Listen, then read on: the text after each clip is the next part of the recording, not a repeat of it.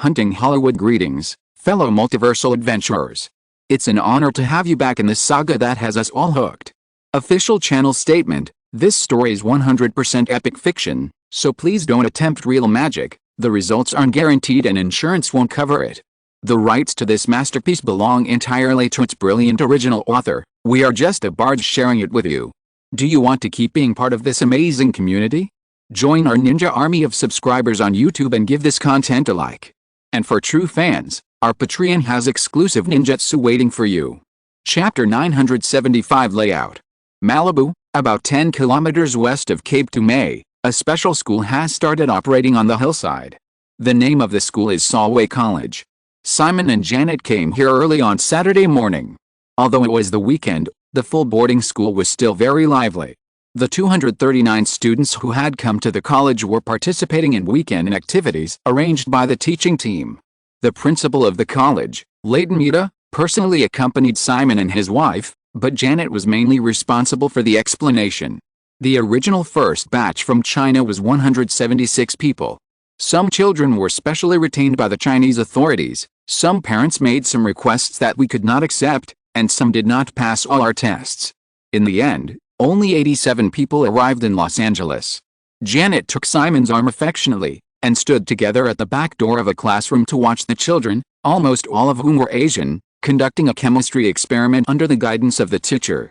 She said, however, these little guys are really smart.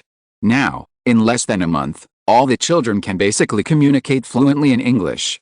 Simon listened to Janet and watched quietly for a while before he came to another classroom under the guidance of the principal.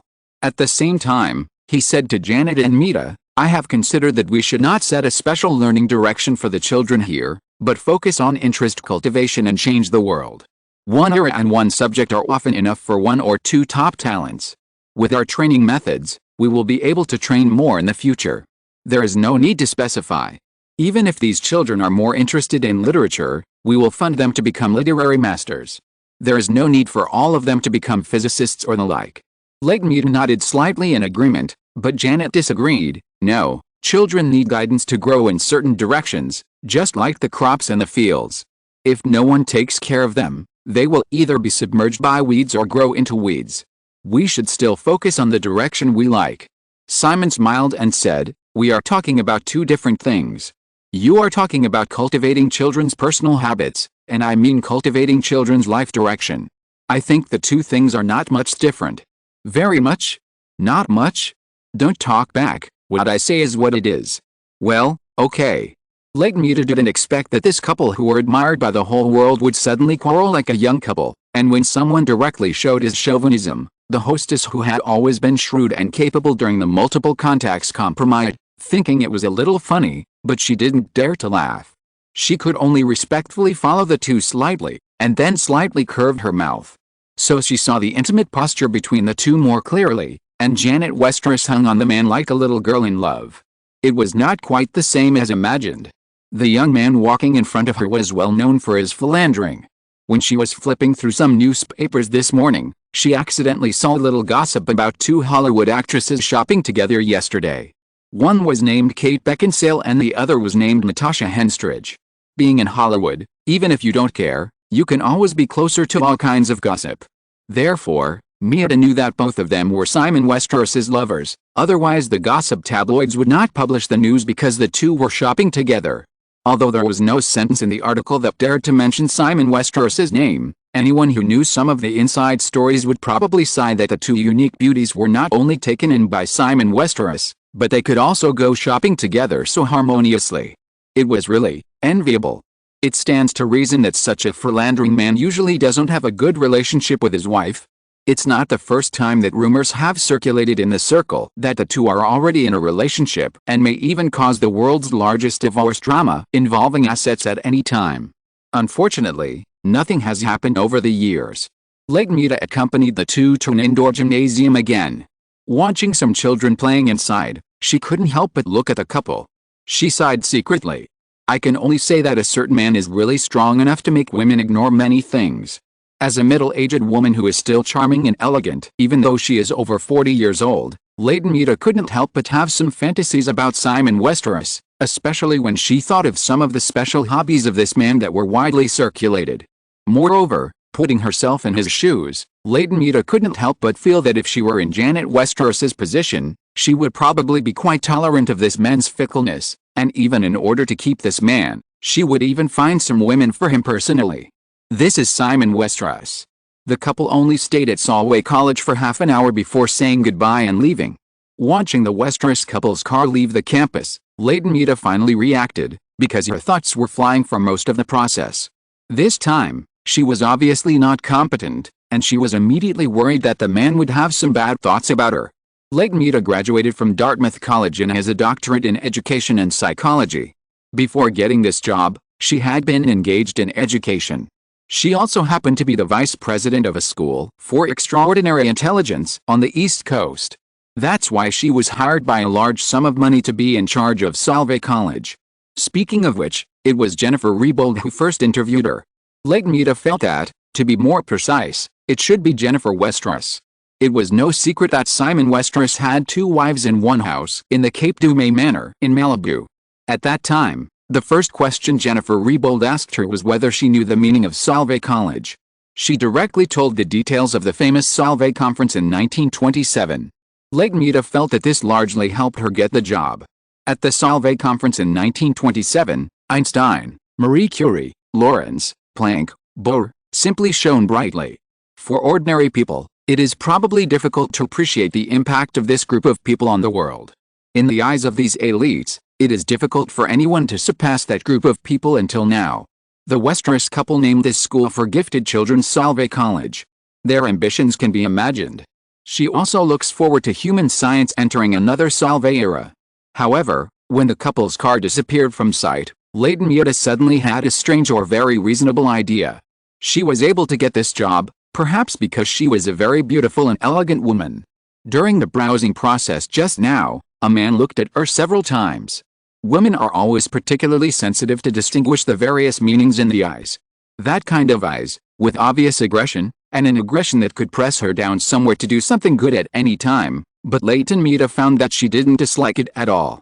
It was not until she heard the assistant principal's repeated reminders that Leighton Meadow finally came to her senses and felt her face getting hot. She was simply crazy. It was not enough that she had been distracted for half an hour. Everyone had left, but she was still distracted. Moreover, she was a married woman, distracted by a married man. Oh my God. On the other side, in the car of Simon and his wife, Janet was still clinging to Simon. For this reason, when the two of them traveled together, Janet would never choose a car with a handrail in the middle. After chatting about some details of the visit to the academy just now, Janet suddenly asked again, "Simon, what do you think of Leighton?" Janet smiled. "It suits your taste, right?" Simon stretched out his hand and pinched Janet's nose. "We are discussing serious issues such as the future of mankind. Don't interrupt." Janet smiled and shook off Simon's big hand, and seduced in a hoarse voice, "You can come and see more often in the future, for the future of mankind." With such laughter, they quickly returned to Cape Dumay Manor. The couple did not return to Shell Villa, but came to the small building on the artificial lake on the west side of the manor, and as usual, they looked through some recent news sent back by the private intelligence network of the Westeros family. Today is June 29th, and we are about to enter the second half of 1996. On the local side, even if the Westeros system appears to be very low-key in this election year, it is naturally impossible to do nothing. In fact, it has to do more in private. For example, Simon has been implementing the Troit Project, which was established at the same time as the Solway Project. Currently, the second batch of seeds has been placed in government agencies at all levels in the United States. In addition, there is a plan to attract retired senior American politicians to integrate into the Westeros system to continue to exert influence. Starting with Donald Rumsfeld, the chairman of Gilead and former Secretary of Defense during the Ford era, more than 60 former senior American politicians have joined the board of directors or management of Westeros system-related companies in the first half of the year. And the plan to break up the whole into pieces after the midterm elections 2 years ago. Joseph Sclap and Paul Spates, the two political leaders of the Westeros family, have been quietly laying out in the past 2 years. Although they quietly withdrew from Florida after reaching a secret agreement with the Bush family, The political forces of the Westeros system are quietly infiltrating in the important American voting bases, such as California and New York, or key swing states, such as Wisconsin, Minnesota, and Pennsylvania in the city-level constituencies. Doing so can not only quietly change the political direction of the United States at the least noticeable level, but also cultivate political rookies who are loyal to the Westeros system from the bottom. One day in the future, as long as Simon needs it, he will be able to select targets from these talent reserves and insert them into the top level of Washington, or even impact the position of the White House. Of course, Simon attaches more importance to the imminent current election. Perhaps there are various potential targets for the Westeros system within the United States, but outside the United States, Washington is the most solid backing of the Westeros system.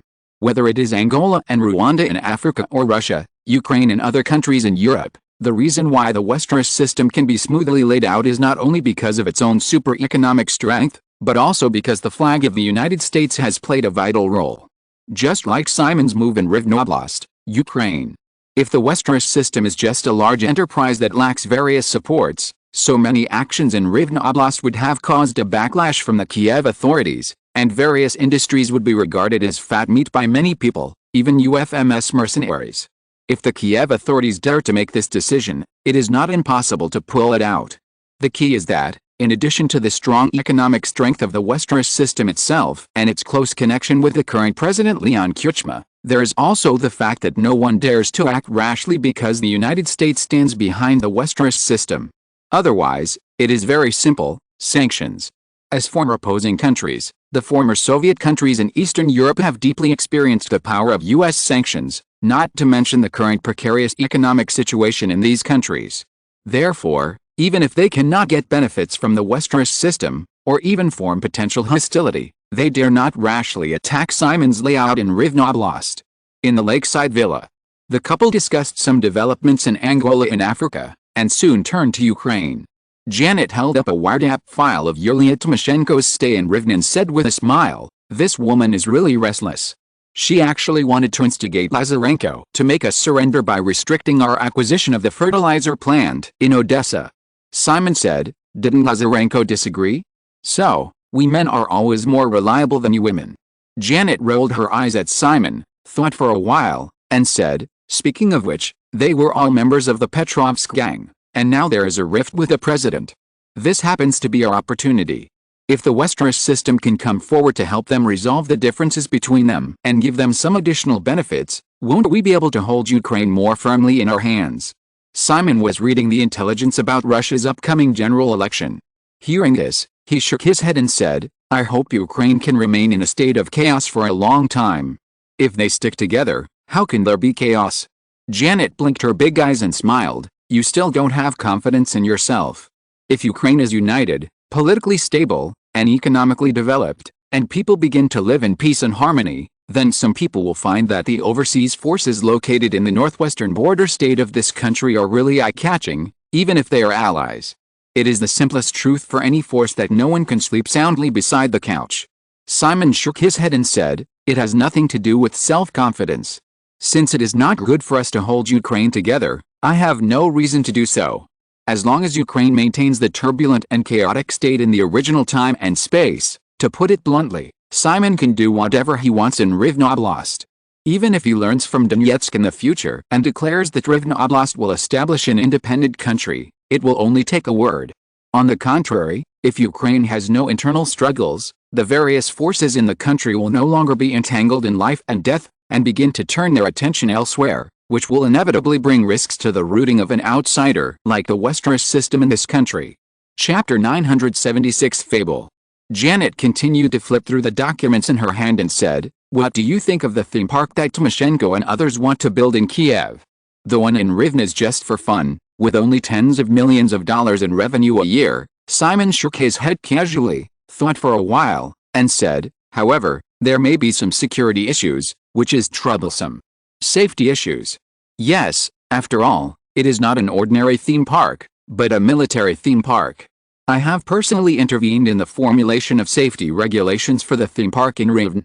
They are very strict and ensure the safety of tourists to the greatest extent, even if it means losing the fun of the park. It's hard to say about Kiev. If they mess around and tourists are killed or injured, The theme park in Rivne Oblast will also be implicated in public opinion. Janet nodded, that's a problem.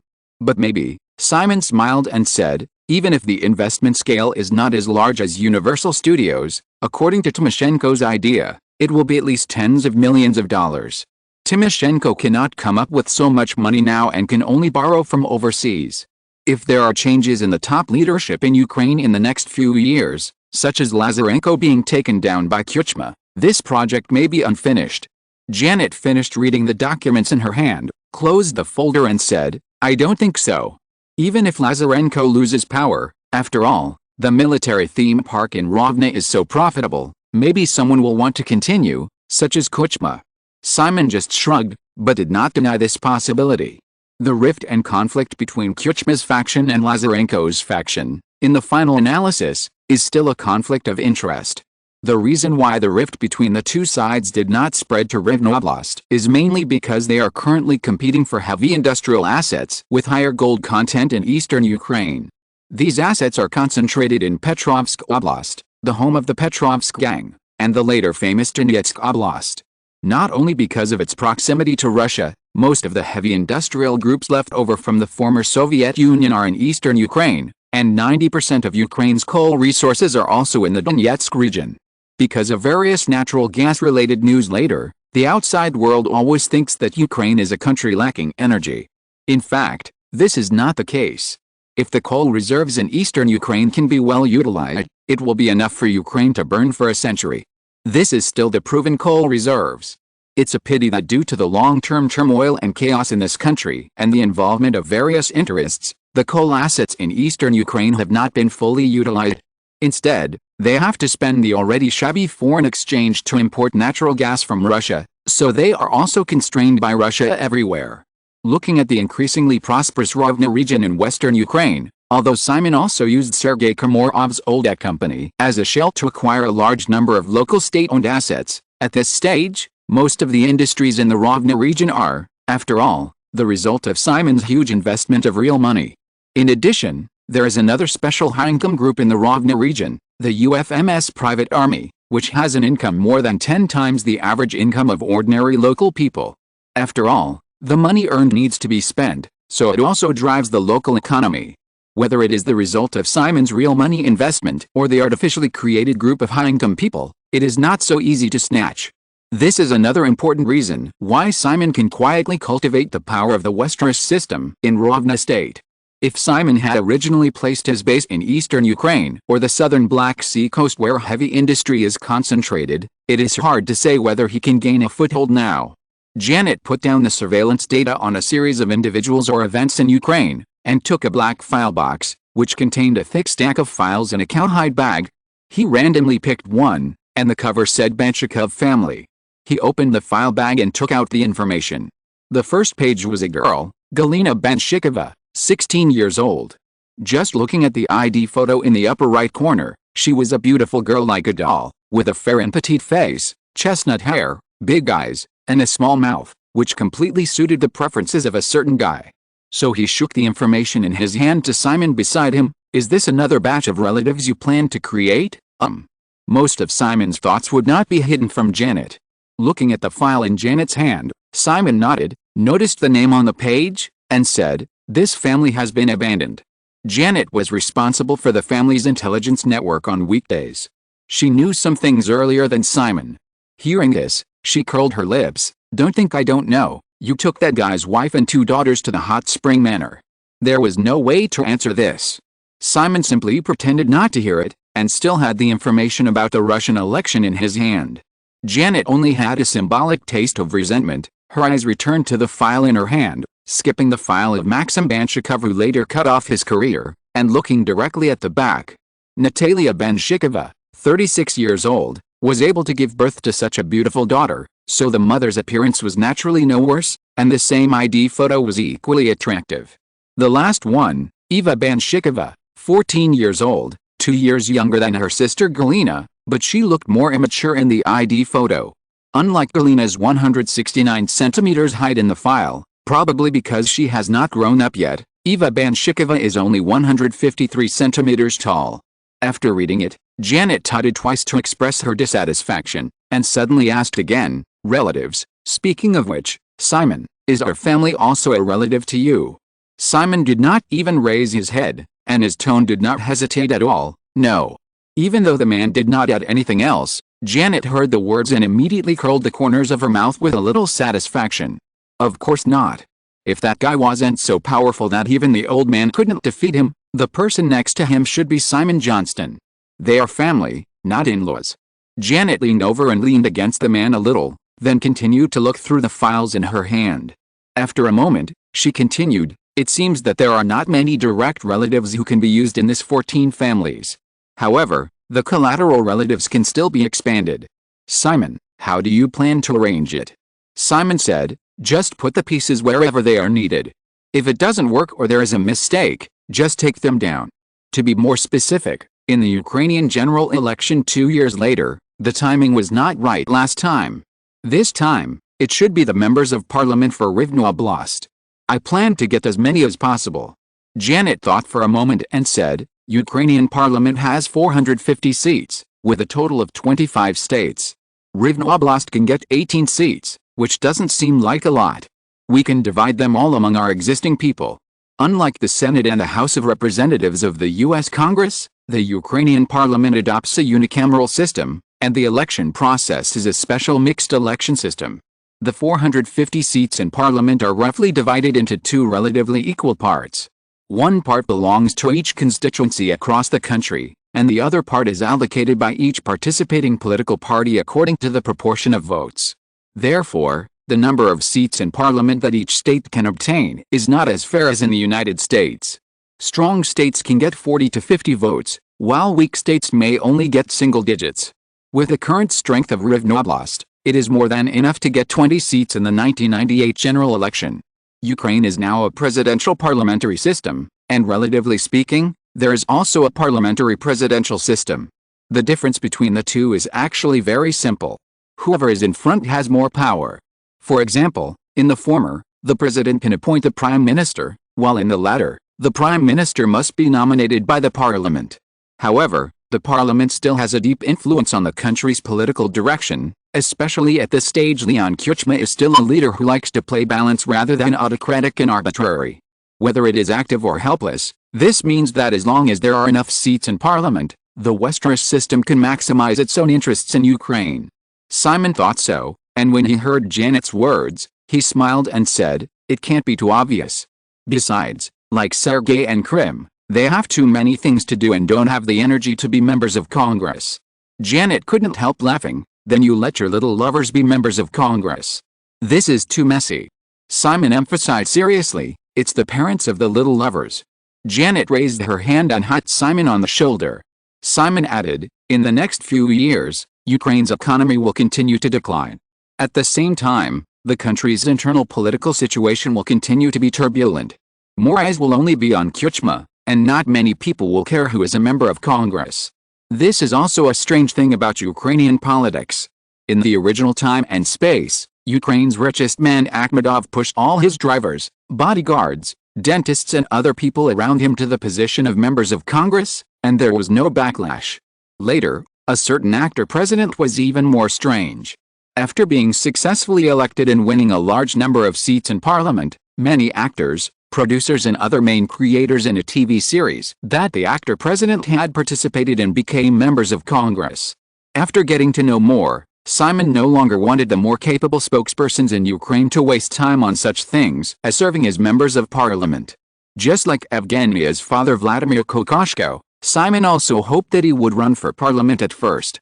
As Vladimir showed his ability in the senior government of Rivne state, Simon changed his mind and hoped that he could take root in his base and directly take the position of governor in the future. As for the seats of parliamentarians, it would be enough to send a group of obedient puppets. Janet read through the 14 files in her hand one by one, and even made marks in some places. When she looked up again, she found that Simon beside her was still looking through the materials of the Russian election. She temporarily put down the files in her hand and came over and asked, "How is Russia going?" Simon said, "Yeltsin will win for sure." The two had already had some discussions about Russia before, including private contacts with a Grey Cardinal of the Smolny Palace in St. Petersburg, and Simon did not hide it from Janet. Therefore, Janet was already very familiar with Simon's layout ideas in Russia. She still couldn't help but say, in fact, I still think that we can adopt the same strategy for Russia as for Ukraine. Simon leaned his head against Janet's and smiled. Don't you think our goal is too obvious? Yes. So, if there is no external target, the Washington authorities will most likely turn their attention to us. This is actually the reason why I secretly reached a tacit understanding with the Bush family. Forget it this time. Next time, it will definitely be better for the Bush family to take power than Gore, because the ruling gene of the Bush family has determined that they prefer to turn their attention to foreign countries. Janet added, and they like to fight. Yes, Simon nodded and said, now, except for the United States, the major economies in the world are not doing very well. There may be another global economic crisis next year. If Gore succeeds in the future and continues Clinton's governing strategy of the problem is the economy, the U.S. economy will continue to rise and it is likely to reach an unprecedented height. When the economy is strong enough and there are no worries about employment and taxation, politicians will often try to do more, and then the spearhead will be directed at us. Therefore, we need the Bush family to change this momentum and even fundamentally weaken the country's national strength through war. After listening to Simon, Janet suddenly moved closer and put her face against Simon's face. Simon, you always have to consider so much, aren't you tired? Not tired, Simon smiled and put his arm around Janet, because of you. Janet didn't worry about whether the you in the man's words was singular or plural, and said, actually, I know that you have always hoped that the world can become a better place. Not necessarily. Huh? There is such a fable, Simon said with a smile on his face. The hero who slays a dragon is elected as the king by the people, and then the hero on the throne begins to grow dragon scales. Janet had certainly heard of this fable, and she leaned closer to her man, whispering, I would rather you be a dragon than a hero. Simon kissed Janet's smooth face and said, I hope the world will become a better place, but I only do what I can and never thought of becoming a hero. Or, I am originally a dragon that broke into this world. Janet could actually feel that Simon would occasionally talk about certain things with a strong sense of playfulness and ridicule, and even actively add fuel to the flames out of a bad taste of watching a play, but in fact, this man was a little sad about this in his heart, a kind of extreme disappointment with the world. Because of this disappointment, Simon has been constantly placing himself in a higher position in recent years. Just like, a few years ago, Simon felt that if he wanted to change this country and this world, he should start with the most basic education system, attach importance to primary education, and put it into action. Now, Simon gradually pays more attention to some things related to the future of the entire human race, such as space migration, nuclear fusion, solar energy, etc. This change is more like a worst-case scenario. When some almost unavoidable worst-case scenarios occur, perhaps these arrangements at this time can leave a glimmer of hope for this world and even this race. That's all. Chapter 977 Smuggling.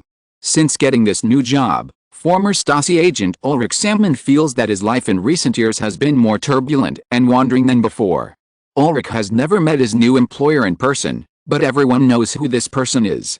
Because there has been no direct contact, once a problem occurs, such as they are arrested for murder and other crimes, it will not involve the high-ranking big man. Just like a long time ago, if the Stasi agent failed to perform the mission, there would be no public recognition from East Germany. This is a routine. Ulrich Sandman is 43 years old this year. For an agent, especially a field agent, this age is a bit old. When the country he once served collapsed, Ulrich also considered retiring and finding a dull job. It's a pity that things in the world are never controlled by people. First of all, his background is not clean. Even if he wanted to get out of this unscathed, it would depend on whether the German government after the merger was willing to let him go.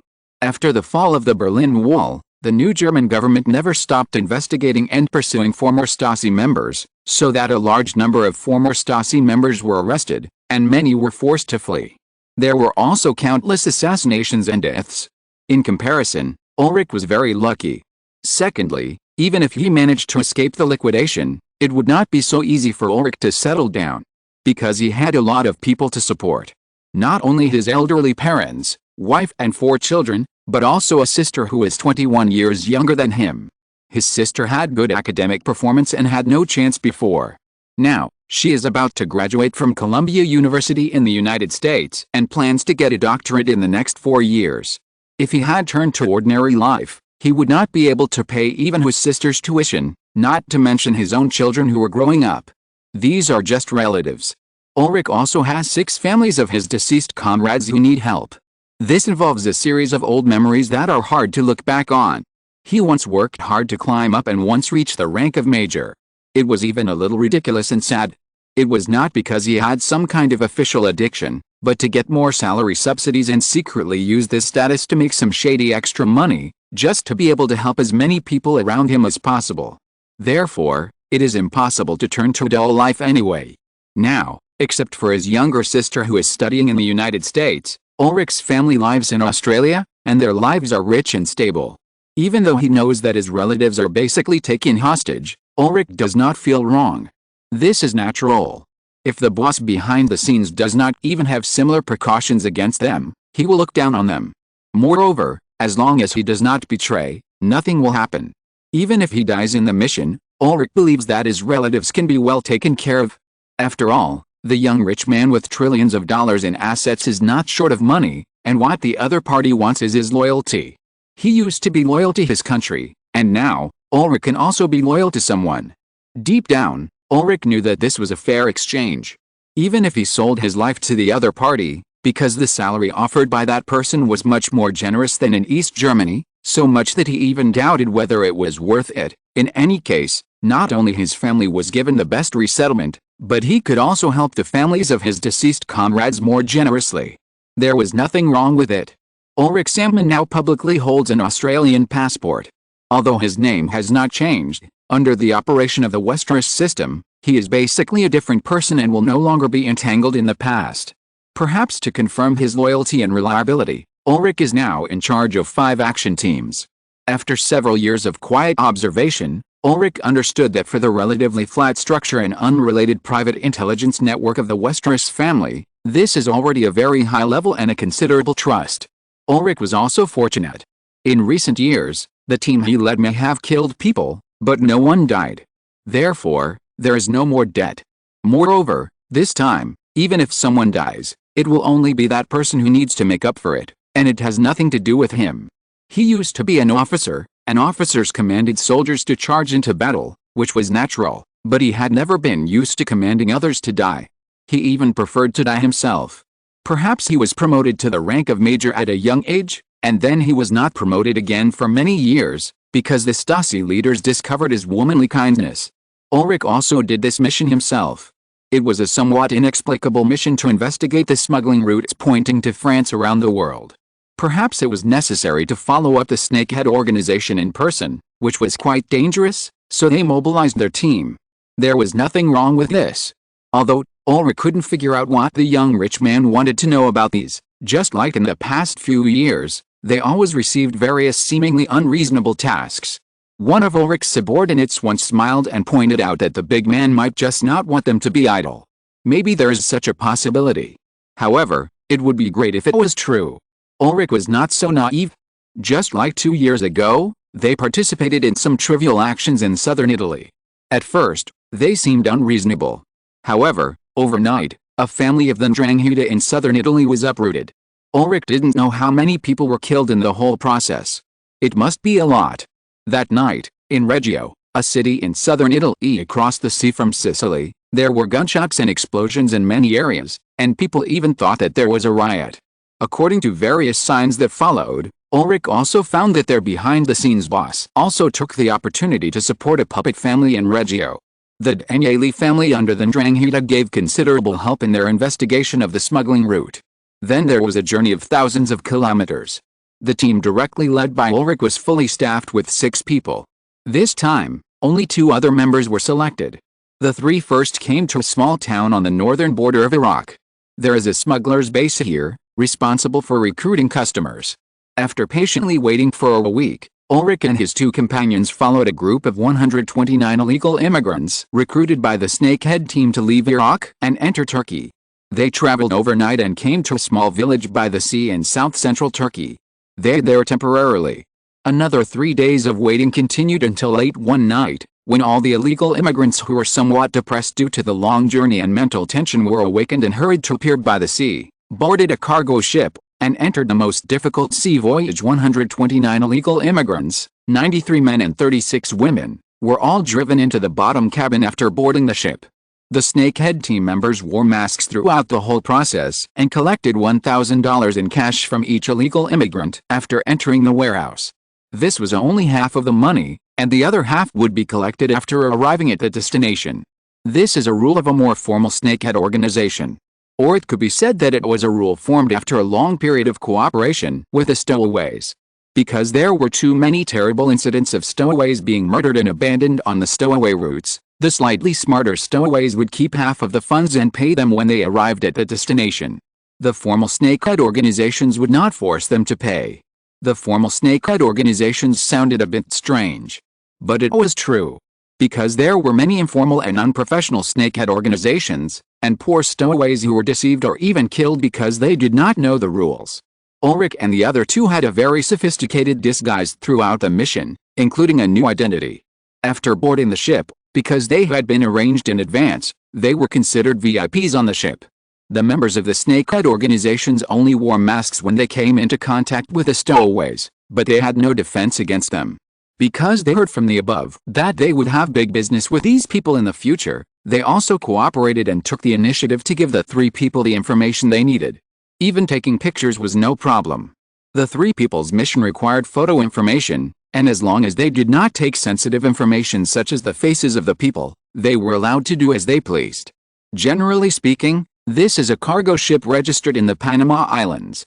The cargo ship sailing on the Mediterranean is registered in Panama, which is actually a common practice. There are even many ships registered in less popular Africa or South Asia. In the final analysis, it is convenient to shirk responsibility in case of an accident. The snakehead organization followed by the three people, to be precise, also takes care of smuggling work. They send a trip of goods from France to Greece, and bring back a group of stowaways when they return, making money on both sides. The price for each stowaway is $2,000, which is also the current market price. The stowage fee in the Mediterranean is basically like this. Those unprofessional snakehead organizations may be cheaper, maybe $1,000 is enough. Of course, the scale of smuggling they organize will be very small, and it may even be that some small teams within some regular shipping companies secretly make extra money and hide a few people in the cabin. After all, although the work of seafarers is hard, the salary is not high. Even if 10 or 8 people are stowed at a time, it is a considerable extra income. As for this regular snakehead organization, in addition to the smuggling fee of $2,000, it can make more extra money in the future. Because after arriving, there will be another group of people to arrange jobs for these smugglers, and then the smugglers need to use the work in the next few years to pay another commission in batches. The amount is uncertain. This time the public figure is equivalent to about $8,000. In other words, the overall cost of smuggling for these smugglers is $10,000. It seems high, but these smugglers are actually lucky. Because after paying $10,000, everything they have can be properly arranged, unlike some amateur human traffickers who throw people on the shore and ignore them. It's okay for smugglers to go to the other side, but if they are some smugglers who are too excited and think they can live a good life when they reach the other side, their end is often very miserable. Of course, there is no binding agreement. However, these people will be strictly controlled by the human traffickers in the next few years, which is almost equivalent to cheap labor, or, to use another word, slaves. In developed countries in the West, ordinary citizens are often unwilling to do certain dirty, tiring and low-paid jobs, so these cheap laborers who are almost slaves are needed. Of course, there are also regular legal laborers. In fact, there are more illegal laborers, and they are almost tacitly accepted by the authorities, because the authorities not only do not need to provide any benefits to these people, but also can use them as mules and horses. If someone makes trouble, it is even simpler to deport them. Therefore, the seemingly subsequent $8,000 is only 2 or 3 months' salary for ordinary Western citizens. For these illegal immigrants, it may take several years to repay it. Moreover, because they are controlled by the human traffickers, they say it is $8,000, but how much the human traffickers actually got, perhaps the illegal immigrants themselves do not know. In any case, for these illegal immigrants, As long as they can reach Western Europe and settle down, it is probably worth it no matter how much they pay. For example, on this ship at this time, Ulrich knew that the stowaways in the bottom cabin were all Kurds from northern Iraq. The Kurds in the Middle East are like the gypsies in Europe, and their living conditions are even worse. Even the most basic life is difficult to guarantee. Especially in recent years, the economic situation in Iraq, which has been severely sanctioned, has deteriorated, and the situation of the Kurds has become worse. In fact, this is not a very good route. Ulrich and the captain, who called himself Erno, were smoking together on the deck in the night. Because of the above explanation, the snakehead team on the ship may be curious about Ulrich and his team, but they are not too wary. Instead, they are a little talkative. Since the end of the Cold War, smuggling has been a very hot business in recent years, but the Middle East and France are not the best starting point, and neither is the best destination. John, do you know why? John is Ulrich's pseudonym for this operation. Shaking his head, Ulrich asked, "Why?" Captain Renault said, "I think you must be very clear about this side of the Middle East. Due to religious customs, they are not very qualified laborers, and smuggling these people is often not worth the cost." Ulrich asked, "Then why do you still do it?" Captain Renault's eyes flashed with some shrewdness, and he smiled, "Because we can guarantee that after they arrive at their destination, they can't do whatever they want. If someone is lazy, the whip will definitely be very useful." Having said that, without waiting for Ulrich to ask, Captain Renault said again, "As for France, because the right wing has been in power over the years, the crackdown on illegal immigrants is very strict, and smuggling is very difficult." At this point, Captain Renault changed a cigarette, lit it and took a deep puff, then continued, "Now the best smuggling route is actually from Eastern Europe to Western Europe. Because of the similar skin color, Eastern Europeans can more easily integrate into Western Europe. Moreover, unlike the black people in Africa and the Middle East, Eastern Europeans are more capable, so much so that the governments of some countries such as Germany almost acquiesce in Eastern European illegal immigrants to sneak into their countries because these countries lack cheap labor. In addition, there is actually Asia, but this route is too far and very difficult to do. However, perhaps you also know that Asians are very hard-working. If I had the connections, I would actually prefer to do the Asia route." Ulrich smiled, wrote these down silently, and chatted with Captain Renault for a while. When it was dinner time, everyone went into the cabin to eat together. Then it was time to deliver meals to the stowaways in the bottom cabin. This is a job that many people don't like to do. Ulrich and his two followers took the initiative to help, and the snakeheads were happy to see it. 6 or 7 people came to the bottom of the cabin with plastic buckets filled with rice and fresh water. As soon as they entered, a disgusting mixed smell hit them in the face. The members of the snakehead organization responsible for distributing food and fresh water knocked on the buckets in their hands, and many stowaways who were huddled in the dim cabin like ghosts came up to receive the food. It's not that they don't want to put down the food and leave directly, but if they do this, some people may not get food, and some may even die of hunger and thirst. These are cheap laborers who can continue to provide profits for the organization in the future. The snakehead team on the ship doesn't want anyone to die, so they can only try to do it themselves. Chapter 978 Impact of 400 billion. Each stowaway had only 1 spoonful of rice and 1 cup of water, which were quickly distributed. Ulrich Sandman and his 2 subordinates skillfully packed up the empty plastic buckets, while several other members of the smuggling organization who went down to the bottom hold together groped into the crowd. In the dim light, there was a tug and a dispute, accompanied by begging and sobbing. Soon, 7 or 8 women were driven away from the crowd and walked towards the cabin door not far away. The other stowaways just remained silent. There were very few women involved in smuggling.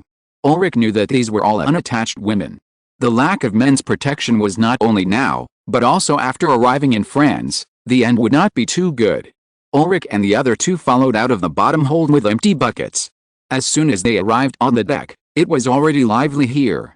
The members of the smuggling organization on the ship all participated in it, wearing masks and naked bodies, like an open-air carnival under the starry sky and on the sea.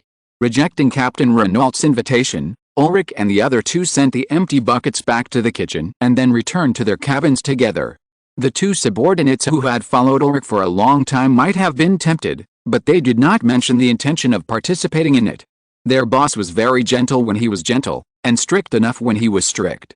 Even if necessary, Ulrich would decisively kill them. They could not participate in the carnival on the deck, not because of any moral factors. They were originally wandering in the dark. Not to mention morality, the law did not have much restraint on them. The main thing was that it might affect their mission. That's all. Back in their cabin, the three played poker for a while, then rested, and woke up again. It was still dark outside. The darkness before dawn. The freighter quietly arrived at the coast of France. There was no dock. More than 100 people arrived at the shore on several speedboats that came to pick them up. This is near the southern French city of Nice. 3 days after landing, they quietly and cautiously transferred again. A total of 129 illegal immigrants, except for a few who went to stay with relatives and friends. Most of them were divided into several groups and rushed to the French capital Paris. Ulrich's team continued to follow up. After seeing the entire smuggling process, the task was not over. They also had to investigate the illegal immigrant resettlement network in France. Under the guidance of organized illegal immigrant gangs, the illegal immigrants who arrived in France were quickly assigned to dark corners throughout the country according to factors such as gender, age and skills to start their new life. After following up the entire resettlement process diligently and responsibly, Ulrich took 2 subordinates to a base in Geneva, Switzerland. It was already July 3rd. This time, all 5 teams under Ulrich's name were dispatched to travel all the smuggling routes from Latin America, Africa, Asia and other parts of the world to France. Except for the Asian smuggling team that was still on the way because of the long journey, the other teams all returned smoothly. The next step is to organize the information and submit a mission report. In a lakeside villa in the northern part of Lake Geneva, which is a bit far from the center of Geneva, Ulrich was carefully drawing with a red pen in front of a huge world map. The door of this large open office was pushed open, and a subordinate hurried in from outside with a document in his hand. "Boss, the results of the election in Russia are out, and Yeltsin won." Ulrich's hand did not stop drawing at all, and he was obviously not very interested. Dennis Peck, the leader of Ulrich's second team, who had just completed a smuggling flight from Libya to France, saw that his boss was not interested, so he put down the printout of the online news page awkwardly, pulled over an office chair and sat down, watching Ulrich drawing, thought for a while, and said, "Boss, I think I may have guessed what our boss wants to do." Ulrich continued to work silently. Dennis Peck smiled helplessly again and turned to another person who was busy in front of the computer next to him. "Raphael, do you want to know?" The white man in his early 30s named Raphael Crick smiled and shook his head, also looking very disrespectful. Dennis Peck looked like he was hurt and mad. He couldn't help but speak out, whether his companions wanted to hear it or not. He said, "I think our boss wants to do something completely opposite to what Hitler did back then." Ulrich frowned slightly when he heard what Dennis said, and finally opened his mouth to reprimand. "Denny, I don't want to hear your words like guessing the intentions of the higher-ups again, otherwise I will report that you are not suitable for your current job." Dennis Peck's neck shrank when he heard this, knowing that Ulrich was not joking at all, and hurriedly said, "Boss, I promise, I won't do it again." Dennis Peck had no dissatisfaction with his current job anyway. He didn't want to be kicked out. In fact, Dennis was definitely not a talkative person. He was just more talkative in front of Ulrich, mainly because Dennis was a subordinate that Ulrich personally brought up when he was in the Stasi. Not only was he a teacher and a friend, but there was even a friendship between them that was almost like family affection. Of course, Dennis also understood that Ulrich's warning was actually for his own good. Ulrich was not interested in the results of the Russian election that had just been released. However, on this day, the global media's attention was focused on this matter. Simon also received the news as soon as possible. After a difficult campaign lasting half a year, Yeltsin, whose public support rate was almost collapsed, finally defeated his biggest competitor Zhuganov with 53% of the votes and successfully won re-election as the Russian president. In Simon's view, this election is also another watershed for Russia since the collapse of the Soviet Union. If the Russian economy has collapsed in the past few years, with the release of the results of this election, the major Russian oligarchs who supported Yeltsin's re-election have further controlled all aspects of the country and began to increase the speed of expansion. Coupled with Yeltsin's inaction in his second term, the country's economy has also fallen into a deeper abyss. The day after the Russian election ended, the time came to July 4th. Independence Day in the United States. Simon and the two Jennies were busy all day, mainly attending the wedding of Amy Pascal, CEO of Deaneries Entertainment. This Hollywood female executive has been with Simon all the way and has made great contributions to the development of Deanery's entertainment. Therefore, Simon also attached great importance to Amy's wedding. Amy Pascal did not make a big fuss about it. The total number of guests invited was less than 100, but it was lively all day. The female executive then only planned to spend a short Independence Day holiday weekend with her husband before returning to work and making up for the honeymoon later. On the same day, the North American summer season also opened a new week. Although July 4th is Thursday, because of Independence Day, this box office week was advanced by one day. On that day, a total of 3 important new films were released, namely the gay comedy The Birdcage produced by MGM, the action blockbuster The Rock starring Sean Connery produced by Disney, and the comic adaptation movie Phantom produced by Sony. Then, the next day, a complete box office week came to an end. From June 29th to July 4th, Sleepy Hollow, the only blockbuster movie produced independently by Deanery's Entertainment this summer, which opened last week, knocked down Spectre, which had previously won the weekly box office championship, and successfully topped the list. Although it no longer has the halo of the Batman series, Tim Burton's Sleepy Hollow still received a lot of praise, with a comprehensive media score of 8.8 points, close to the level of a classic.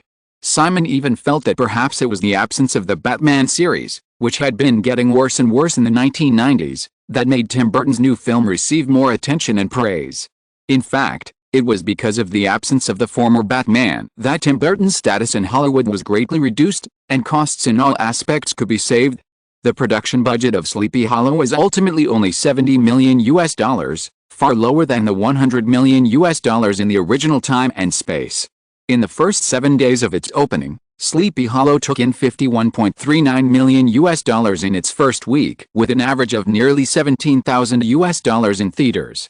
In the past, the total domestic box office of Sleepy Hollow was only about $100 million.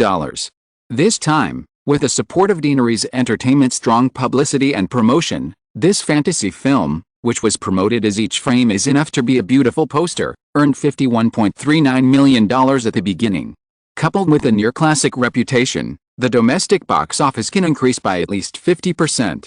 Considering that the total cost of production and publicity of the film is only $100 million, it is estimated that the domestic box office will be no less than $150 million, which is enough to recover most of the cost. Moreover, the blockbuster produced by Deanery's Entertainment often makes a lot of money overseas, so the box office alone is enough for Deanery's Entertainment to recoup a considerable profit. With the success of Sleepy Hollow, the popularity of the film's male and female protagonists, Johnny Depp and Maya Kirshner, has increased significantly. After becoming famous with Edward Scissorhands, Depp's development in recent years can be described as bumpy.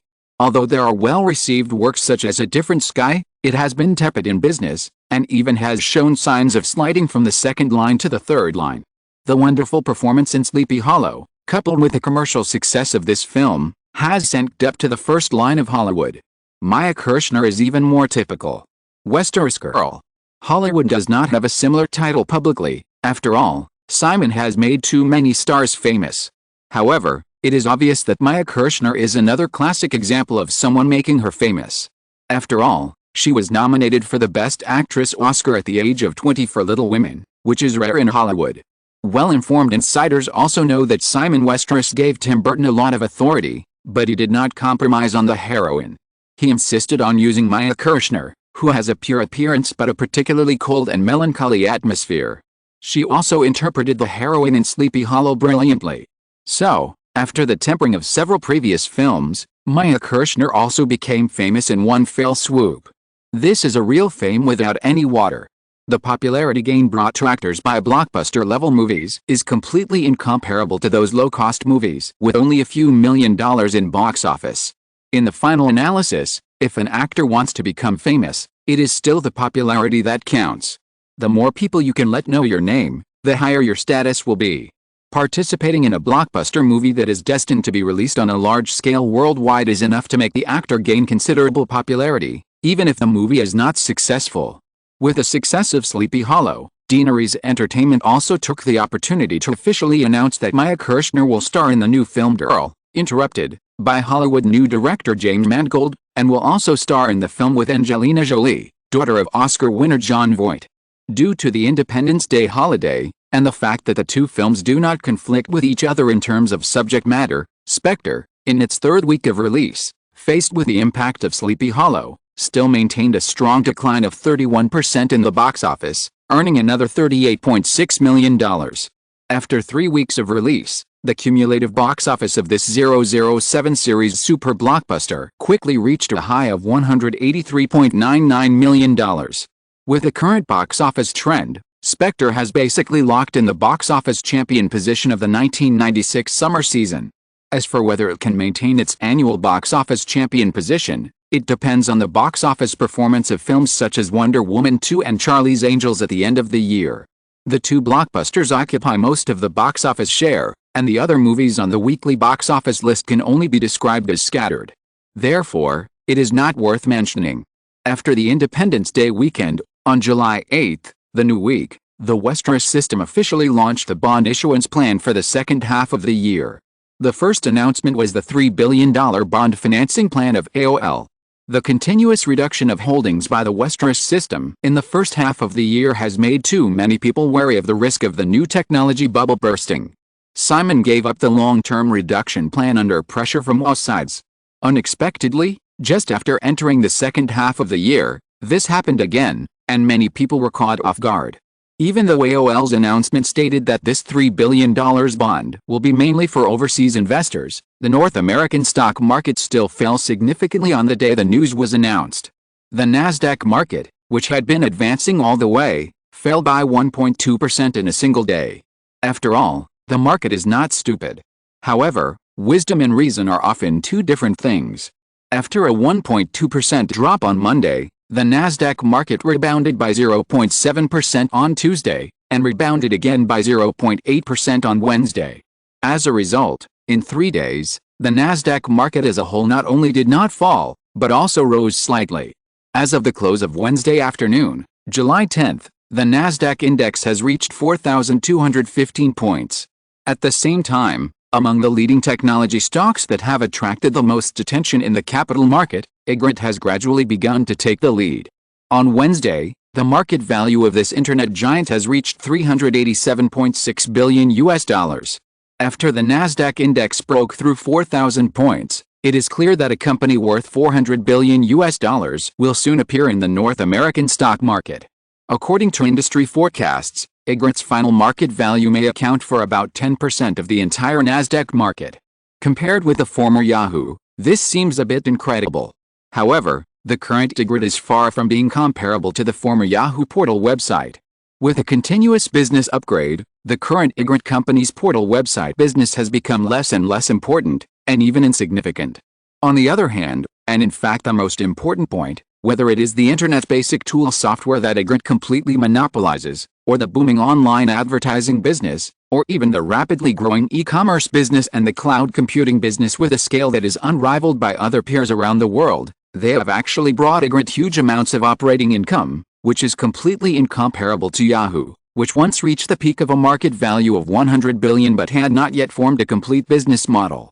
Chapter 979, Trap Beast. Rwandan Vice President and Defense Minister Paul Kagame's official visit to the United States began on July 8 and lasted for 3 days. The visit of the de facto ruler of Rwanda to Washington did not cause much response in the media. Instead, he suddenly left Washington on the last day and arrived at Simon Westeros Cape Dumay Manor on the west coast of the United States, which attracted a lot of media attention. Paul Kagame's visit to Cape Dumay Manor was mainly to express to Simon Westeros, on behalf of the Rwandan people, his gratitude for preventing the Rwandan genocide 2 years ago. From the Woodfield Manor bombing to intervening in the Rwandan war, and then to the subsequent ruthless elimination of an entire Ndrangheta family in Italy, Simon showed all his edge to avoid certain covetousness to the greatest extent, including intervening in the 1994 midterm elections and the quietly completed Sword of Damocles plan in addition to these violent means. After showing his edge, he will be restrained. Especially in the case of the U.S. election year this year, the Westeros system must keep a low profile to avoid backlash from all parties. Therefore, Simon actually did not want to entertain Paul Kagame, an African politician, at Cape Dumay Manor. After all, this can really make too many people think of too many things. However, if he did not entertain him, There would also be some negative effects. First of all, it would cause speculation whether the Westeros system's efforts in Africa had completely failed. Other allies of the Westeros system might even be shaken by this. After weighing the pros and cons, a luncheon was arranged. Since it has been decided, it will be lively. By the way, a group of California celebrities and politicians were invited, and media interviews were arranged. Many times, the focus of the media and the public is always a little strange, just like everyone does not care about the content of Paul Kagame's meeting with the president and other senior Washington officials, but is very interested in the lunch menu when Simon Westeros entertained the African politician. Of course, some other people can see more from other levels. 2 years ago, the Rwandan war ended. Faced with many people's concerns that the Westeros system might control Rwanda, Simon chose to withdraw quite neatly, as if he was really a Robin Hood who did not care about gains and losses just to maintain justice in the world. Then, 2 years later, people even gradually forgot what the Westeros private army had done in Rwanda, and some people thought that the influence of the Westeros system on Rwanda had been minimized. It was not until some time ago that the Westeros system attacked France in the name of the Rwandan government, which made the Chirac authorities embarrassed, that everyone reacted. Many people also responded accordingly. For example, the Dos Santos authorities in Angola expelled the arms trading team of the son of former French President Mitterrand and completely turned to the Westeros system. The site was extremely high and far, and it was overlooked again. It seems that unknowingly, the powerful influence of the Westeros system has spread all over the world. North America is needless to say. In addition, the Westeros system has created a very strong influence in Asia, Africa, and Europe, including China in Asia, Rwanda and Angola in Africa, Ukraine in Europe, and even Russia, which is looming for some people. This seemingly unrelated move has unknowingly begun to affect the entire chessboard pattern. Moscow. Yeltsin received a relevant report the morning after the luncheon hosted by Cape Dumay Manor. After winning the election on July 3, Yeltsin was successfully re-elected as the Russian president, but he was not very happy, and he was not even relieved, because the health of the Russian head of state was already in critical condition. Yeltsin had been suffering from increasingly serious coronary heart disease since 2 years ago, and the results of his secret hospitalizations were not satisfactory. In addition, in the past 6 months, Yeltsin had to travel around Russia to canvass for votes for the election, which further deteriorated his health and reached a point where it was difficult to maintain without surgery. On the voting day of July 3, Yeltsin personally went to the polling station to vote for himself in the public photos, looking calm and composed, but outside the public photos, there was a whole medical team guarding nearby, ready to give Yeltsin emergency treatment at any time. The doctor's advice was to have surgery immediately, but Yeltsin did not dare to take the risk. Although the Kremlin medical team gave an operation success rate of over 80%, it is not 100% after all. Once an accident occurs, this victory will be meaningless. Therefore, he must arrange as many things as possible before he can go to the operating table, which is definitely not something that can be done in a day or two.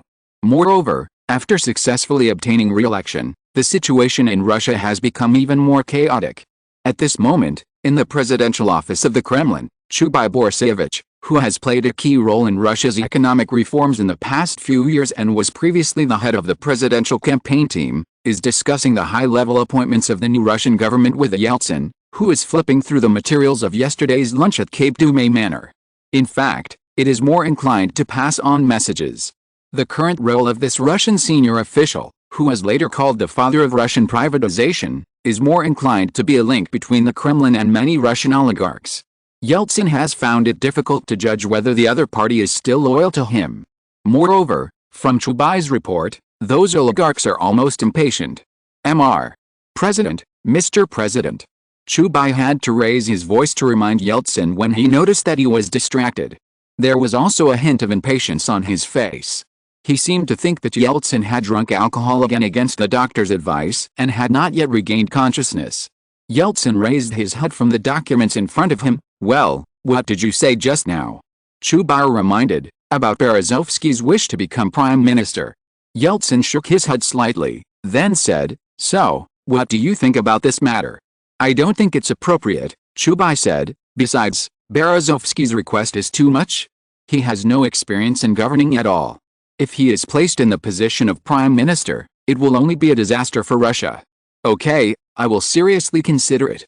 Chubai was stunned and wanted to say something, but Yeltsin had already waved his hand. I suddenly feel a little tired. You go back first. We will talk about this in the afternoon. Chubai was a little unwilling and continued, in addition, Mr. President, Berezovsky is a Jew. This is also an important reason why he is not suitable to be prime minister or even a senior official in the Kremlin. Yeltsin waved his hand again. You go back first. Seeing that Yeltsin had lost his patience, Chubai did not continue, and stood up and left the office silently. After Chubai left, Yeltsin leaned back in his chair a little irritably. With the end of the election, Russian oligarchs such as Berezovsky and Potanin have no intention of restraining themselves. They are blatantly and impatiently asking for various rewards from the Kremlin. Even the people around him who he once trusted, such as the one who just left, have their own little thoughts. Yeltsin actually understood what Chubai said just now, mainly because the subordinate has defected to Potanin's faction. He also mentioned the Jews specifically. Haha. Speaking of it, there are not many oligarchs who are not Jews, and Potanin is not a Jew. Yeltsin did not believe that Chubai was a nationalist at all. He was just pursuing his own interests. After all, although Potanin was not a Jew, George Soros, the biggest financial backer behind the other side, was obviously a Jew. Chubai also had a very close relationship with the American financial oligarch in private. The office door was knocked again. Yeltsin's second daughter Tatiana came in, closed the door, and looked at her father sitting alone behind the large desk. Tatiana said softly, "Dad." Yeltsin finally smiled and motioned his daughter to sit down. After thinking for a while, he asked, "What is that man doing recently?" Tatiana knew who her father was talking about and replied, "He is reorganizing the Kremlin's property list recently." The Kremlin is often just a code name. The Kremlin property Tatiana mentioned is just a summary. In addition to this palace in Moscow that represents the center of national power, it also includes a huge real estate property system related to the president in various parts of Russia and even abroad. The former Soviet Union's top leaders were famous for building vacation villas everywhere, and many of their assets were taken over by the Russian authorities. Yeltsin nodded, hesitated a little, and finally did not let his daughter summon someone over. Yeltsin had almost read the resume of the former deputy mayor of St. Petersburg, recommended to him by Simon Westeros in private. However, apart from arranging a position for him as the deputy director of the Presidential Affairs Bureau, Yeltsin never showed any special treatment during this period, and even said that he was a little cold. He was still observing. After all, this matter was too involved. What if a puppet of Simon Westeros was really fostered in the future? Even if someone's words conveyed by his daughter were true, once he sat in a certain position, he would never be anyone's puppet. Yeltsin believed that this was the case, but what if?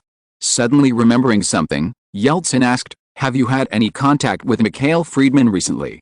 After saying this, he found that the 7 oligarchs in Russia had begun to demand their own interests since the election results were settled. Only Mikhail Friedman, the spokesperson of the Westeros system in Russia, had not appeared in his sight since he chatted with him at the celebration dinner after the victory. It seemed that he had been forgotten by many people. Tatiana was obviously very concerned about this matter, or in other words, she was more concerned about a young man. She nodded and said, "We had contact yesterday. Mikhail is in Estonia, discussing a telecommunications cooperation project with the locals." Tatiana explained, Alpha Group owns a telecommunications company called Viper Communications. In addition to the domestic market, this telecommunications company, which mainly engages in mobile communications business, also conducts business in other countries in Eastern Europe, and its development is very good. Yeltsin nodded, and suddenly felt a strong disgust for other oligarchs. Those people only wanted to embezzle their own country's assets. In contrast, the spokesperson supported by Simon Westeros was expanding outward. It was obvious who was superior and who was inferior. After thinking about it, Yeltsin asked again, "Did Mikhail make any demands on the privatization of Telecom Investment Company, Limited?" When she secretly contacted Simon Westeros, Tatiana promised on behalf of her father that the other party could get such a gift, but Simon Westeros refused. Even though his daughter had explained, Yeltsin still felt that it might be because Westeros was not optimistic about the outcome of the election. After all, the privatization of telecommunications was a lucrative business, and other oligarchs with some strength were vying for it. Berezovsky and Potanin, the 2 oligarchs, had even started fighting over it. Now, Mikhail Friedman's Alpha Group happened to have developed telecommunications business in Russia, and handing over the assets to the other party was undoubtedly the most appropriate. Tatiana shook her head. Yeltsin was a little unconvinced. Really? Tatiana also felt a little incredible and said, I also talked to Mikhail about this matter, and he explicitly refused because, well, he didn't get the authorization from that person. Yeltsin thought for a while and said, I remember that Circe Capital is helping a Chinese telecommunications company to conduct an overseas IPO operation. Tatiana also read the information and nodded, yes, this is a big deal, and it is expected to raise about $4 billion. Yeltsin pondered for a moment and asked his daughter, Tanya, do you think we can do the same thing and hand over the telecom investment joint stock company to Circe Capital for an overseas IPO operation? At this time, Yeltsin had already felt extremely disgusted with those oligarchs who were like wild dogs surrounding the Kremlin. Simon Westeros didn't want the fat piece of meat of Russian telecom investment joint stock company. Instead, he preferred to give it to the other party. For those guys who wanted it very much, Yeltsin wanted to let them have a carnival. When Tatiana saw her father say this, her face turned slightly red, and she couldn't help but feel pity. She knew how could she not know the pressure that those oligarchs who were simply too bullying brought to her father. She stood up and poured a glass of mineral water for her father and handed it to him. When Yeltsin drank a few sips of water and calmed down, he was about to speak, but Yeltsin himself had already smiled bitterly and shook his head and said, forget it, let's not mention this matter again, let them fight for it themselves. A whim is destined to be just a whim. Even though he was very weak at this time, Yeltsin's political wisdom did not disappear. If Simon Westeros accepted this gift, it would be fine. Facing this reality, other oligarchs might resent him, but in the face of the powerful strength of the Westeros system, they would most likely choose to default. However, if Simon Westeros didn't want it, and he didn't give this piece of fat to other oligarchs, it would be like poking a hornet's nest. Chapter 980 Sense of Security. Maya Kirshner arrived at the Deanery Studios in Malibu half an hour in advance for the 10 a.m. production meeting for Girl, Interrupted. With a Oscar nomination for Best Actress for Little Women and now a blockbuster like Sleepy Hollow, Maya Kirshner has become one of the fastest rising new actresses in Hollywood, and she is only 21 years old. Many actresses at the age of May 21 still be waiting for a vase opportunity in Hollywood. Maya Kirshner, who was born as a child star, can appreciate the preciousness of her career. She came to the No. 3 office building of the administrative district with Shirley, the maid of the Way family who was assigned to her by someone. No one else had arrived yet. The reception staff was even a little surprised that the most famous actress in Girl, Interrupted could arrive early, but Maya could not tell her some of her little thoughts. The two waited in a lounge for the time being. Shirley, the waitress, made a phone call. After a long while, she shook her head in Maya's expectant eyes and said, they said that Mr. Westeros is attending a meeting and only replied that he would help us mention it. Maya's eyes suddenly showed a disappointed expression, and she was a little resentful. She came to Deanery Studios in advance, of course, to meet him, but unfortunately she failed to do so. Speaking of which, Maya would never reveal one thing to others. She and he had not slept together until now.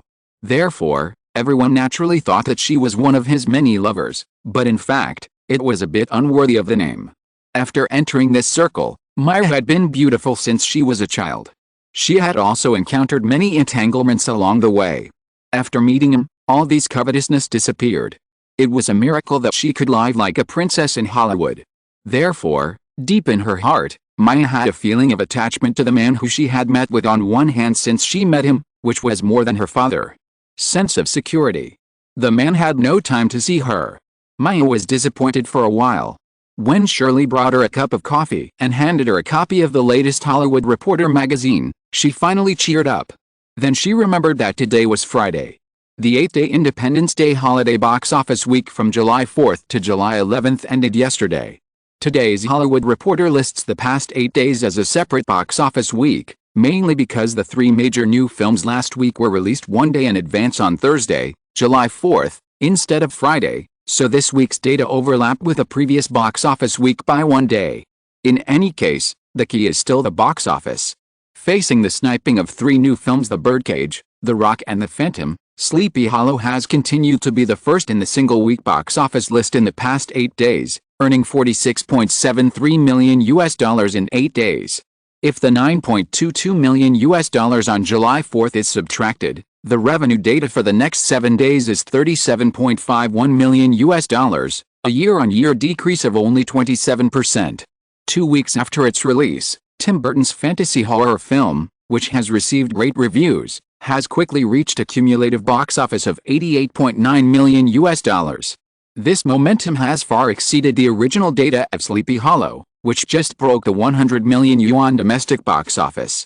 The second place still did not go to the new films last week, but continued to be occupied by Spectre. Entering its fourth week, Spectre's box office revenue in the previous 8 days was $35.62 million, minus the $8.19 million on July 4th. The revenue in the past 7 days was $27.43 million. Also, because of the sharp increase in the number of moviegoers during the Independence Day holiday, the box office fell by only 29%. Nearly a month after its release, the cumulative box office of Spectre officially exceeded the $200 million mark, reaching $211.42 million. Last week's July 4th was the last opening week of heavyweight films in the 1996 summer season. Whether it was The Birdcage, The Rock, or The Phantom Pain, they were all highly valued by the corresponding producers. Then, because the Atlanta Olympics was coming, there were no other heavyweight films opening this summer season. This actually means that whether it was Sleepy Hollow or Spectre or even other previous movies, they withstood the impact of the 3 new films last week and were able to harvest box office relatively calmly in the future. Therefore, according to the calculation that Spectre was able to maintain a box office volume of $27.42 million in the 7 days last week, and the film's domestic box office successfully broke through the $200 million mark, the expected domestic $300 million is basically just a matter of time. Even the domestic $150 million expectation of Sleepy Hollow was proved to be quite conservative because of the box office performance that exceeded expectations in the second week. All this, in the final analysis, is because the box office of the 3 highly anticipated new films on July 4th was not satisfactory. After the top 2 on the list, Disney's The Rock finally took the 3rd place. However, compared to the previous Michael Bay version, which was a big hit in both box office and reputation, this time, The Rock only retained Sean Connery, and the other 2 main creators Michael Bay and Nicolas Cage did not appear at all, and even lost the control of Hollywood legendary producer Jerry Bruckheimer. The media's comprehensive score after the film opened last week was only a barely passing 6.1 points. As for the many Easter eggs related to Sean Connery and 007 that the producers deliberately buried in the film, they were also criticized by film critics for being suspected of riding on popularity. After all, the real Spectre is currently in theaters. Therefore, this blockbuster action movie, which cost $70 million to create, opened on July 4th, and finally earned only $26.59 million in the first 8 days of the first week. This result is certainly not a failure, but it is far below Disney's initial box office expectation of more than $40 million in the first week. After all, it was blessed by the Independence Day holiday. It was not even $30 million in the first 8 days of the first week, which is not a success in any case. Moreover, if there were no competition from Sleepy Hollow and Spectre, relying on the subsequent long-term revenue, The Rock might still be able to impact the 100 million box office club. Now, this possibility is really slim, and the final domestic box office is more likely to be between $70 million and $80 million. Including the $30 million in publicity and distribution expenses, the budget scale of The Rock and Sleepy Hollow is exactly the same, both $100 million. However, compared with a cumulative box office of Sleepy Hollow of $88.9 million in 2 weeks, The Rock is undoubtedly much bleak. The 4th place on the list was won by the same-sex comedy, The Birdcage, produced by MGM. In the first 8 days of the first week, the opening box office of The Birdcage was $23.91 million. Compared with a production cost of $31 million, the box office in the first week exceeded $20 million. This medium-budget comedy is definitely a success. However, compared with the excellent performance of the annual box office ranking of 9th in the original Time and Space, which exceeded $100 million, facing the squeeze of a series of blockbuster bombs, The estimated domestic box office of $60 million for Birdcage this time suddenly seems unsatisfactory. This is actually unavoidable. After all, the capacity of the film market is limited. In the summer of 1996 in the original time, the competition was not so fierce. The last new film last week, Phantom, occupied the 5th place on the list. However, although Sony's comic adaptation movie, which cost $47 million, occupied the 5th place, the box office in the first 8 days of the opening was directly behind the top few, and it did not even enter the $10 million range. The box office revenue in the first week was only a pitiful $9.43 million, which once again became a box office dud for Sony Pictures. After the success of the DC movie universe, many studios have tried to make comic adaptation movies in recent years, but unfortunately they have all failed. Sony just repeated the failure again. After the 3 new films last week, in the latest week starting today, only one film, Eddie Murphy's Nutty Professor, opened on a large scale in the North American market. Speaking of which, Nutty Professor was once a Universal Pictures film, and it also entered the top 10 of the annual box office list. Even though the cost was a bit high, it was still a big hit. Because of his own production plan, Simon did not take over the film at the beginning, but personally handed it over to Fox Film. Although blockbuster movies have risen rapidly in recent years, relying on the halo of the former Beverly Cop series, Eddie Murphy has maintained his position as a Hollywood A-list male star for a long time. The production budget of Nutty Professor is as high as $54 million, which is considered a blockbuster for Fox this summer. It was released on July 12 to avoid competition. The film's initial budget was $4,000, and it overspent by $14 million. Murdoch is said to have a lot of complaints about this. After all, it is obvious that with a budget of $54 million and a publicity of $20 million, unless there is a small box office miracle, even if the domestic box office is only over $100 million, it is not easy for this film to recover its costs through theatrical distribution. After all, Eddie Murphy is black, and his overseas box office appeal is very unstable. In fact, Simon did not transfer the project to MGM, which is closer to him, but to Fox for this reason. However, since it was able to break into the top 10 annual box office, even if the times change, with the same creative lineup, the box office performance of this film should not be too bad, and it will not be too difficult for Fox to make a small profit. Maya Kirshner casually flipped through the box office data and other various film information in today's Hollywood Reporter. The time came to 10 o'clock. The crew members of Girl, Interrupted arrived one after another, and everyone went to the next conference room to start today's production meeting. Compared to the $40 million production budget that was obviously out of control, Simon only gave $20 million this time.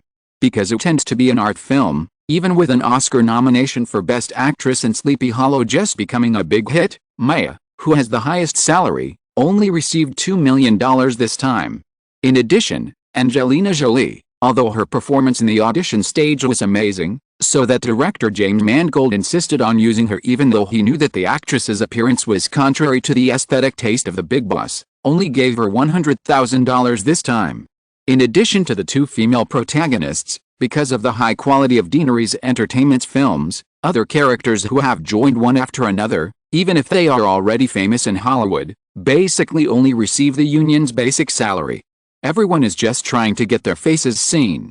Who wants to make money from this art film that Simon Westeros is said to be paying special attention to is really crazy. James Mangold himself also only received $1.5 million in directing fees, which was lower than Maya's. However, as a director, screenwriter and producer, James Mangold also signed additional profit-sharing clauses. As long as the film is commercially successful, he can get good returns in the future. This was the first production meeting after the crew was complete. Everyone introduced themselves to each other and talked about their understanding of the script and the role. The 2 hours passed quickly in the discussion, and it was already 12 o'clock in the afternoon.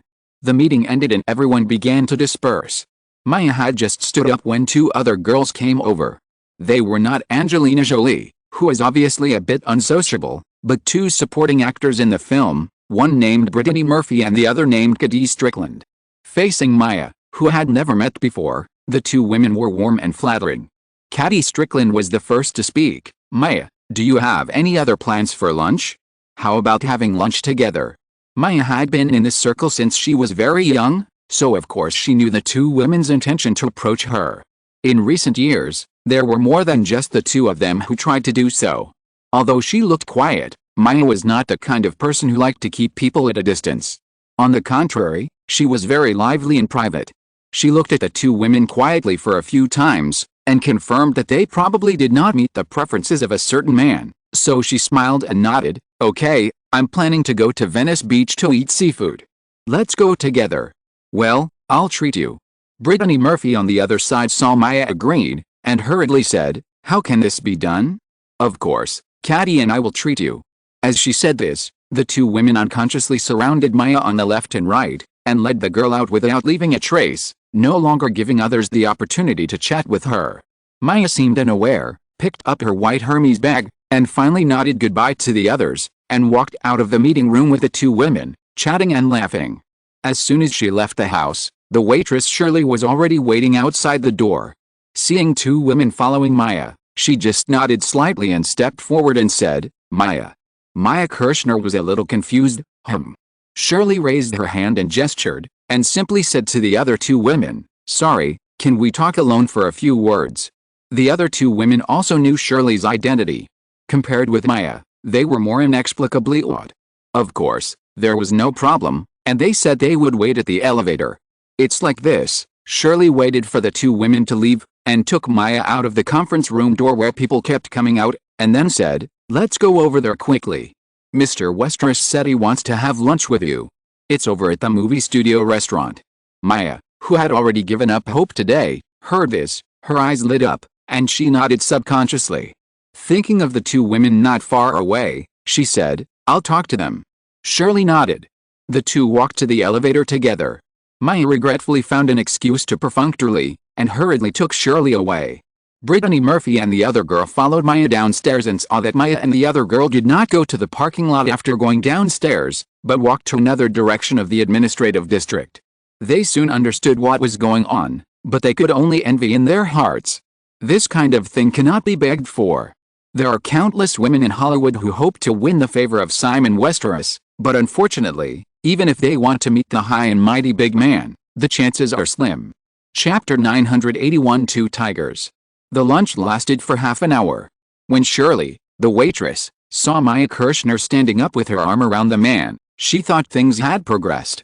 But the boss just sent Maya to the door of the restaurant and hugged her goodbye. He even smiled at her and told her to take good care of the girl. Of course, she agreed immediately. The two of them walked all the way to the parking lot, and when they got in the car, Shirley finally asked Maya, who was sitting in the back seat, Boss, don't you have time tonight?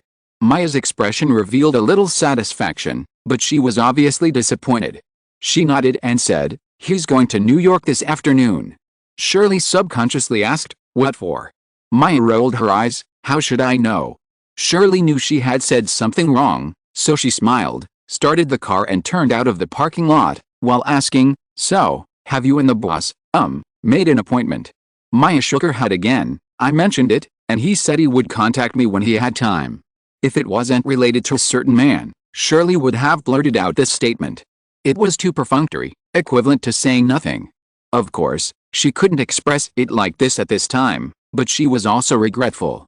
After all, the person she was protecting could be closer to the big boss, and she, the waitress, would have more opportunities. So she asked again, so what did you talk about with the boss at lunch? Maya curled her lips slightly, obviously reminiscing about the past half hour. We talked a lot, about my daily life, movies, travel, food, music. Simon is very knowledgeable and humorous. In short, he is the kind of man you want to stay with all the time without realizing it.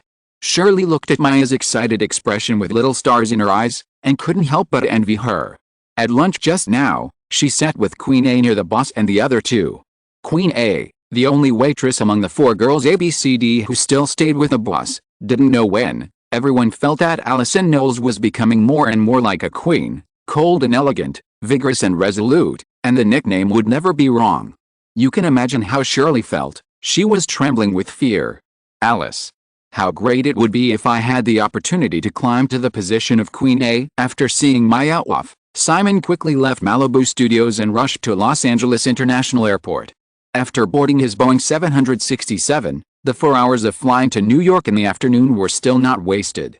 On the plane, he watched a sample film, Boogie Nights, which is another new work by Paul Thomas Anderson, a Hollywood art film director that Simon likes very much.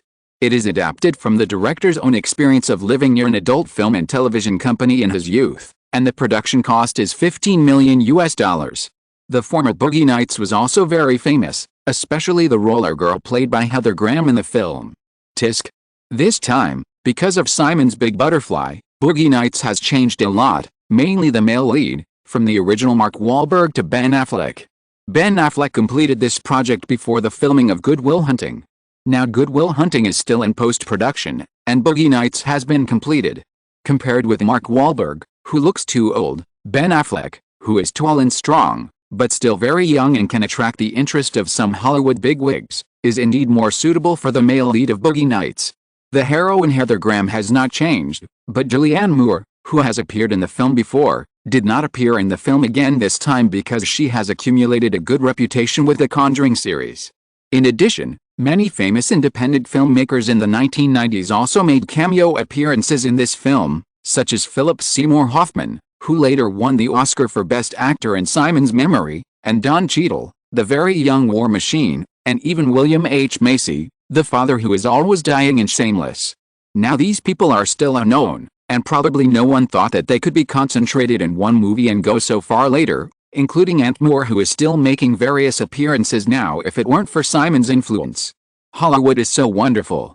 As for Boogie Nights itself, since it can gather so many potential filmmakers to appear, it can also be seen that it is excellent, and this is indeed the case. After watching the sample film, Simon can give it a score of more than 9 points. In addition, the film involves a certain gimmick, and its commercial performance in the future will also be very good. After watching the sample of Boogie Nights for 4 hours, Simon spent the remaining 2 hours on the report on the French smuggling route just submitted by the Westeros family's private intelligence team. Since some plans began to be implemented, Simon was not in a hurry, but he had been following up personally. In general, Simon was most concerned about the cost of this report. In fact, many things in this world are ultimately about cost. The most typical example is aerospace engineering. If it were not for cost constraints, humans would have landed on Mars long ago. According to Ulrich Salmon's report, whether arriving in France from the Middle East or North Africa, the smuggling fee is basically around $2,000. In addition, in Asia, because the route is too far, it is almost necessary to go around the planet in a big circle, and the cost has also increased significantly, about $5,000. Simon was originally only concerned about the Middle East and North Africa. As for Asia, to be honest, he didn't want to contribute any hard-working Asians who didn't know when to make trouble to France. This is not just the Chinese, but the entire Greater China region, which has been influenced by thousands of years of Confucian culture. In fact, the West later became wary and hostile to the Chinese, but instead introduced a large number of immigrants from the Middle East and Africa. This was extremely stupid. Asians are definitely the best candidates for immigration. As for the reason why Westerners resist, if you think about it carefully, you will understand that Asians are often excellent. Compared with those immigrants from the Middle East and Africa who can only live at the bottom of society after immigration, although it is difficult for Asians to enter the top of the Western pyramid, they often live better than the ordinary Western middle class. Even poor Asians who immigrate to the West can usually live a relatively rich life through their hard work and wisdom. So the question arises, how can you live better than us natives? Exclamation mark. As for the various anti-racial discrimination movements that followed, there were often no Asians. In addition to the fact that Asians are too gentle by nature, there is another reason, a reason that most Western white people are unwilling to admit openly. In many Western countries, Asians do not actually belong to the discriminated class, let alone the bottom of society. To be precise, Asians belong to the envied class. In the eyes of many bottom-level white people, Asians have even reached the level of the privileged class. This can be seen from the fact that the proportion of Asian students in various famous Western universities far exceeds the population ratio. So, you are all living so well, but you still say that you are being discriminated against by race and demand further equal rights. Is there any justice in the world? This is a digression. After reading the information on the smuggling routes against France, The next step is to arrange the execution. Although France later gave people a feeling that the streets were full of black people, at this stage, whether it was the Mitterrand period or the Chirac period, the control over immigrants, especially illegal immigrants, was very strict. In the past few years, France deliberately abolished the birthright citizenship that the United States has retained for decades. In addition to various other reasons, France is not currently a favorite smuggling target for illegal immigrants. According to official public data, the number of illegal immigrants in France is only about 60,000 to 70,000 per year. Obviously, there is water. However, even if the real data doubles, it is indeed not much. In this case, Simon must of course try his best to push it forward. This kind of thing cannot be rushed. In the second half of the year, he will start to operate a related smuggling network. In addition, he must support various left-wing and even extreme left-wing media parties in France from a policy perspective, and continue to put pressure on and lobby the French government to relax its immigration policy. Simon's ultimate goal is to carefully select 100,000 of the lowest illegal immigrants to France every year. Coincidentally, with the end of Paul Kagame's visit to the United States, Africa will soon start another war. If history does not change too much, this will be the second African World War that will last until after 2000 and involve most of Africa. The casualties are incalculable. Simon will certainly not run to be a savior this time. On the other hand, he still has to be one. Rescue a group of African refugees from Africa, who are particularly good at giving birth, and send them all to France, so that the birth rate of newborns in Greater Paris will soon break through the black level of more than 60% in memory.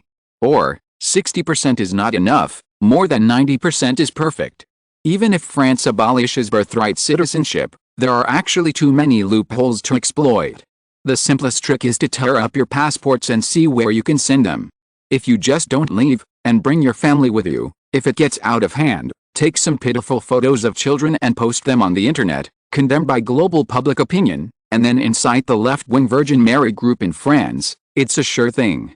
The import of 100,000 of the lowest quality illegal immigrants each year, even if the full smuggling cost of $2,000 is subsidized, actually only needs $200 million. In fact, only half of the subsidy is needed, which may be enough for various human traffickers to run at full capacity. If Simon wants, he can even benefit from the smuggling immigration industry chain. Simon certainly won't do this, but it doesn't prevent him from taking the opportunity to support a group of interest groups that benefit from it. Interests are always the most powerful tool to drive humans to act. 100,000 per year, 1 million in 10 years. It seems not much, but think about the memory of Germany's end after introducing 1 million refugees, 1 million in 10 years, and hundreds of thousands of regeneration during the period, enough to produce considerable destructive power.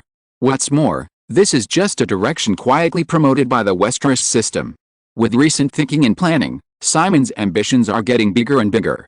Relying on the power of the entire Westeros system, he really wants to try whether he can destroy an old capitalist country with his own hands, not just the race, but completely destroy France from all aspects such as politics, economy, and culture, and finally create a European South Africa.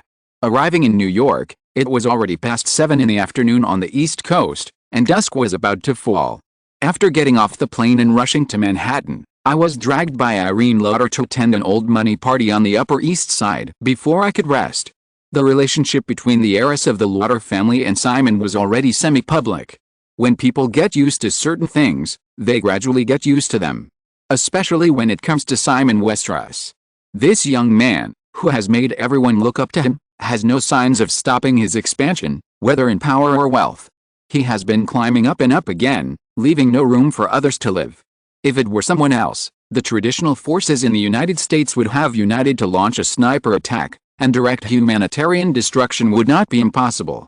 Unfortunately, when many people had not yet reacted, Simon Westeros's accumulated wealth and power had reached a point where people could only be in awe and could hardly have too much resistance and covetous thoughts. After all, a trillion-dollar super-rich man, who was 2 orders of magnitude ahead of the second place on the wealth list, did not have the possibility of catching up.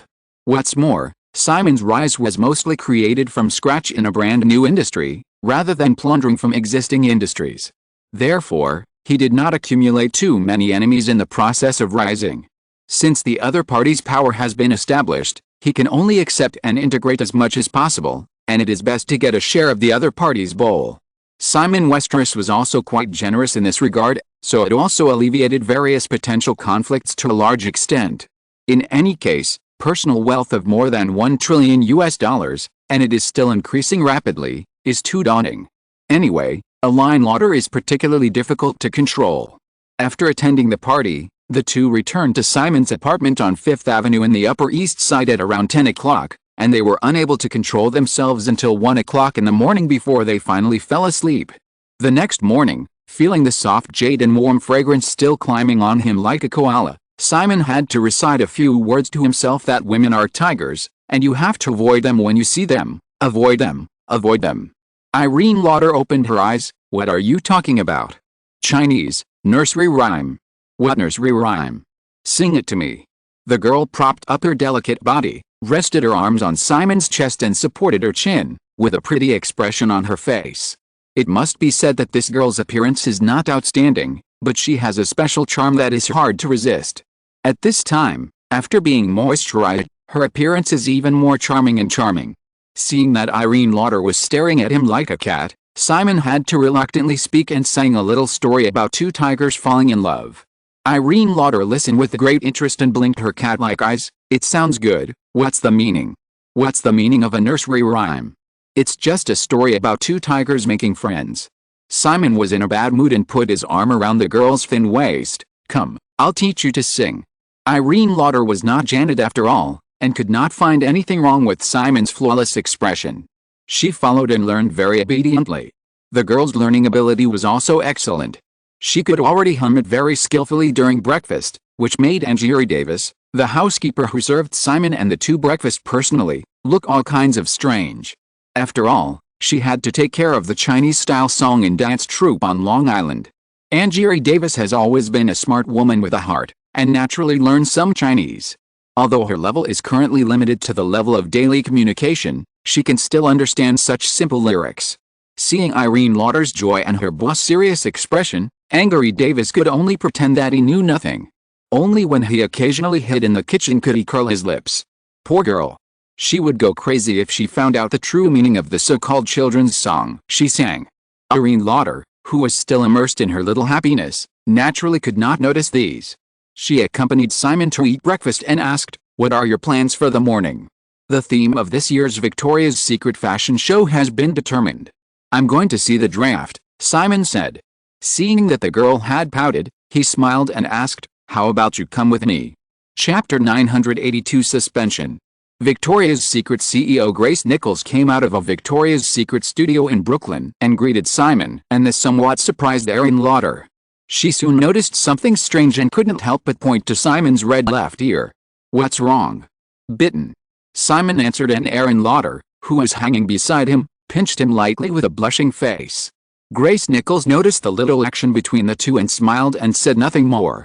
Simon didn't explain much. In fact, it was still about the nursery rhyme in the morning. On the way here, Erin was humming in the car. Obviously, the novelty had not worn off. Simon played a prank in private, but he didn't want her to embarrass herself in front of others, so he planned to teach her a formal version of Two Tigers Run Fast. So it was exposed. They were severely beaten in the car. Fortunately, neither of them had the fate of driving themselves. Alice. Good intentions are not rewarded. Irene Lauder noticed Simon's look and bared her teeth at the man again. But soon she felt like she was facing a formidable enemy. This was a spacious studio with a factory-like interior, which was dedicated to designing the theme of the Victoria's Secret fashion show and making wings and other props for the show. However, at this moment, the biggest problem is that the studio is full of tall and exquisite goblins. Irene Lauder, who subconsciously hugged the man next to her tighter, turned her head and looked at Simon. "Isn't today Saturday?" Simon nodded, "Yes," and then waved his hand, looking like a king. "That's why I'm so rich. Everyone doesn't rest on weekends, and all come to work." Irene Lauder rolled her eyes immediately. "Do you think I don't know that they must be here for you?" Before the voice fell, a group of goblins who had been paying attention to this side seemed to feel some strong attraction and gathered here excitedly. Irene Lauder looked at the large group of thin waists, long legs and tall people getting closer and closer, and she was under great pressure. Of course, she couldn't show weakness, so she slightly pulled the corners of her mouth and quietly raised her chin. Of course, the action of hugging the man's arm couldn't change.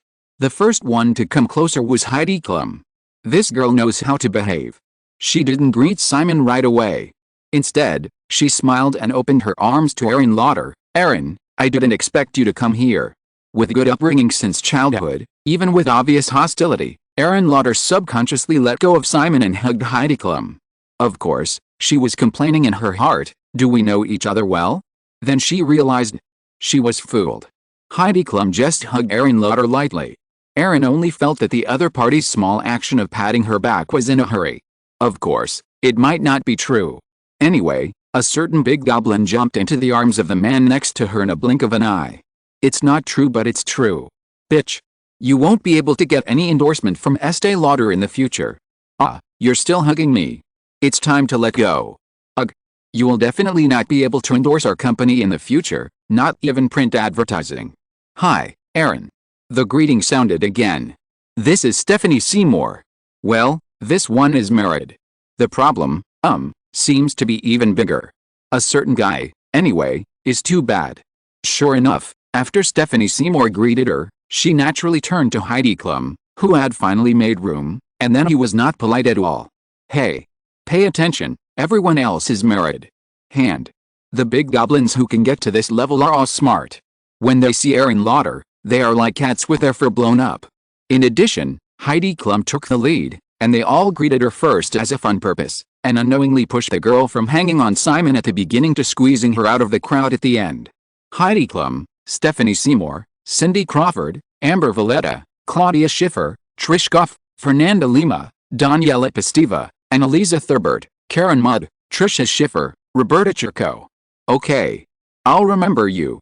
When a guy finally came out of the crowd, holding Trish Goff's waist in one hand and Fernanda Lima in the other, Irene Lauder almost ran away, thinking that she had been forgotten.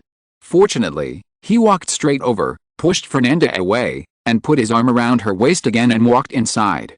The grievances immediately subsided a little. "You are smart.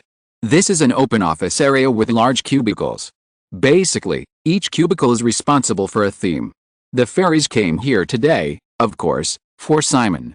However, they still have to do some superficial work." After walking with Simon for a while, they finally dispersed and pretended to be busy. Enter the first theme area. Grace Nichols, who had just disappeared on her own initiative, reappeared and personally introduced Simon to the night enchantment. As the name suggests, black is the main color. In fact, the core colors of the Victoria's Secret fashion show are nothing more than black, white, pink, etc., so it is necessary to constantly innovate in music, scenery, and decorative wings. Since the great success of the first Victoria's Secret fashion show, the preparations for the next two shows have just begun after the previous one. Now it is mid-July, and there are still 4 months before the opening of the Victoria's Secret fashion show in November. However, except for some large wings that are more complicated to make and the sky-high fantasy bra as the finale, the other 6 core themes of this year have basically been completed. The same is true for the soundtrack. Victoria's Secret's theme soundtrack has now become a temporary platform that many singers are keen on. Its appeal is not much worse than that of the Super Bowl halftime show. After all, it is not only tens of millions of viewers every year, but also subsequent videotapes and other TV broadcasts. This is a very considerable long-term exposure. In comparison, the Super Bowl every year is over, and except for a few classics like Michael Jackson's halftime performance, it is rarely mentioned after the game. In addition, a certain guy often likes to do it himself, leaving little time for other musicians. Therefore, if you want to get a BGM quota for various themes, you basically need to take the initiative to customize it. There will never be the chaotic scene of you singing yours and I walking mine in Simon's memory where the theme and music are completely inconsistent. And the copyright fee is only symbolic. Want more? Sorry, change to the next one. Soon, a big goblin changed into Victoria's Secret fashion and appeared in front of Simon. Speaking of it, the job of fitting models should be done by some unknown small models. If Simon didn't show up today, it would definitely be the same. There would be no scene of a group of big goblins gathering in the studio at this time. Of course, today is different. The current competition in the fashion circle is too fierce. Unfortunately, as long as you hook up with a man, Models who originally have little or no attention can immediately become a blockbuster. This temptation is completely irresistible to most girls who enter this circle. However, the resources in the fashion circle are limited after all. If you come up, it may mean that others will be squeezed out. Just like Roberta Churko, who suddenly became famous recently with a stunning female killer role in Spectre, who only appeared for a few minutes. In the eyes of many people, this girl was just another Cindy Crawford imitator. She had deliberately dotted 2 small moles on the corners of her mouth before, and she still walked the style of an American sweetheart. Unexpectedly, after a man's magic hand, the girl who washed off the 2 beauty moles on the corners of her mouth would be so stunning in a blockbuster like Spectre. It is even rumored that she was invited to audition for Terminator 3, which is being prepared. If she can get the heroine of Terminator 3, it means that she has directly established a foothold in Hollywood. Such an opportunity can only be compared with a few people such as Trish Goff, who has already finished filming Jumanji and is waiting for the release at the end of the year. After all, modeling is a job for young people, and few can stay young forever. Becoming an actress is the right path, but it is not an easy thing. Even for Cindy Crawford, last year's Fair Game ended in failure, basically exhausting her popularity that she had accumulated through several cameos in the Batman series and other films arranged by someone. One step in the wrong direction, and everything is lost. Now Cindy has basically given up the idea of moving to Hollywood. It is rumored that she has a boyfriend who runs a club in Manhattan and is ready to get married. Even so, Cindy Crawford still came here today. Period. In short, opportunities are something that cannot be lacking, but the right opportunities are more important. Simon Westeros is undoubtedly the guy who can provide them with the most suitable opportunities.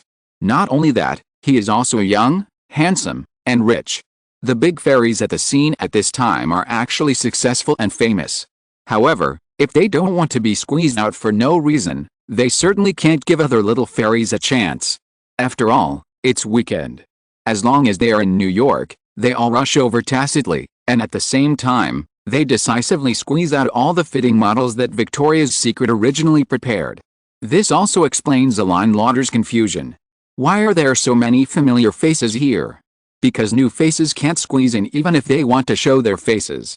In terms of the ability to attract attention, each of these big fairies around can be above the 9th level. Aline Lauder was originally worried that the man came here just to mess around, but she found that he quickly entered the working state and looked very focused. He listened carefully to Grace Nichols and other staff members' introduction of a series of completed works, and occasionally put forward his own opinions, so he gradually calmed down and followed the man all the way. There were a total of 6 themes, and it took more than 2 hours to go through them. During the period, the big fairies on the scene also looked very focused and serious. Even if there were some harmless deliberate exposure, it was just a small adjustment in the work process. This year's Fantasy Bra is very suitable for Chu Si, but looking at the shape, the wings are fine, the Fantasy Bra is already eye-catching enough. Near noon, everyone stayed in the last large compartment of the pink sub-brand. Simon leaned against a large workbench and explained to Grace Nichols, also, the rhythm of the pink theme music is fine, but the lines are a bit out of place. Change it. If you can't find a suitable one, use instrumental music. As for the theme opening, give it to Roberta. Her temperament is still very suitable for this series. It happens that her popularity this year is also very high. After explaining this, when the staff took note, Simon said again, "There is one more thing, I will tell you in advance so that you can be prepared." Everyone's eyes gathered. Simon continued, "This year is the 5th Victoria's Secret fashion show. I am very happy that it can come all the way to today, and every year is so successful. It is still at its peak after a few years." Speaking of this, Simon paused for a moment. Around Simon, whether it was the Victoria's Secret staff or a group of big fairies, they all had an inexplicable feeling that something was not right. Often after such an opening, there was a but. It was indeed a but. Simon continued, "But I also found a problem, that is, Victoria's Secret is becoming more and more dependent on this big show every year. For any commercial brand, marketing is a very important thing. However, if the marketing is always focused on a single big show, once this big show loses its appeal to the public, it may mean that the brand is on the road to extinction. I don't want Victoria's Secret to fall into this situation." This is even more obvious. Besides Simon, Aline Lauder looked at the many big fairies around her who were obviously staring with disbelief, And she was relieved immediately. "Look at you guys still showing off." Simon also finally pointed out, "So, after this session, Victoria's Secret will stop holding it next." Ah. Even though they had already guessed it, Simon still exclaimed when he said it at this time. As the CEO of Victoria's Secret, Grace Nichols couldn't help but ask, "Simon, isn't the show doing very well? Why does it have to be suspended?" Simon looked at the Victoria's Secret female boss who had worked diligently in recent years and explained seriously, "Precisely because it is very good, very good, I hope that this show can be suspended at an appropriate time, so that everyone can leave the best memories. Otherwise, if it is repeated over and over again until everyone is tired of it, it would be a loss." Grace Nichols grasped the key point in Simon's words. "Simon, you mean, this is just a suspension, not a permanent suspension?" Simon nodded. "Of course it will be restarted at the right time, perhaps in 2 years, or maybe in 3 to 5 years. I think the next time to restart, well, the millennium is a good time node. I understand. You may feel that the Victoria's Secret show is held too frequently, which will make the audience gradually lose interest. In this case, perhaps, we can change it to once every 2 years. There is no need to suspend it for a long time." Grace Nichols said this, and the big fairies around her immediately showed a series of hopeful eyes. Unfortunately, Simon would not be shaken by these alluring looks. "As I said just now, we are not canceling the Victoria's Secret fashion show just for the sake of canceling it.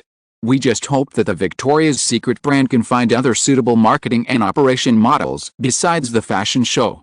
In addition, I have also read some reports that consumers have many complaints about Victoria's Secret products. This is also the direction that Victoria's Secret needs to focus on in the next few years. We must continuously improve our products and optimize the user experience. In short, Gray, you and the management should discuss a post-fashion show operation plan for me as soon as possible. That's it. If you are listening to this novel on a channel other than Fanfic World, it means it was downloaded and re-uploaded without effort. We warmly invite you to visit our channel, Fanfic World. There you will find the original version of this story and many other novels of various genres. We look forward to seeing you dive into a world of incredible novels. Chapter 983-8. At noon, we had lunch in the Victoria's Secret studio in Brooklyn. Simon treated us to takeout. After a busy morning, everyone stayed for a simple buffet lunch party. Unfortunately, the atmosphere was obviously not so lively. Everyone was still thinking about what Simon had just said, the cancellation of the Victoria's Secret fashion show. Especially the supermodels who benefited the most from the past few shows, they could better understand what the cancellation of this show would mean. It is hard to imagine that without this underwear show known as the Super Bowl of the fashion industry, which platform can bring them considerable exposure in the future? When the outside world looks at this circle, they always think that it is full of glamorous beauties. In fact, the profession of modeling is at the bottom of the food chain in the fashion and entertainment industry. Not only is the career life short, but the upward channels are narrow, and usually they can only open up the situation by relying on the popularity of various singers and movie stars. The emergence of the Victoria's Secret fashion show directly changed the embarrassing situation in the modeling industry that they had to do everything possible to gain exposure in order to barely get promoted. In recent years, any model who is labeled as a Victoria's Secret angel can immediately attract a lot of attention and become famous overnight. Even if they can only walk on the Victoria's Secret runway once, they can benefit from it for a long time. The top Victoria's Secret spokespeople have become the objects of media pursuit for a long time. Exposure actually means fame, which means money. The world is bustling. There are really few people who do this business for dreams. In the final analysis, they still hope to make more money, live a better life, and preferably squeeze into the glamorous circle of fame and fortune at the top of the pyramid. "Simon, I think Ray's suggestion is good." Stephanie Seymour, one of the 6 spokespeople for Victoria's Secret, sat next to Simon, rubbing against him calmly, and couldn't help but persuade him, "Actually, I understand what you are thinking. The Victoria's Secret fashion show is not like the Oscars, where there are the latest movie content every year, nor is it the Super Bowl, where there is the biggest suspense of winning or losing, but its fan base is still very large. What's more, the fashion show is still at its peak. Changing it to once every 2 years is definitely better than stopping it." Erin Lauder sat on the other side of Simon, eating the food on the plate in small bites. Even though it seemed to have little to do with her, she was still surprised by the man's previous decision. After all, being in this circle, she could also understand what the Victoria's Secret fashion show meant. At this time, listening to Stephanie Seymour's words, even if she subconsciously wanted Victoria's Secret to stop holding it and let all the big fairies around her stay away from him, she also felt that, well, such a fashion feast suddenly disappeared. Even for an outsider like her, it was a pity to think about it. Simon felt that Stephanie Seymour had a special feminine scent beside him, and suddenly asked, "Fanny, did you give birth to another child in the first half of the year?" Stephanie Seymour was a little surprised. "Ah, you knew that too." Simon shrugged slightly. He still paid close attention to various news. Grace occasionally mentioned it in private. He didn't care at first, but when he smelled the fragrance of the woman, he occasionally remembered it and said with a little teasing, "So, don't you think you should return to your family?" Stephanie Seymour almost had the urge to roll her eyes. She actually regretted giving birth to her first child for her husband Peter Brandt before marriage. For a model, being able to find a billionaire to marry and have children is actually a perfect ending. However, what Stephanie Seymour didn't expect was that her career, which was already in a declining state, suddenly became popular again because of the Victoria's Secret show in recent years. For a woman who has never been content, marriage has become a burden at this time. Not to mention having children. The reason why she finally chose to get married was because she and her fiancé, who was more than 20 years older than her, had been arguing for a long time about the prenuptial agreement. After finally reaching an agreement, she was unwilling to give up. Then, it was too late to regret. Even though many people knew that this circle was chaotic, she still had to consider her public image and could not get married or divorced casually, not to mention the factor of children. So she simply went all out. The original agreement involved inheritance clauses. After giving birth to her first child, Stephanie Seymour calculated the time and gave birth to her second child in the first half of the year. She could not suffer any loss. Silently nudging the man next to her again, Stephanie Seymour did not respond to Simon's teasing, but changed the subject. "Simon, since Victoria's Secret is discontinued, what about the spokesperson?" "It's just that the big show is discontinued, there must still be a spokesperson." "Then, can I renew my contract after it expires next year?" The first batch of spokespersons was 5, Cindy Crawford, Yasmin Gary, Tyra Banks, Helena Christensen and Stephanie Seymour.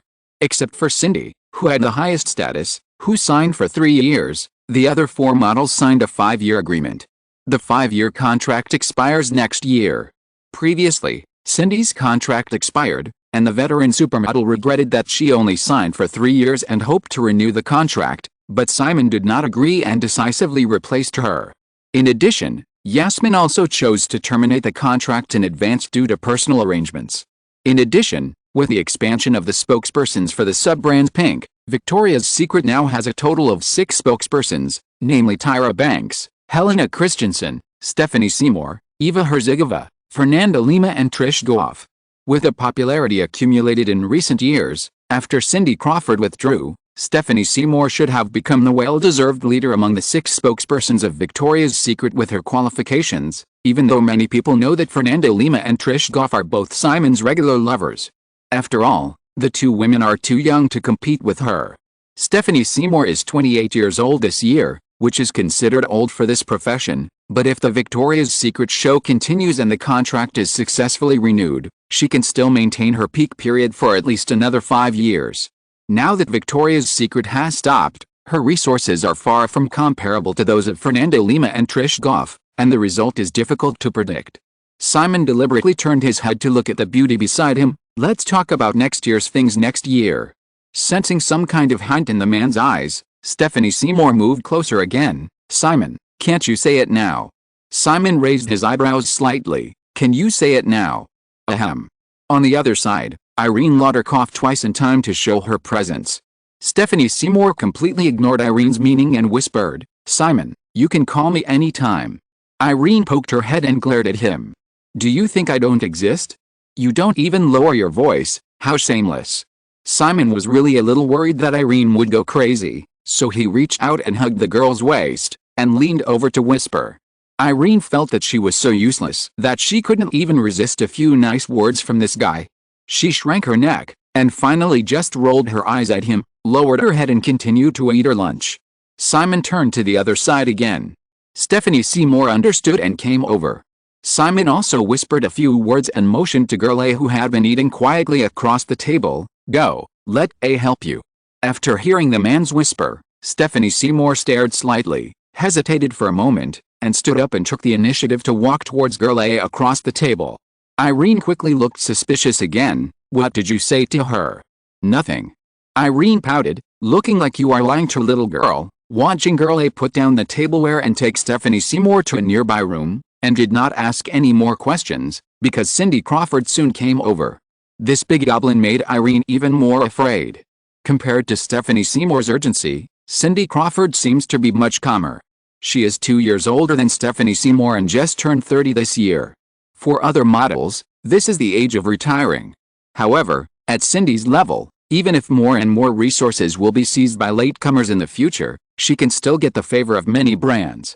In fact, Cindy has not thought about going further. Just like last year's fair game, with her fame, it can be regarded as a very good resource attempt, but unfortunately it ended in failure, and also declared that her idea of transforming into a movie star failed. Hollywood is like this. The higher you stand, the harder you fall, and it is often more demanding on women. In any case, since the 1980s, elite has been built into the first generation of supermodels. Cindy has seen all the prosperity. She is a very smart woman. Since she can't get what she wants, she will try to face reality. She is currently planning to get married. When chatting with Simon, Cindy also took the initiative to talk about her own things. His name is Rand Gerber. He used to be a model. We actually knew each other for many years. Now he runs a bar business in Manhattan. Simon nodded in understanding. It was a classic routine. To describe it in the later terminology, it was called having enough fun and looking for an honest person to take over. In this regard, Cindy was actually much smarter than those supermodels who chased the rich. Later, Rand Gerber relied on Cindy's connections to meet many Hollywood stars, and his business grew bigger and bigger. He also had a daughter named Kenya Gerber to inherit his mother's business. In short, the whole family was a winner. As Cindy was talking, she saw Simon nodding and seemed to be quite interested, so she said, "Simon, do you have any plans tonight? Maybe we can go out together?" In fact, he was quite interested, but unfortunately Simon could only shake his head. "I have to attend a party tonight." Simon's schedule, if he didn't want to deliberately let go, various work movies can be calculated by the hour or even by the minute. For a party society like the West, even in his spare time, he can basically receive various party invitations every day, some of which can be ignored directly, and some still have to be attended. Cindy didn't force it. "Then let's talk about it when we have time." Simon smiled and asked, "So, are you really planning to get married?" "Yes," Cindy gestured to the other girls not far away. "Compared with them, I am already an old woman, so of course I have to settle down as soon as possible." "You are not old at all." Ahem. After a few jokes, Cindy was very tactful and did not occupy the seat next to Simon. After chatting for a while, she took her plate and walked to another place. Soon, another girl came to say hello. After about 10 minutes, Girl A and Stephanie Seymour returned again. Irene Lauder, who had been paying attention secretly, first focused on Stephanie Seymour, and then found that, well, this woman's face was bright red, as if she had just done something. "What's the situation?" So she looked at Girl A again. Girl A's expression was still calm. She just handed an opaque coffee cup with a straw to Simon's hand, and then quietly returned to sit opposite Simon. Irene was still confused. With this girl's little brain, it was obvious that she could not understand the connection, until Simon handed the coffee cup over and let Irene taste it. Then she almost went crazy. Bastard. Until the end of lunch, Irene Lauder was still angry. When she got in the car, she also looked like I was still angry, and the consequences would be very serious if you didn't coax her well. Simon coaxed her patiently all the way until the car crossed a Brooklyn bridge and re-entered Manhattan. Irene reluctantly gave in, but she still couldn't help but scolded, "Simon, you are so ridiculous." Simon held the girl's hand. "I'll take you home first." Irene was stunned, and her expression was a little aggrieved. Simon hurriedly explained, "I have to go to Goldman Sachs to attend a meeting this afternoon. This is a bit boring. You don't want to follow me?" In fact, I still wanted to follow, but Irene also understood that it was not convenient for her to attend such an occasion. "Then, you tonight. Tonight is an East Coast management party of Deanery's Entertainment. I'll pick you up. Irene nodded with satisfaction. Simon still held the girl's hand, but, Irene, you have to understand that I don't have much time to spend with you after all. Huh? I mean, you are actually free, understand? Are you going to dump me? Comma, asshole. Well, there is no need to always emphasize a certain fact, right? Irene glared at the unscrupulous man beside her. You seduced me at the beginning, and now you want to dump me. Simon shook his head helplessly and said, I will never take the initiative to dump a woman. I just say that you are all free, and I can't give you a normal emotional life, or even marriage, which is even more impossible. Irene suddenly thought of something else. Asshole, why do your other lovers have female maids and guards, but I don't? Simon was also stunned. His thinking was a little jumpy. Do you need it? Don't I need it? You are the heir to the Lauder family. You must have no shortage of servants around you. The girl obviously entered the unreasonable mode, so you can't give it. Of course I won't, but, okay, I'll let Angry contact you when I have time. Irene immediately began to bargain. Well, others have too, right? Huh? I want 4, 8. Why do you need so many followers? I just want 8. Jenny doesn't have 8 people around her, with so many people. Actually, I don't care, I just want 8, be good, 8, okay, but you have to know that too many people can be very troublesome. This is my business, will you give it to me? Yes. Simon saw that the girl looked like she was going to run away, so he agreed decisively. In recent years, the training of the Westeros family's female servants and guards has never stopped. Perhaps only a few of the top ones can enter the core circle of the Westeros family, but even in the periphery, they are also quite outstanding in all aspects. Simon also hopes that these female servants and guards can become a kind of help for the women around him and help them do some of their own things. Deep down, Simon hopes that the women around him can have some of their own careers. As for Irene Lauder, Simon was very casual from the beginning. After all, she was the eldest daughter of the Lauder family, with a rich family, and she didn't exist for him financially. As for feelings, Simon originally thought that after the novelty wore off, she would take the initiative to leave him. After all, she was born in a big family and was unlikely to become a vine entangled with him. Unexpectedly, things seemed to be a little different. In the carriage, Irene Lauder bargained with Simon and achieved her goal. She stopped talking, but her body leaned over diagonally, leaning on the man's shoulder and rubbing gently, and suddenly muttered again, Simon, you are such a bastard. Chapter 984 400 billion. Simon did not ask for a low profile, so that afternoon, the news that the Victoria's Secret fashion show was about to be cancelled spread quickly. At first, it was naturally regarded as fake news. Then, when some well-informed people got a definite reply from the people at the scene in the morning, the media immediately went crazy.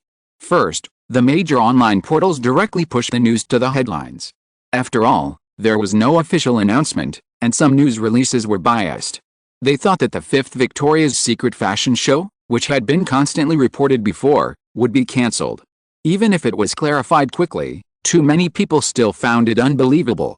This is a super show with an average audience of tens of millions of people and is known as the Super Bowl of the fashion industry. Even if we don't talk about the high market gains that this show has brought to the Victoria's Secret brand in recent years, even the show itself, with an average video sales of tens of millions in the past few years, also means hundreds of millions of dollars in actual profits. It was suddenly cancelled like this. Would Simon Westeros be crazy? Starting from Saturday afternoon, not only all the executives related to the Victoria's Secret brands and even Limited Group, but even Simon received a series of calls to inquire about the news. In the evening, Robert Iger and others who attended the East Coast management party of Deanery's Entertainment also looked suspicious that Simon had too much pressure recently and had mental problems. The next day, more traditional media began to join the discussion, and the situation became more lively. Apollo Management, a subsidiary of Cersei Capital, which is the largest shareholder of Victoria's Secret's parent company Limited Group, was the first to bear the brunt. At the beginning, the Apollo management team acquired Limited Group with an all-cash of $2.45 billion. According to the usual operation methods of private equity, it basically held it for about 5 years, relisted it, and cashed out. The Limited Group merger was completed in 1992, and next year will be exactly 5 years. Therefore, Limited Group has actually been quietly planning to relist. Simon suddenly announced that Victoria's Secret will stop after this year. Even if it is a so-called suspension, it will inevitably have an impact on Limited Group's relisting next year. After all, this fashion show has a very obvious impact on Limited Group. Facing the eager inquiry of Leon Black, the head of Apollo Management, Simon also patiently explained. The idea of stopping the Victoria's Secret fashion show at the right time was what Simon had in mind when the show first started. He did not want Victoria's Secret to be too dependent on the show, nor did he want the entire Limited Group to be completely overshadowed by the Victoria's Secret brand. In recent years, Express, a fast fashion brand under the Limited Group, has also developed rapidly, but it has lost its charm under the Victoria's Secret brand. In short, Simon hopes that the company can calm down, rethink the company's product operations and advertising marketing strategies, and expand in a more rational manner. Mainly overseas expansion. Before this, because the Victoria's Secret fashion show was so eye-catching, almost everyone was intoxicated by the glory brought by the show, ignoring many problems that existed in the company itself, just like the Victoria's Secret in the past. When the show was stopped, all the accumulated problems broke out, and the entire company soon almost came to an end.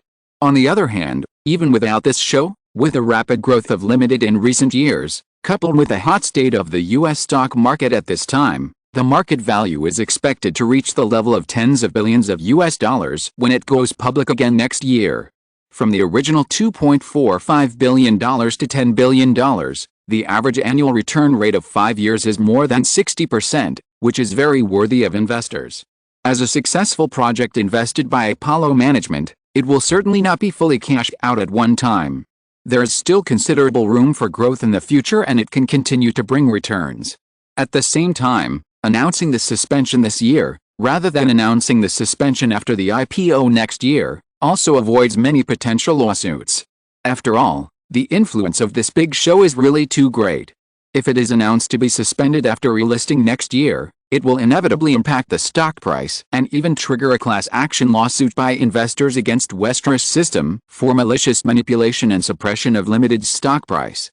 Now, Limited remains private, so there is no such problem. From his own standpoint, Leon Black cannot agree with Simon's statement, but he has no way to refute it. Simon's idea is entirely for the long-term development of Limited Group. As a private equity, it is often necessary to extract more benefits in the shortest possible time, which involves obvious potential conflicts of interest. However, Simon is the big boss behind all this after all. The boss has the final say. Secondly, the modeling circle is simply in mourning. Just like the shocked reaction of the big goblins when they first heard the news, without the most powerful exposure platform of the Victoria's Secret fashion show, how can everyone take shortcuts to become famous in the future? Exclamation mark. Unfortunately, as the bottom of the food chain of the big circle, this group of goblins, big and small, have no say. Even if Simon is not the biggest boss at the top of the pyramid of the entire Westeros system, but just the Victoria's Secret executive who made the final decision on this matter, a group of goblins who are not lacking in coldness in their bones may have already made a fuss. In the original time and space, the Victoria's Secret fashion show has been harmonious and vigorous for 20 years. As soon as the fashion show was cancelled, the goblins immediately rebelled. Joint letters. Suing harassment and sexual assault. Exposing and reporting and accusing Victoria's Secret of various discriminations. In addition, Victoria's Secret's own performance is sluggish, and under the impact of public opinion, this old company has been further pushed into the abyss. In short, how do you say that? Well, anyway, it's all forced. In any case, since the decision has been made, no matter how others react, Simon has no intention of changing his decision. After spending the weekend in New York, Simon set off for London on Sunday afternoon. The trip to Europe is expected to last for a week. The main agenda here is to promote the investment of the Westeros system's continuous bond issuance in the second half of the year. Several investment banks such as Goldman Sachs, which are responsible for the bond issuance, hope that Simon can attend in person. Simon arrived in London on Monday local time. On the same day, July 15th, Ygritte officially released its financial report for the first half of 1996. Since Ygritte's total revenue exceeded the $10 billion level, the growth rate of the performance of this internet giant has been slowing down. After all, with its size here, it is not realistic to want to double its growth at the same speed as at the beginning. In 1995, Egret's annual revenue increased by 78% year-on-year, and this year, the industry generally believes that Egret's revenue growth will be reduced to about 50%. Facts have proved that due to the madness of the new technology industry, the market has obviously underestimated Egret's performance growth. In the first half of 1996, Egret's total revenue in the first 2 quarters reached $13.91 billion, a year-on-year increase of 61% compared with the first 2 quarters of last year, which obviously exceeded the industry's expectations of about 50%.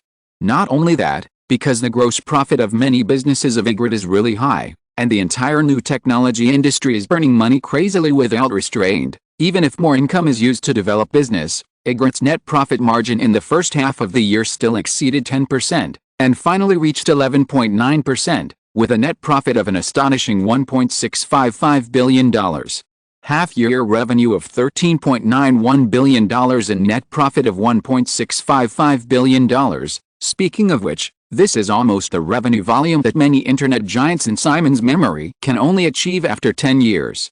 Not to mention that in 1996, in the original time and space, most internet companies have not even formed a sustainable business model.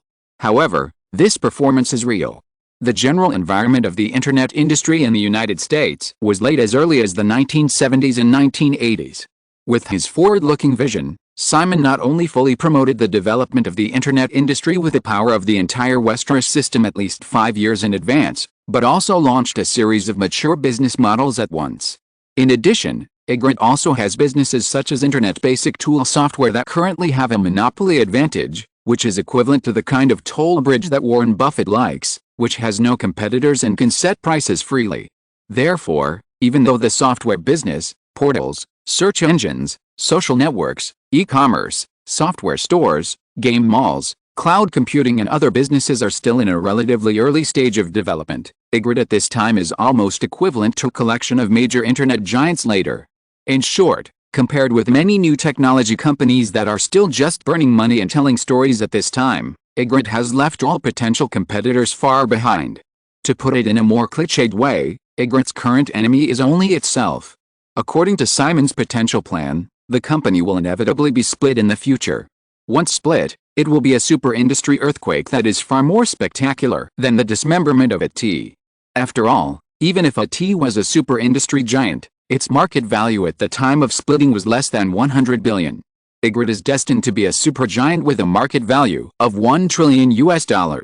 In any case, on July 15th, Egret's revenue and net profit data that exceeded expectations directly led to another sharp rise in the company's stock price.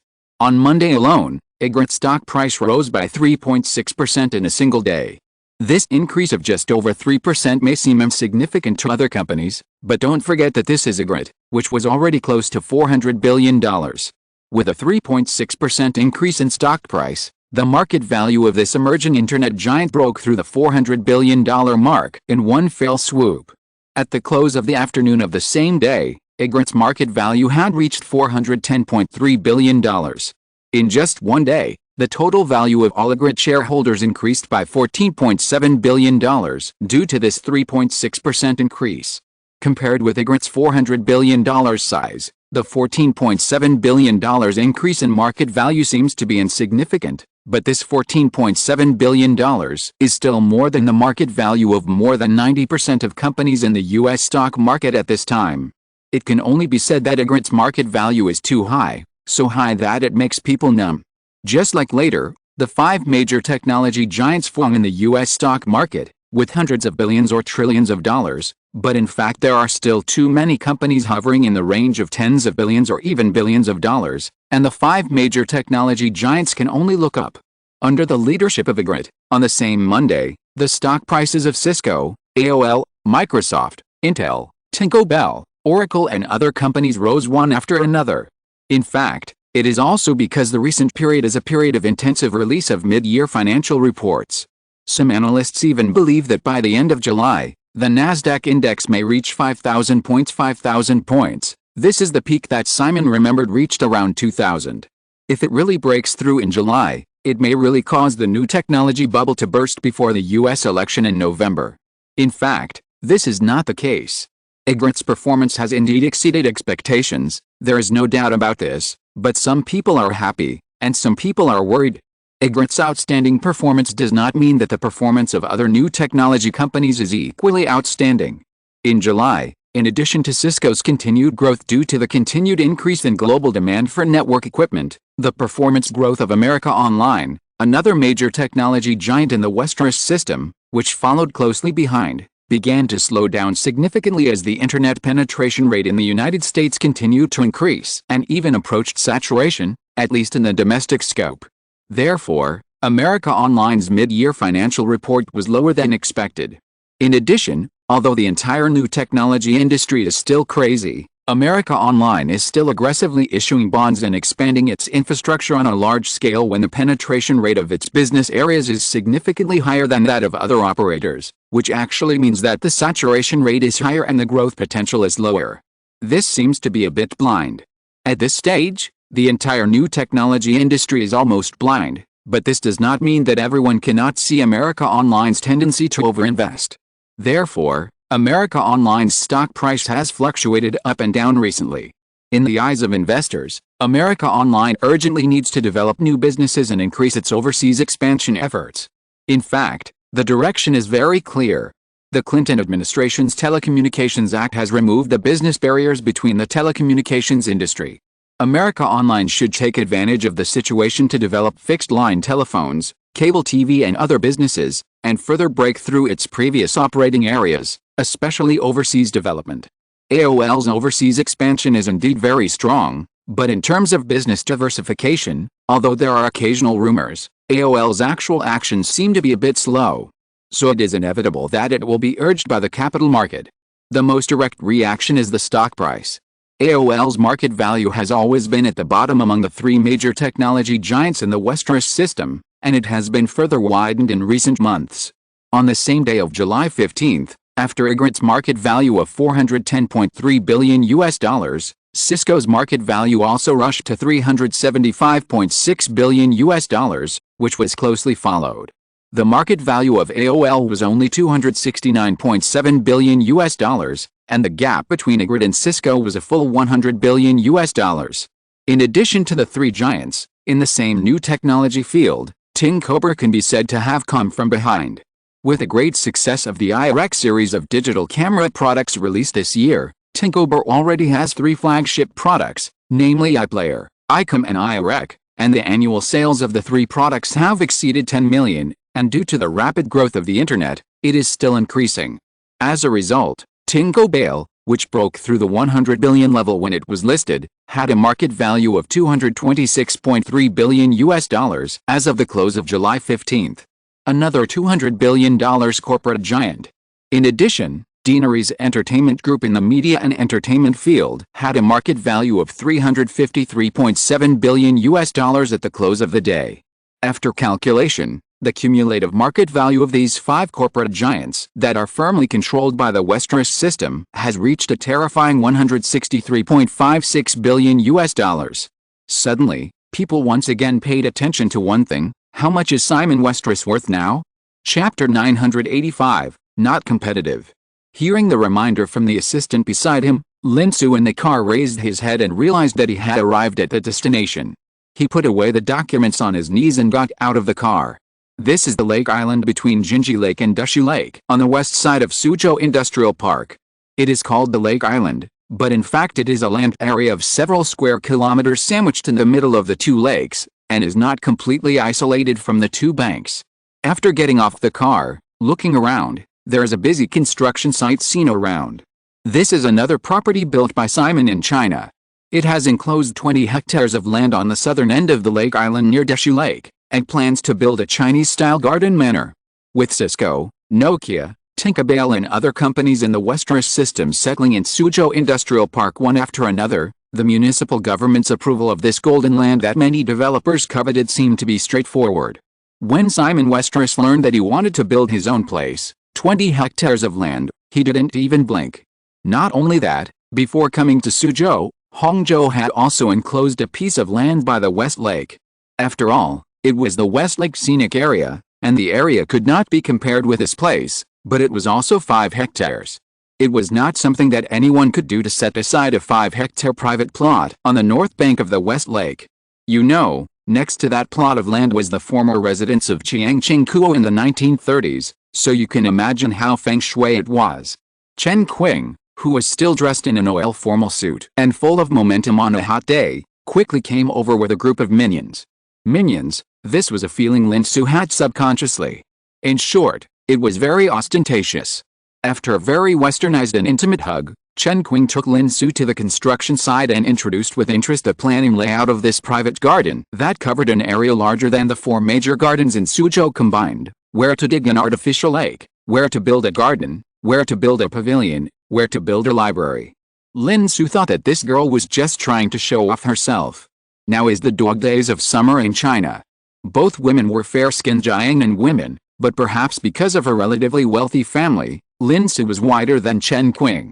It was obvious that a certain man just happened to prefer this, so he inevitably liked Lin Su more. Although she knew it, Lin Su still patiently accompanied Chen Qing to walk around the entire construction site. Among the 4 major gardens in Suzhou, the largest, the humble administrator's garden, only covers an area of 5 hectares. The other 3 gardens are all 1 or 2 hectares in size. This one directly covers an area of 20 hectares, equivalent to 300 acres. Many urban communities are no more than this. It is definitely a big project.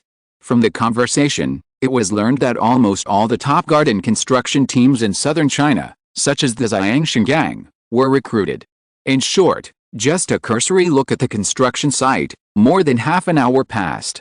If the assistant hadn't quickly brought a parasol and a sun hat, Lin Su would have been afraid that she would have heat stroke. Chen Qing, on the other hand, didn't look tired at all. This girl had practiced long-distance running in college, and her physical fitness was indeed very good. Otherwise, she wouldn't always bully her at certain times. After visiting the construction site, the two did not stay any longer. They got into the Mercedes-Benz car that Lin Su had taken when she came. Chen Qing directly ordered the driver to rush to the airport, and asked, "How did you see the inspection team with Fiat?" Lin Su shook her head, a little depressed. "There is definitely no hope in Hangzhou. It's a bad thing to have hope. If Fiat settles in Zhejiang province, we can only choose another target to deploy in China in the future," Chen Qing said, and curled her lips and continued, "Besides, even if Hangzhou gets this project, in my opinion, the result will not be too good. Those Italians have their eyes on the top of their heads, and they still think we can't afford a Ferrari. It's strange that they can do business well in China with this attitude." The Fiat group controlled by the Agnelli family recently officially sent a team to China for inspection. It happened that Chen Qing and her 2 daughters were in China. In addition, Fiat had a good relationship with the Westeros system, so Simon ordered Chen Qing and her 2 daughters to follow up.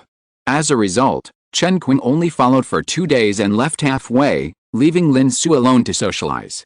After hearing what Chen Qing said, Lin Su squinted at her in dissatisfaction. "So you ran away halfway?" "Yet, I don't want to serve those uncles." Just as Simon had judged at the beginning, even if her boss didn't remind her, Chen Qing felt that Fiat's inspection team was not very reliable, and the company might not be very reliable either. Just don't waste time. Chen Qing thought that her time was very precious now. Lin Su, on the other hand, personally accompanied the Fiat team from Beijing to Nanjing for a week, and finally couldn't get rid of the relationship, so she tried her best to mediate and invited the Fiat team to visit her hometown Hangzhou for inspection. Even though she also felt that it was unreliable, Lin Su was still conscientious. After all, they couldn't both run away, and a certain man had told them. The two chatted all the way to the airport, and directly boarded a Gulfstream V business jet to the United States with a group of entourage. After more than 10 hours of travel, Gulfstream V landed at New York International Airport on Tuesday morning, July 16. Yesterday, Igrit's market value exceeded the $400 billion mark. As the market value of Igrit hit a new high, Simon's personal wealth has once again become the focus of media attention.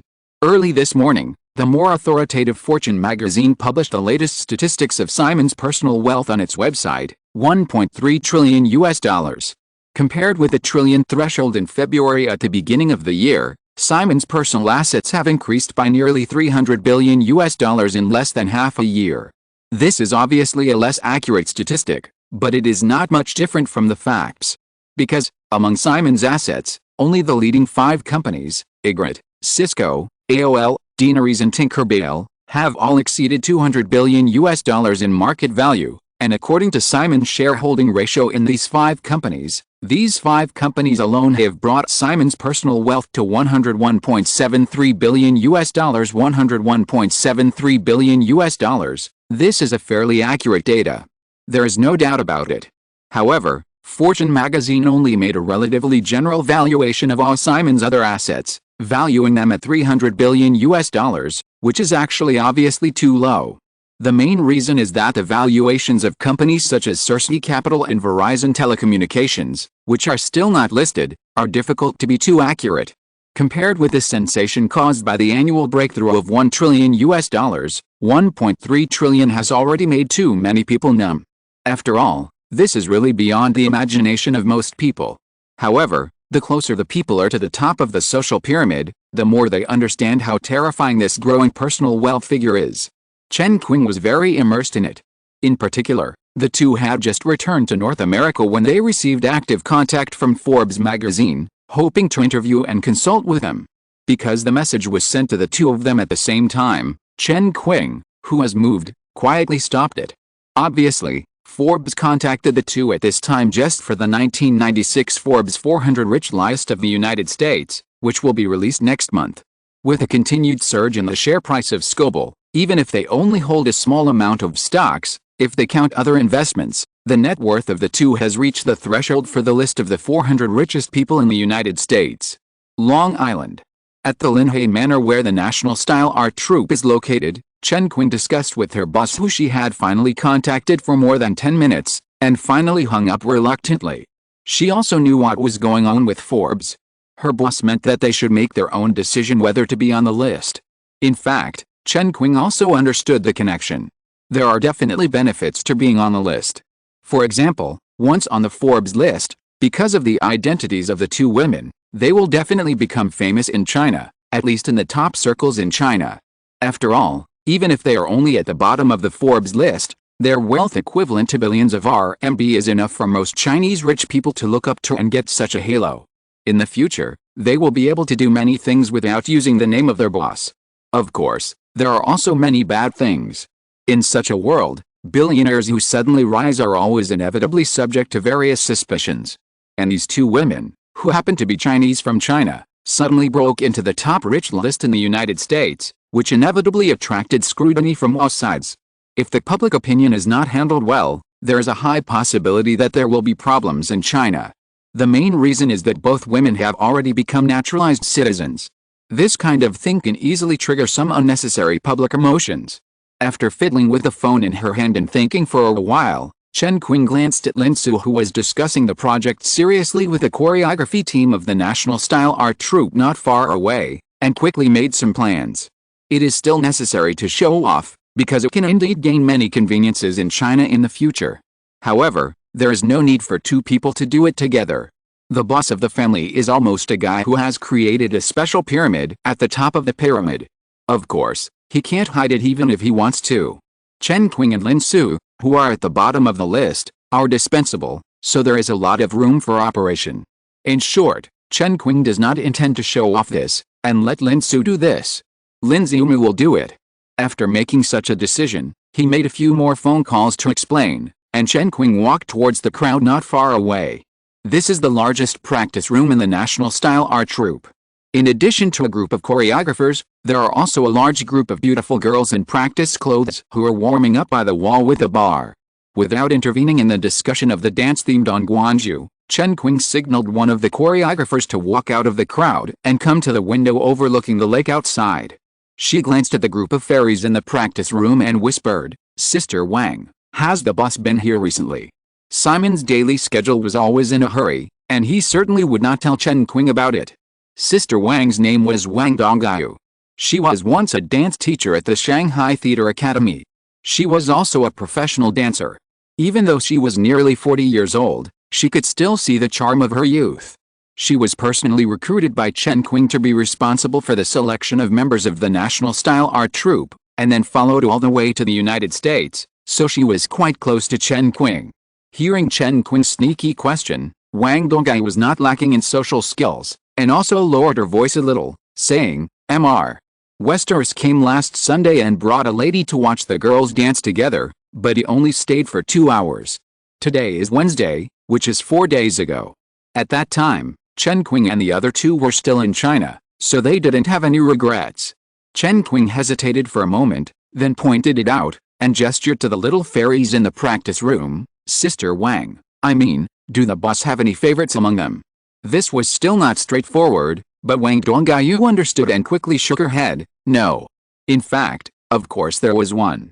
Especially the one that made the choreographers like them and even jealous, but Chen Qing must have known about this. After all, it was Chen Qing who personally arranged for the mother and daughter to go out. In addition, the boss has come several times in the past few months, and each time he stayed for a short time, let alone having some romantic affairs with any girl."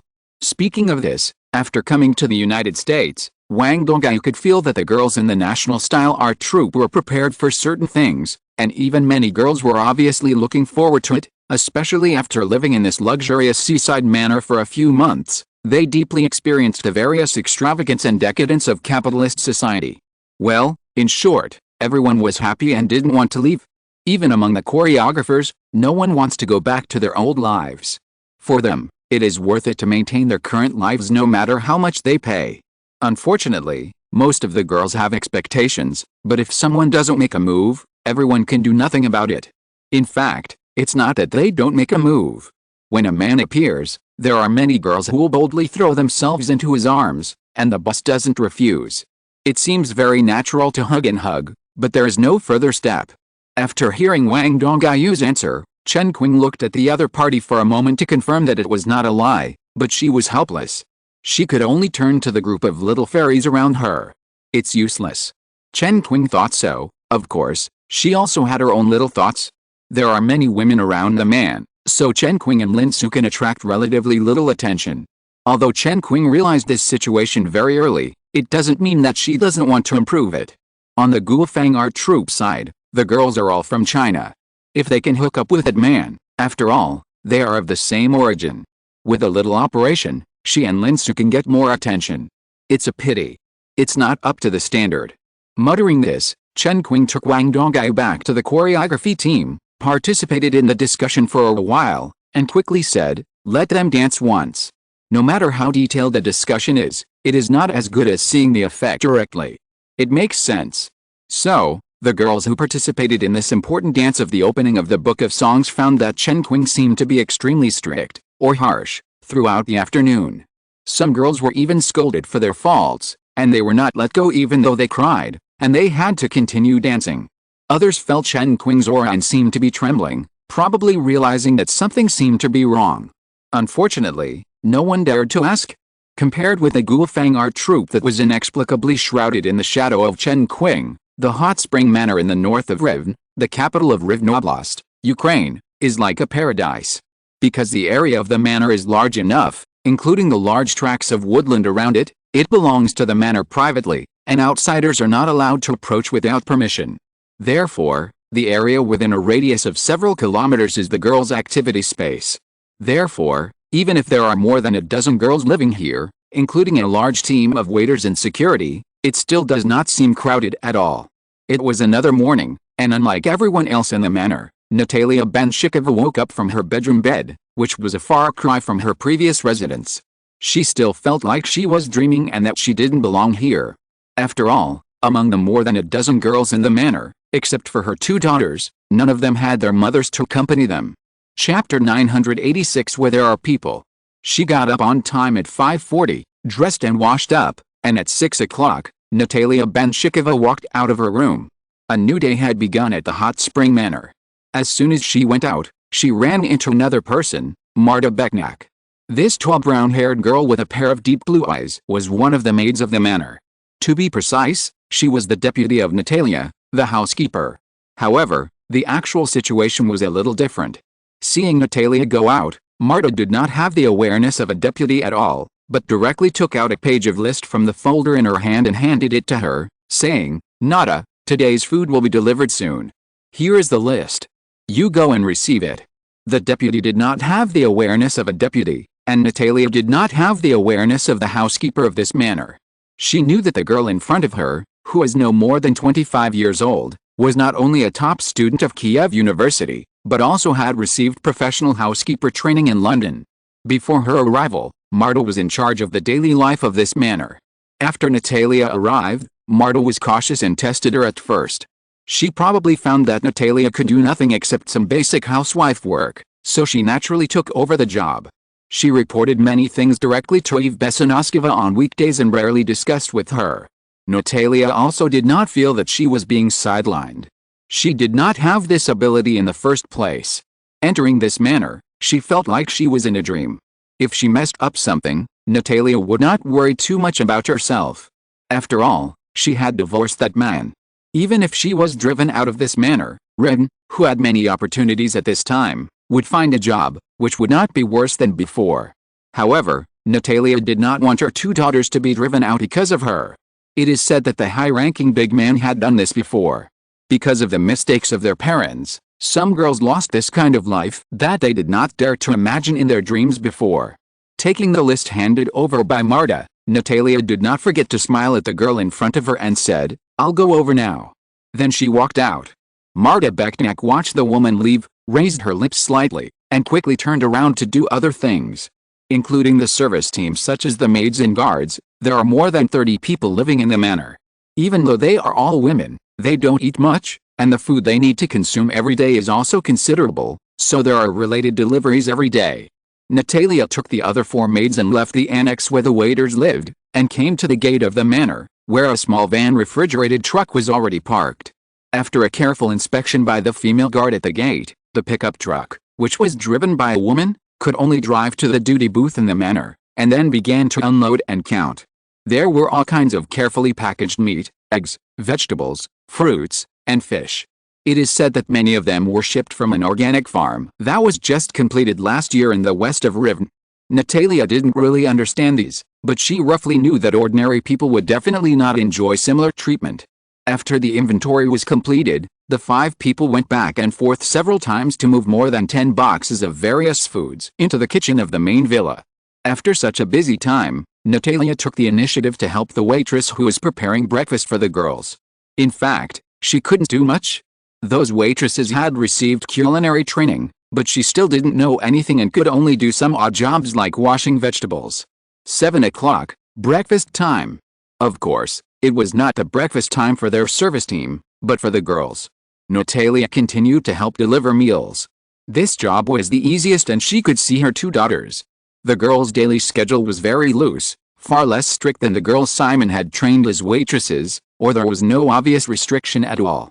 In addition to 3 hours of various courses in the morning and afternoon every day, the rest was free to do. Standard free range. Of course, there were many implicit rules, but the girls needed to understand them themselves. At the same time, someone would record the girls' daily life. Once they crossed the line, the result was imaginable. In a restaurant in the main villa, the sisters Galina Banshikova and Eve Banshikova, who were arranged to share a bedroom, came to the restaurant at around 7 o'clock. There were already 6 or 7 girls sitting here, and their mother who happened to serve breakfast to the girls. When the 2 girls saw Natalia, they paused slightly.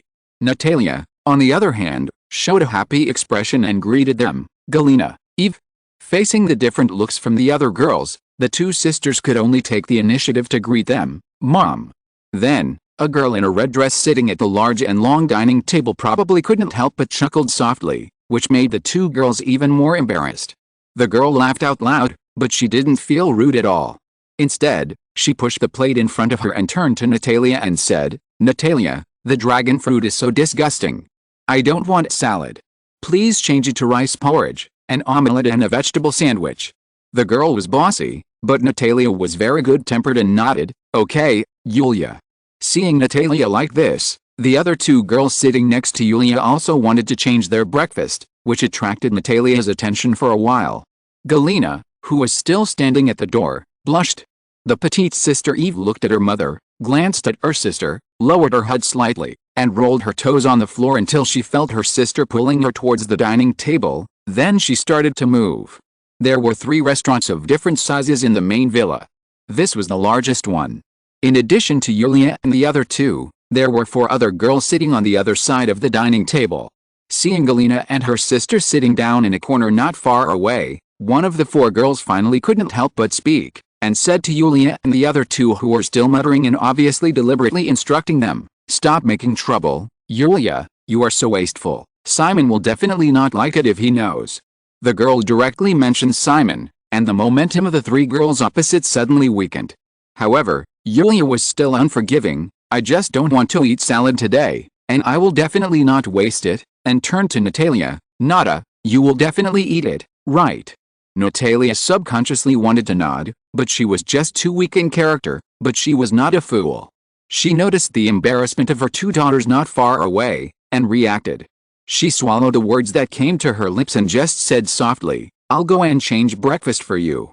As she spoke, she put away the plates in front of the three girls, held the tray and came to the two daughters.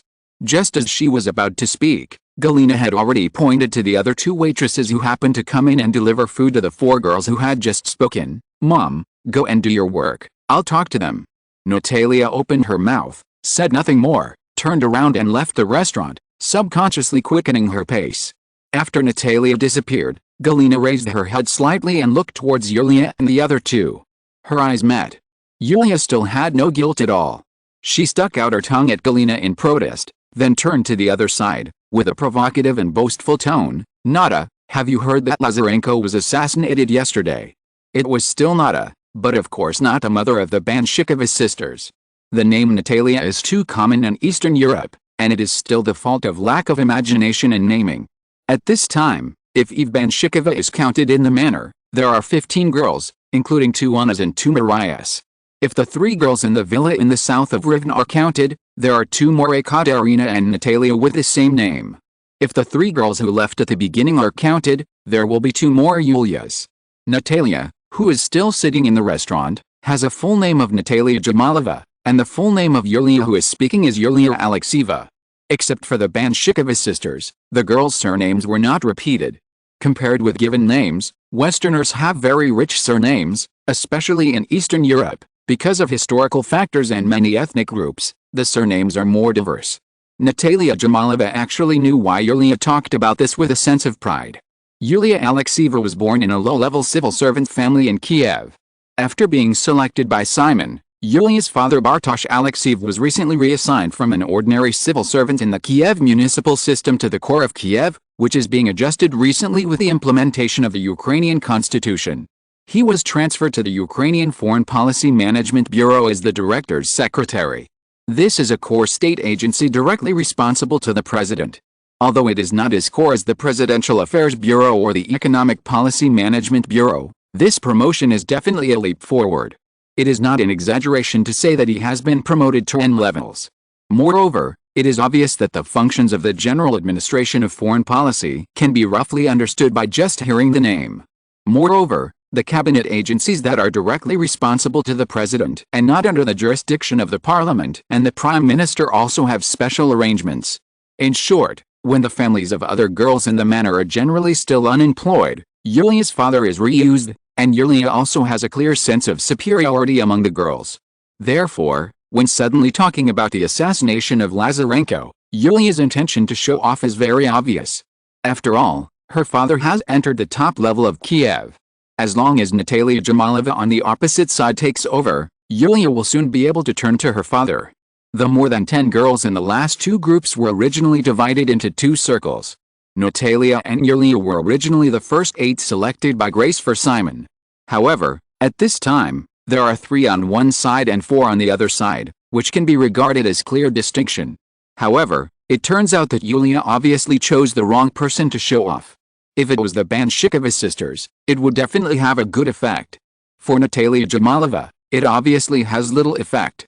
Even got a roll of the eyes. Obviously guessing Yulia's intention, after rolling the eyes at her, Natalia added, "Yulia, don't you think you are too proud? What kind of parents raise what kind of children? With your appearance, it's hard to say what your father is like. Maybe it won't be long, tisk tisk, you will be kicked out." Yulia didn't expect to be ridiculed instead of showing off, but she was not afraid. She immediately fought back, "Of course my father knows what to do, but your family, huh? How come there is no news until now?" Natalia shrugged, I'm not like some people who want to show off everywhere when they make a little move. Yulia blinked, not believing it at all. Then tell me, what arrangements have been made for your father? Or, is your mother going to come here to be a maid too? Haha. Yulia said so, and the Banshikova sisters who tried their best to pretend that they didn't exist suffered 10,000 points of damage again. The two waitresses served breakfast to the four girls on Natalia's side and left quietly. Natalia picked up the tableware very ladylike, and then glanced at Yulia across from her. I won't tell you. Tisk. Humph. From 7 to 9, breakfast and rest time. The girls were also lively, or rather playful. This continued until 9 o'clock, when classes began. There were 3 classes in the morning, 2 English classes and 1 ballet class. Simon had never thought about these girls becoming successful, so the course arrangement was mainly practical. Of course, if there were girls who wanted to make progress, that was fine. In fact, there were some. Among the first batch of 8 girls, in addition to the 7 girls in the 2 groups of Yulia and Natalia, there was another girl who studied very hard, named Anna Bilkoska. This 15-year-old girl from Odessa Oblast in southern Ukraine, in addition to daily classes, spent most of her time in the manor library, a place that other girls were least interested in. After mentioning it to Eve, she was also arranged to take a full high school course. During the morning class, the girls had just gathered in the classroom in the manor when Eve Besanoskova and some other people arrived at the Hot Spring Manor. The access control of this manor is very strict. Not to mention strangers, even the relatives of the girls, even female relatives, cannot enter without permission. Only Eve has the authority to bring people in.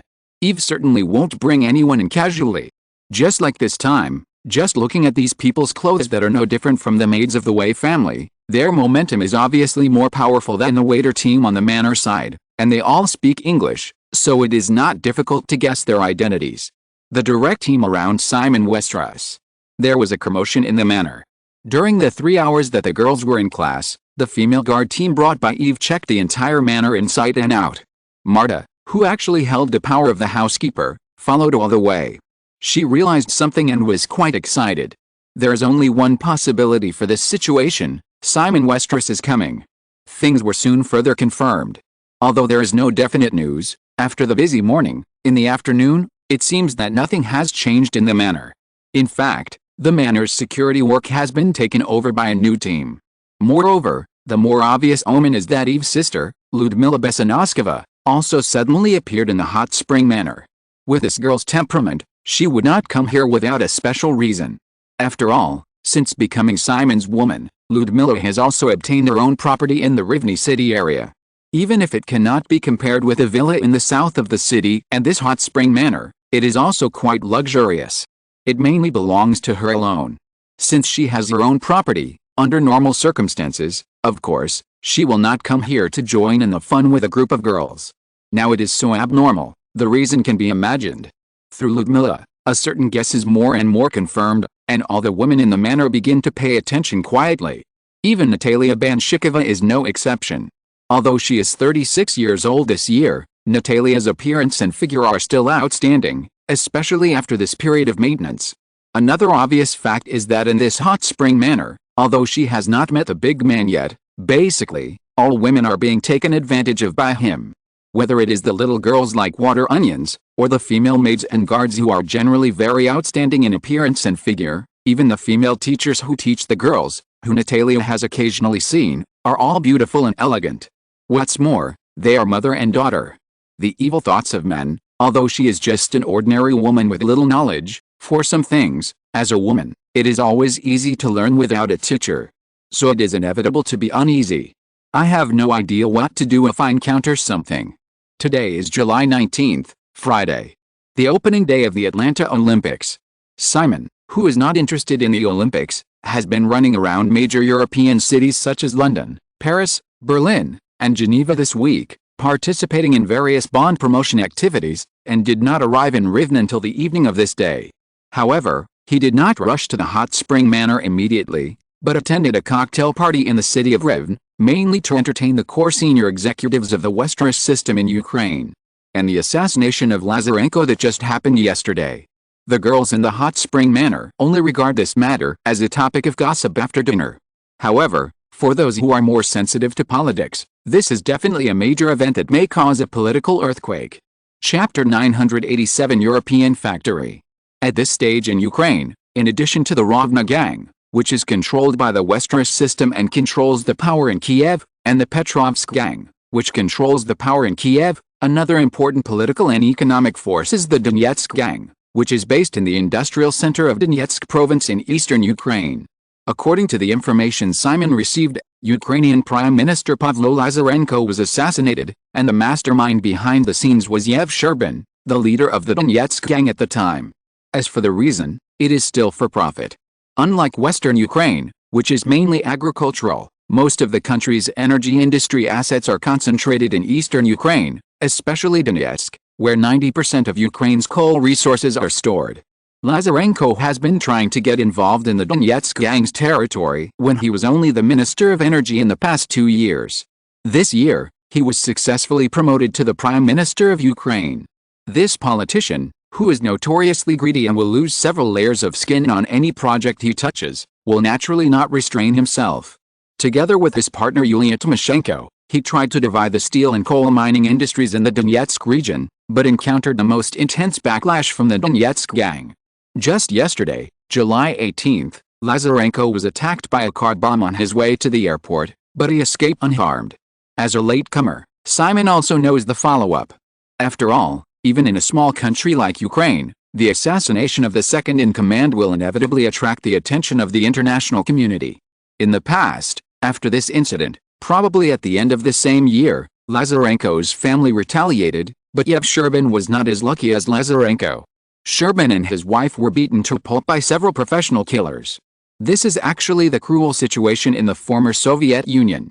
Not only did the business oligarchs who rose to prominence during this period not have a clean foundation, but even the middle and lower classes often caused a fight to compete for a company, a property, or even a department store. In order to prevent violent robberies that may occur at any time, many major commercial places in large cities in the former Soviet Union will have security guards with AK-47s hanging directly on them. In fact, no one can tell whether they are security guards or gangsters. It's like a barbaric era without the constraints of rules. In a high-end club in the north of Rivne that is not open to the public, Simon was holding a glass of red wine and standing in front of a wall with a map of Ukraine hung on it. Beside him were Sergei Kimorov, the head of Oldek, Klim Derivayenko, the president of UFMS, Andrei Smirnov, the governor of Rivne Oblast, and Alexander Leontiev, the head of Rivne Media. After taking a sip of red wine, Simon made a virtual mark on the map where Rivne Oblast was located with his other hand, and said to the people around him, "I know that you are increasingly dissatisfied with limiting your influence to Rivne Oblast and increasingly want to expand outward. However, you should have seen now that this is not an easy task. The Petrovsk Gang has seized the political power of this country, and the Donetsk Gang has inherited most of the industrial heritage of the former Soviet era. In comparison, think about what you have." Simon said so, and Derivayenko raised his eyebrows at him slightly, and smiled and said, "Yes, you have me." Everyone chuckled. Simon waited for a moment, but shook his head and said, "But I have to pour cold water on you. I have no interest in fighting with those people for the assets you value, because I don't think so. With such time and energy, I can find hundreds of investment projects with more lucrative returns in other parts of the world." Thinking about the recent news about Simon's latest personal wealth of $1.3 trillion, everyone in the reception hall had no way to refute it. And everyone also understood that Simon's fundamental appeal to Rivne state actually had only one point: the Ukrainian Front Military Service, UFMS, a private armed force initiated by the Rwandan War 2 years ago and continuing to be active, was the fundamental reason why this young man with a net worth of trillions appeared here. Otherwise, as Simon just said, he didn't think highly of this dilapidated border state in northwest Ukraine. And, these people. It was a fact that Simon Westeros looked down on them, and another fact was that the biggest reliance of everyone present was actually the young man standing in the center of the crowd. Without the other party, everyone on the scene might be just an ordinary businessman who can only do some insignificant small business in a remote corner, or just a veteran who doesn't know where he will go after retirement, or just a marginal politician who will be overturned by a storm. But now, they are the Rovna Gang that no force in this country can ignore. Even if their political power cannot be compared with the Petrovsk Gang, And their economic strength is not as good as the Donetsk gang, but with the towering tree of the Westeros system as a backing, while other forces are fighting for various interests, the Rovna gang, which has been silent and rapidly developing, can go to what extent in the future? Who can be sure? In the reception hall, Simon poured cold water, took another sip of red wine, looked at the map of Ukraine in front of him, and suddenly asked, "Do you know why I can have more than $1 trillion in wealth?" Everyone looked at each other. They really didn't think about this question seriously. Facing Simon's question, even if they had some ideas in their minds, they didn't speak rashly. Simon didn't wait for an answer, nor was he disappointed. He answered himself, "Because I am good at taking paths that others have not taken and developing industries that others have not noticed." The most typical example is the internet. The term internet actually appeared in the 1970s, but it was not until 20 years later that the internet began to explode. It is no exaggeration to say that the Westeros system led this explosion. Cisco, AOL, and Ygritte, three companies, constitute an entire industry chain of network equipment providers, network service providers, and network content providers. Now, the market value of these three companies alone exceeds $1 trillion.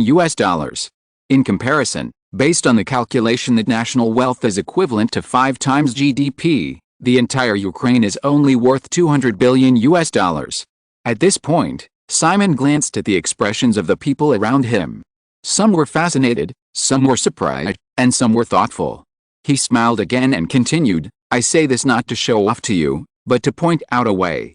The assets left over from the Soviet era and the country's other resources may seem like a very delicious piece of fat meat, but the price to get them is not small. You may even lose your life. Moreover, once you set your sights on these things, most of your time in the future will be spent on various infighting and fighting, which will hinder your progress. So, here comes the question again. In addition to these things that people are fighting for, tell me, what other precious treasures does Ukraine have that have not been noticed by Lazarenko and others?" Another question. This time everyone did not remain silent. Sergei Kermorov quickly said, "Simon, I remember you once said that it should be, population." Simon raised his hand and snapped his fingers. "Yes, population, a population of more than 50 million, is definitely Ukraine's most valuable and underappreciated wealth. It is also a path that you can take like me, a path that no one else has taken."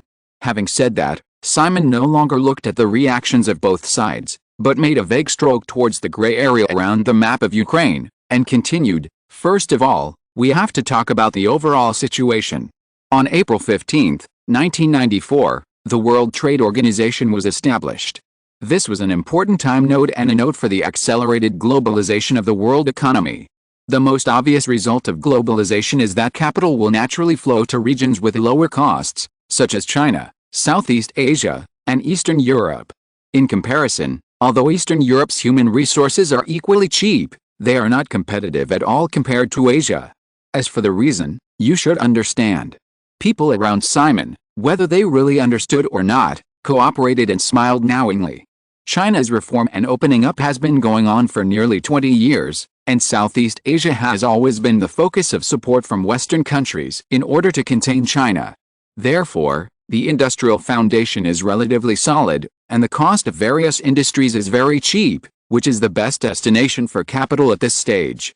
This is not actually impossible to catch up. The most critical reason is that the current Eastern European region is too chaotic. Not to mention countries such as Yugoslavia, which are in civil war, even Russia or Ukraine, there is no suitable condition to introduce foreign investment to develop the economy. The business environment is really too bad.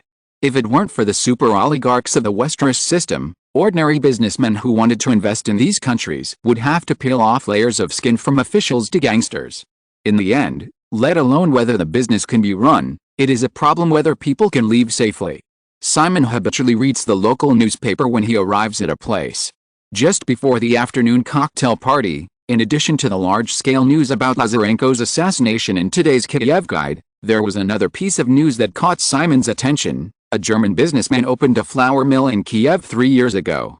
After the factory was built, it was coveted by the local gangs, who wanted to extort 30% of the shares for nothing. The businessman naturally disagreed, and then he was shot on the head in the street last year. The content of the news was that the Kiev police announced that the case was officially solved and the relevant suspects were brought to justice. However, on the surface, it seemed that justice had been served, but most overseas businessmen who saw this news would probably give up the idea of investing in Ukraine.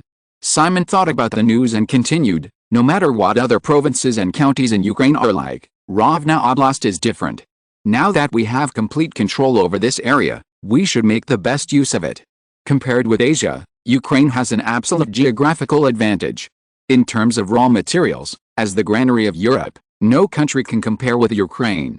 As for manpower, as long as Rovna Oblast provides enough opportunities, there is no need to expand outward. The public will naturally gather around us.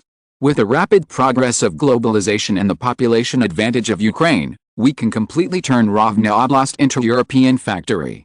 We can get involved in clothing, furniture, electronics, food, etc., and we all have the potential to do well. Giving everyone some time to digest again, Simon took a few sips of red wine, glanced at the people who were quite interested, and then said, "Moreover, once the plan is achieved, this will bring another result, that is, you will get the support of the public. Think about it, whether it is the Petrovsk gang or the Donetsk gang, they are just dividing up the assets of this country and ignoring the lives of the people, while the Rivne Oblast can create countless jobs and allow countless people to live a rich and stable life. At that time, it is self-evident who the public will support. In short, as long as you follow this plan and succeed, this country will be yours in at most 10 years. Simon has never been a person who likes to talk too much. However, this does not mean that Simon is not good at speaking and inciting. After the speech, this speech containing a big picture and great ambition made everyone at the scene feel emotional. However, to be honest, this is still just a big pie that Simon drew by taking advantage of the topic. As Simon said at the beginning, if he wanted to make money, he would not be interested in Ukraine, a turbulent place, because there are too many better investment targets. On the other hand, Simon had the idea of the European factory a long time ago. The original idea was to include the whole of Ukraine, but later found that it was not realistic at all, so it was narrowed down to Rivne Oblast, which is completely controlled by the Westeros system. In the past 2 years, in addition to the top priority UFMS, Simon has been consciously or unconsciously laying the foundation for this plan. Now, Rivne Oblast has been completely controlled by the Westeros system, with stable social order and excellent business environment. Next, as Lazarenko's power expands and becomes a threat to Kuchma's faction, the internal strife of the Kiev authorities intensifies, and they will definitely have no time to worry about Rivne Oblast. Therefore, it will be the best time for the Rivne gang to expand rapidly. Not only that, the Southeast Asian economic crisis starting next year will also slow down the speed of European and American capital flowing to Asia. After the economic crisis spreads to the world, the trend of Western real industries shifting to lower-cost areas will intensify, which provides the best external conditions for Simon's European factory plan. With both internal and external conditions, the next step is execution. Knowing is easy, but doing is difficult. There is no shortage of the best plans in this world, but only a few can succeed in the end. The key is that it is difficult to get even 70% or 80% of the plans. Therefore, we can only wait and see how far the Rovna gang, which Simon has built up, can go. If it succeeds, everyone is happy. If it fails, it has nothing to do with the overall situation. Because of a lot of discussions about the European factory plan, Simon did not leave the club in the north of Rivne until 11 o'clock in the evening. He did not go to the villa in the south of the city.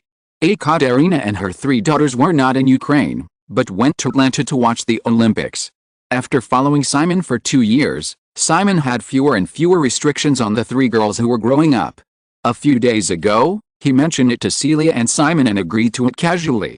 Of course, Simon would not mention that he would come to Ukraine recently.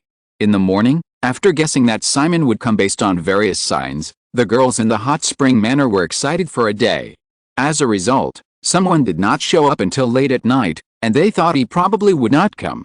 So when Simon arrived at the manor around midnight, most people had already gone to bed.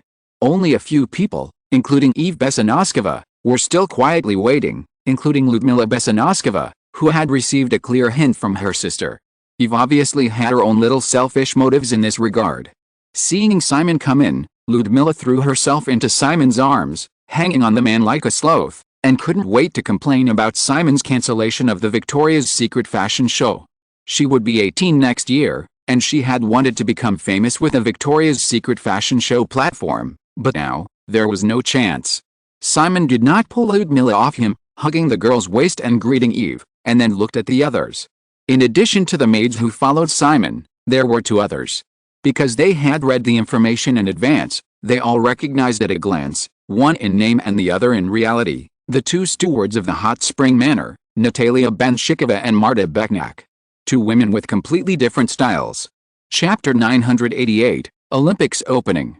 Although it was late at night, Simon was not sleepy because of the time difference. He glanced at Natalia and Marta, then turned to Eve and said, "I'm going to take a bath. Please prepare some clothes for me." After that, he held Ludmilla, who was still hanging on his body, and turned to the west corridor leading to the indoor hot spring bath. After the man left, Eve subconsciously looked at Girl A, who came with Simon. Allison had no intention of joining in the fun. Seeing Eve coming, she just said, "I'm tired. I'm going to rest first. You guys serve the boss well." Seeing Girl A also walk towards the stairs leading to the second floor, Eve said to the others, "It's late. You guys should go to rest too." The intention of this sentence was somewhat obvious. After Eve finished speaking, her cheeks were stained with some blush. She was never a girl as bold and lawless as her sister. She was instinctively embarrassed by the idea that the 2 sisters monopolized a man. The management of the Westeros family's surrounding service team is very strict. Eve, the boss, gave the order. Even if the other maids were dissatisfied, they all dispersed tactfully after hearing the order.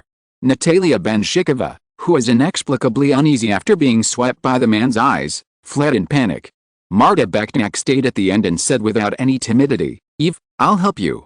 If it was Ludmilla, she would definitely not give Marta such an opportunity. Although Eve is not a weak and opinionless woman like Natalia Benshikova, she is always easy to talk to as long as it does not involve issues of principle. Now, well, it seems to have nothing to do with issues of principle. In addition, out of a kind of ostrich mentality of covering one's ears and stealing the bell, Eve finally nodded, "Okay." The 2 women went upstairs together and came to the cloakroom where men's regular clothes were placed. They picked out a set of men's clothes from inside to outside. Eve also prepared a set of clothes for her sister. When he went downstairs again and just walked into the hot spring bath filled with light mist, he heard Ludmilla spitting out water while saying coquettishly, "No, Simon, puff, this water is so hard to drink, puff, let my sister come later, she is a national athlete, with a large lung capacity, she will definitely be able to hold on for a long time." Along with the girl's voice, the 2 women also saw the situation in the steaming hot spring bath. Simon sat on the edge of the Japanese-style bath. The water was deep, almost submerging his shoulders. 2 slender arms with smooth muscle lines climbed on the edge of the pool. Ludmilla only had a head and a slender neck sticking out of the water in front of the man, still spitting out water. This. Even at the age of 24, Marta Beknak is still a standard virgin, and as for Eve, it is not much different. It's just that women are always more likely to learn many things without a teacher. Even if they really don't understand, they probably realize that it is definitely not a good thing. Large lung capacity? Okay. Eve's face was completely red. She couldn't help thinking, why can't she be like her father, and be ruthless and give her unruly sister a good beating? Because she was facing the door sideways, Ludmilla saw Eve and the others enter the door first. Marta could take advantage of Eve, but obviously couldn't take advantage of Ludmilla. She was soon driven out by the girl without any hesitation. Eve actually wanted to go out, but unfortunately she was stopped by her sister, in fact, she didn't insist on leaving. After all, her sister was not an outsider. After the first time, it was inevitable that the second, third, and even the nth time would be easier to accept. The next morning, Eve rarely got up early. Too ashamed to see people. Ludmilla, who always liked to stay in bed, got up early with Simon for the first time. She stayed around Simon until the man went out at 9 o'clock, as if to declare her sovereignty. Later, she wanted to go out together, but unfortunately she didn't do it. Today is July 20th, local time in Ukraine. Saturday. According to the time difference, when Simon went out at 9 in the morning, 6 hours ago, the 26th Olympic Games held in Atlanta, the capital of Georgia, officially opened under the personal auspices of U.S. President Bill Clinton. The special thing about this Olympic Games is that it is the 100th anniversary of the Olympic Games since the first one. The centenary celebration is unprecedented in scale. This competition has 26 major events, 41 sub-events, and 271 minor events. A total of 197 countries and regions have sent delegations, and the number of participants has reached 10,788, setting the highest record of participating delegations, number of participants, and competition events since the modern Olympic Games. Simon has never been interested in sports. Since he became rich, more than once someone suggested that he buy a basketball team or a rugby team, but he has never been tempted. However, Simon is still quite concerned about this Olympic Games, mainly at the media level. In the morning, when he left the Hot Spring Manor and rushed to the UFMS base by car, Simon got the Olympic theme briefing documents from Deanery's Entertainment and Ygritte Company.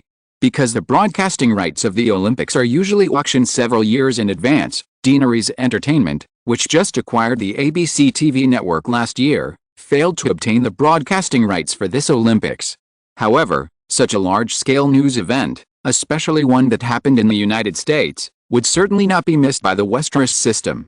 Although they did not obtain the broadcasting rights for the event, Deanery's Entertainment and Ygritte still send a large media team to Atlanta. In particular, Ygritte, taking advantage of the platform advantages of the Internet's large information capacity and greater immediacy, began to strive for media attention for the Olympics through various operations a few months ago. Since yesterday, topics about the Olympics have exploded on platforms such as Ygritte's Ygritte portal, Facebook's social network and YouTube video website, and topics about the Olympics have also become a hot search on Google search engines. According to comparative monitoring data from various aspects, the activity of Olympic themes on online platforms has subtly overshadowed traditional media, such as the YouTube platform. Due to the rapid popularization of IREC, the number of various video uploads about the Atlanta Olympics has soared. Even though Ygritte deliberately keeps a low profile on many data, Simon believes that after this Olympics, traditional media will more intuitively feel the strong impact of the internet new media. The general trend is irreversible. The eyes of the whole world are attracted by the Olympics, and Simon is still following the routine in Ukraine.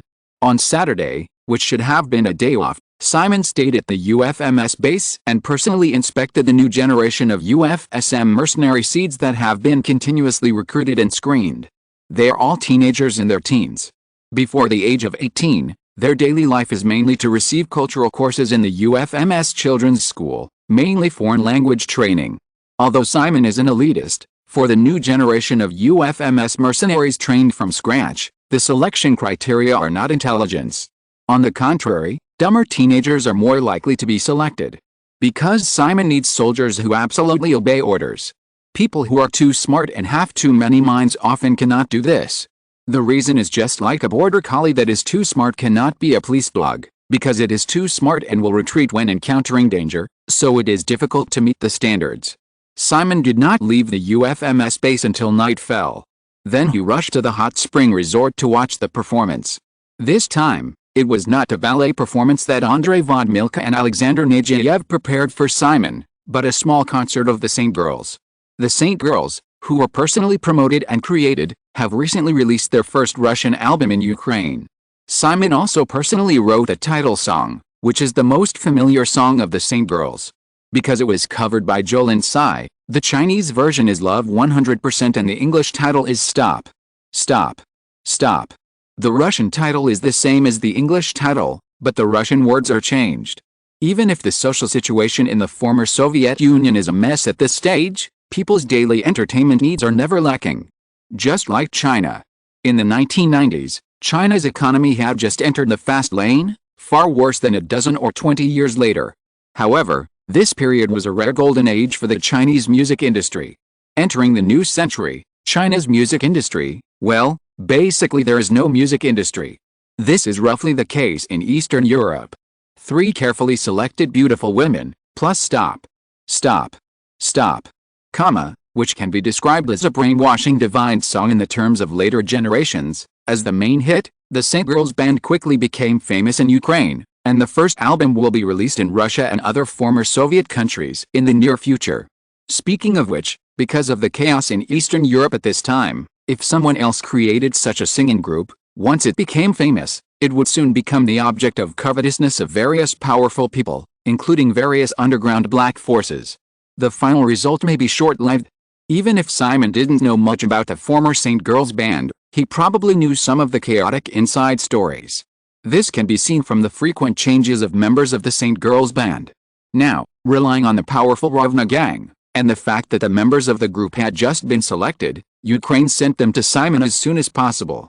In the eyes of many senior executives in Rovna, this is basically a group of vases that Simon raised as he pleased, and private forbidden delicacies. Therefore, there was no smoky and miasma thing to find the three girls after becoming famous recently. Just need to develop with peace of mind. Of course, on the other hand, they can only focus on their careers, and their personal lives are basically non-existent. The performance of the three girls at the hot spring resort tonight is a formal commercial performance.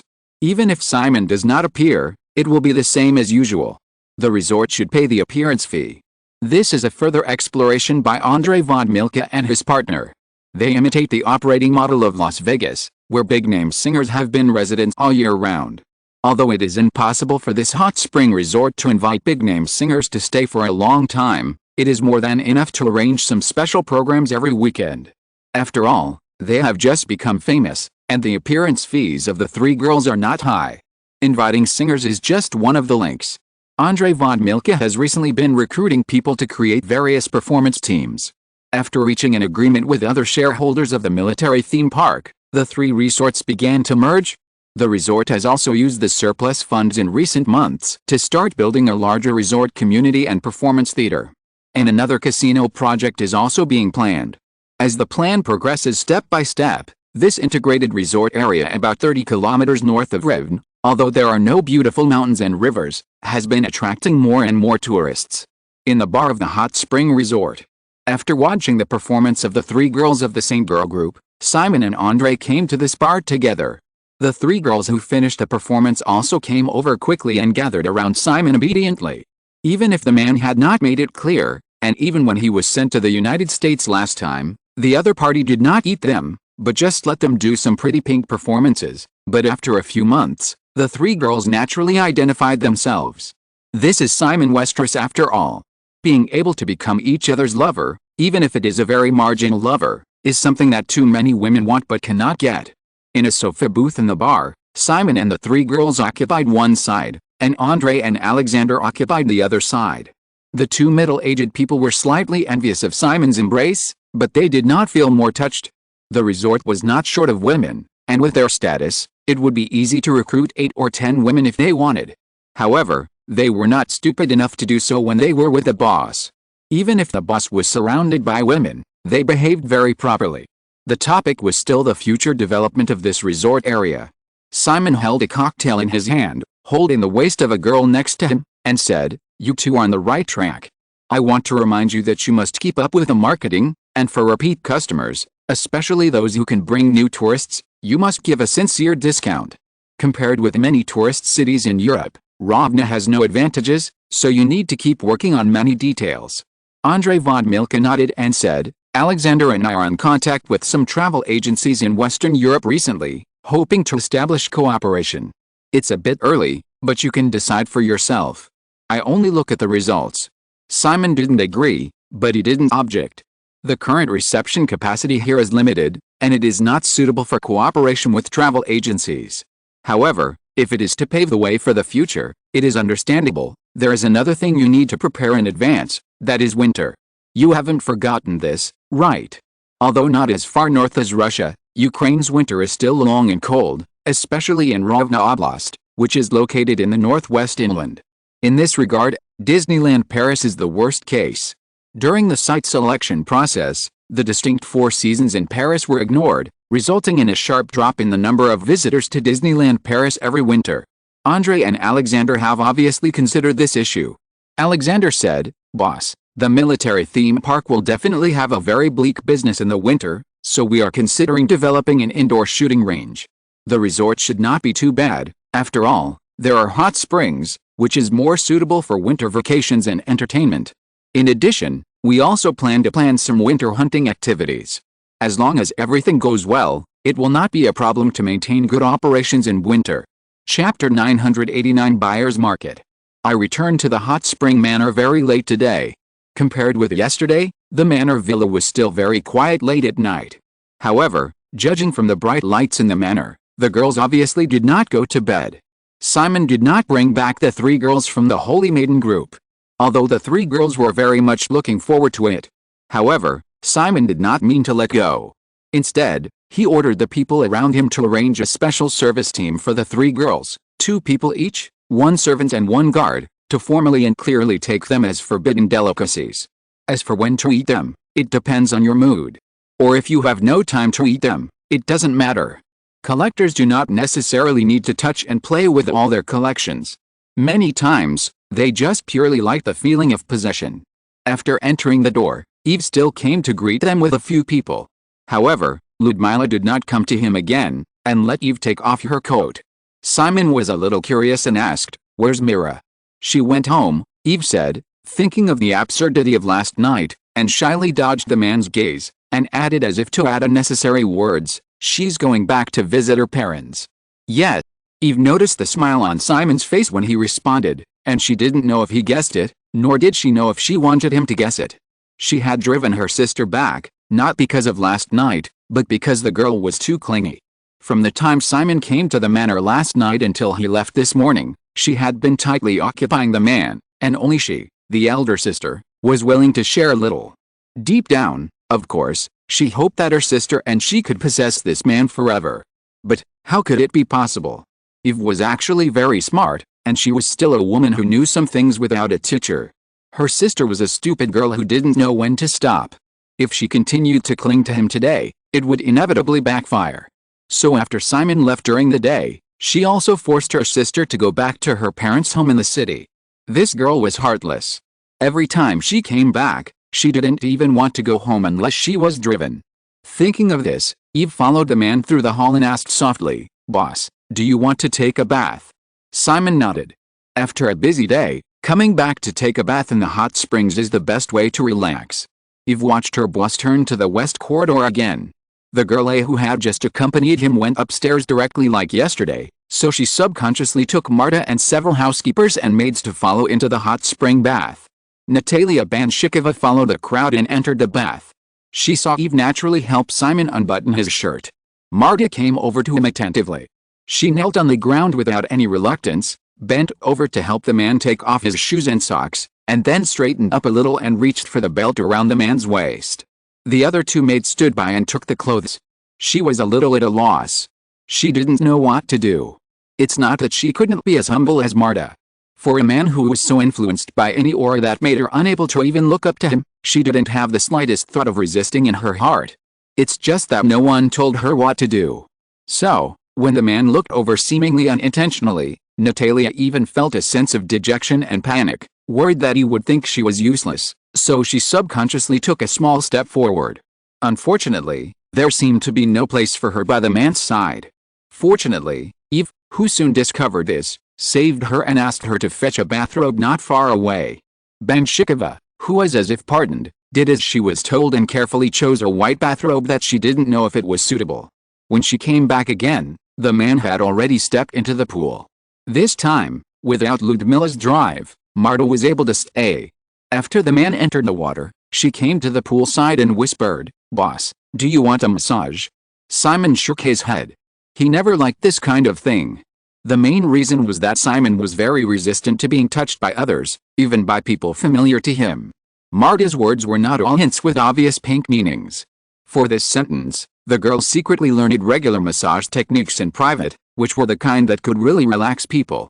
Unexpectedly, obviously, this preparation was in vain. But she was not discouraged. Before the other women could speak, Marta quickly said, "Boss, would you like something to drink? I'll prepare it." Simon habitually climbed on the rocks on both sides of the pool and leaned comfortably on the edge of the pool. Hearing this, he said, "Send a pot of tea, green tea." Marta quickly agreed and stood up from the pool. Simon did not forget about the others. He turned his head and looked at Natalia, raised his head and gestured, "Let Galina and Eva come to accompany me. Everyone else go to rest." Natalia was stunned for a moment before she realized that the man was talking about her 2 daughters. She obediently agreed and glanced at the man's arms, which had clear muscle lines and looked full of some kind of explosive power. Her heart tightened slightly, and she quickly retracted her gaze and turned to walk out of the indoor bath. Others left one after another. Eve stayed until the end, placed a pair of slippers neatly by the pool, and asked softly, "Boss, shall I come back later?" "No, go to sleep." Eve nodded, hesitated for a moment, and finally said nothing more, got up and left. This is her man. Subconsciously, such a powerful man who was like her savior and naturally possessed her. Everything she did was natural. Natalia quickly returned to the bathing pool with her 2 daughters, and Marta then sent a pot of green tea in. However, until Eve sent all the girls who had been waiting until late at night to rest, no one came out of the hot spring bath. The next day, it was still a busy schedule. Simon returned to the city of Rivne in the morning and attended 3 meetings in a row for Old Egg Company, Rivne Media, and the newly integrated Rivne Chemical Group. In order to match Simon's schedule, the 3 teams concentrated the meeting place in an office building in the north of Rivne. From 9 o'clock to 12 o'clock, 3 hours, 1 hour for each team.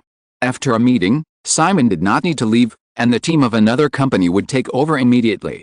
For Old Egg, in addition to the discussion of the business operation status of the company in the past few months, inspired by Simon, Sergei Kermorov came up with an industrial concept of light industry consortium, which was proposed in the conference room today. He hoped to build a comprehensive joint enterprise organization involving light industrial production in clothing, furniture, food and other aspects based in Rivne Oblast. Even if the general concept is still only in Kermorov's mind, the general explanation at a meeting can make people realize that this is a very large industrial plan. If you really want to implement it, it can almost be said that a single hair will move the whole body. Whether it is the Westeros system or the Ukrainian authorities, they will be mobilized actively or passively to provide a lot of resource support. Specifically for Old Egg, the first thing to do is not to expand, but to streamline itself, eliminate various factories and enterprises in the Old Egg system that are not related to this plan, and focus on a series of core light industrial manufacturing. Once this plan is successful, the importance of Rivne in the future will even exceed that of Kiev, the capital of Ukraine. The 1-hour meeting of Old Egg Company was spent on discussing this plan because of the idea proposed by Sergei Kermorov. The specific planning scheme may take several months to formulate, and the future implementation will not be able to start in the short term. However, Simon is quite optimistic about this plan. If Sergei Kermorov can really build the planned light industry complex step by step, Simon does not mind calling on the resources of the entire Westeros system to support it in this process. As for the feasibility of the plan, there is no doubt about it. Because Ukraine's foundation is actually very good, not as good as people imagine. In terms of human resources, Ukraine used to have a population of more than 50 million in the early 1990s because of the long-term turmoil that lasted for decades after the disintegration of the Soviet Union. In the end, it lost nearly 10 million people, and it is obvious that these 10 million lost people are definitely the best labor resources. If these 10 million best human resources were all kept in Ukraine, if the situation in Ukraine could be stabilized and the economy could be developed like China, with Ukraine's superior agricultural resources and industrial base, it is conceivable how much wealth these 10 million people would create for the country, and Ukraine would even be one of the richest countries in Europe. Unfortunately, these people have basically become the cheapest labor force at the bottom of Western Europe. A standard hand of good cards, played to pieces. In other words, in Ukraine now, not many people really care about this hand of cards, and even the few who care do not have the power to sit at the table. The final result is that Ukraine, which is enough to become a mini Soviet Union without burdens and transfer payments, has finally become the largest bankrupt in Europe. This is the world. Strange and ironic. Simon cannot change the current situation in Ukraine, and he has no idea of changing it. However, he is more and more interested in creating a small economic miracle in a base that belongs to the Westeros system in Rivne Oblast. Speaking of which, the more chaotic the overall situation in Ukraine is, the more convenient it is for Simon to operate in this corner. The stronger the economic strength of this region in the future, the stronger the control that the Westeros system will have over this country. In modern society after the emergence of nuclear weapons, except for the devastating war that may eventually be unavoidable, before that, the economy is the most important battlefield for the game between countries. Mastering the economy of a country is almost equivalent to mastering the country. Similarly, Defeating the economy of a country is equivalent to destroying the country. The Soviet Union, which eventually fell apart, is the most typical annotation of this theory. There are countless explanations for the reasons for the disintegration of the Soviet Union. In Simon's view, it all comes down to one thing: economy. A country that can't even feed and clothe its people will inevitably be doomed to destruction, no matter how powerful its military force is. On the other hand, even if Rivne eventually becomes an economic miracle in Ukraine, Simon is not worried about losing control. Compared with the power of the entire Westeros system, coupled with the Washington authorities, who have a strong voice in the Westeros system, let alone a Rivne state, even the entire Ukraine is vulnerable. If someone rebels and wants to suppress it, Simon can think of hundreds of ways. Moreover, by then, mastering the economy of this area actually means mastering the will of the people. The main topic of Rivne media was to increase the control over the entire Ukrainian public opinion. Alexander Lyodiev was planning to buy a national television station and several newspapers in Ukraine. The core interests of the Westeros system in Ukraine were located in Rivne Oblast, but the media system was to be expanded to the whole country. This matter had been relatively restrained before.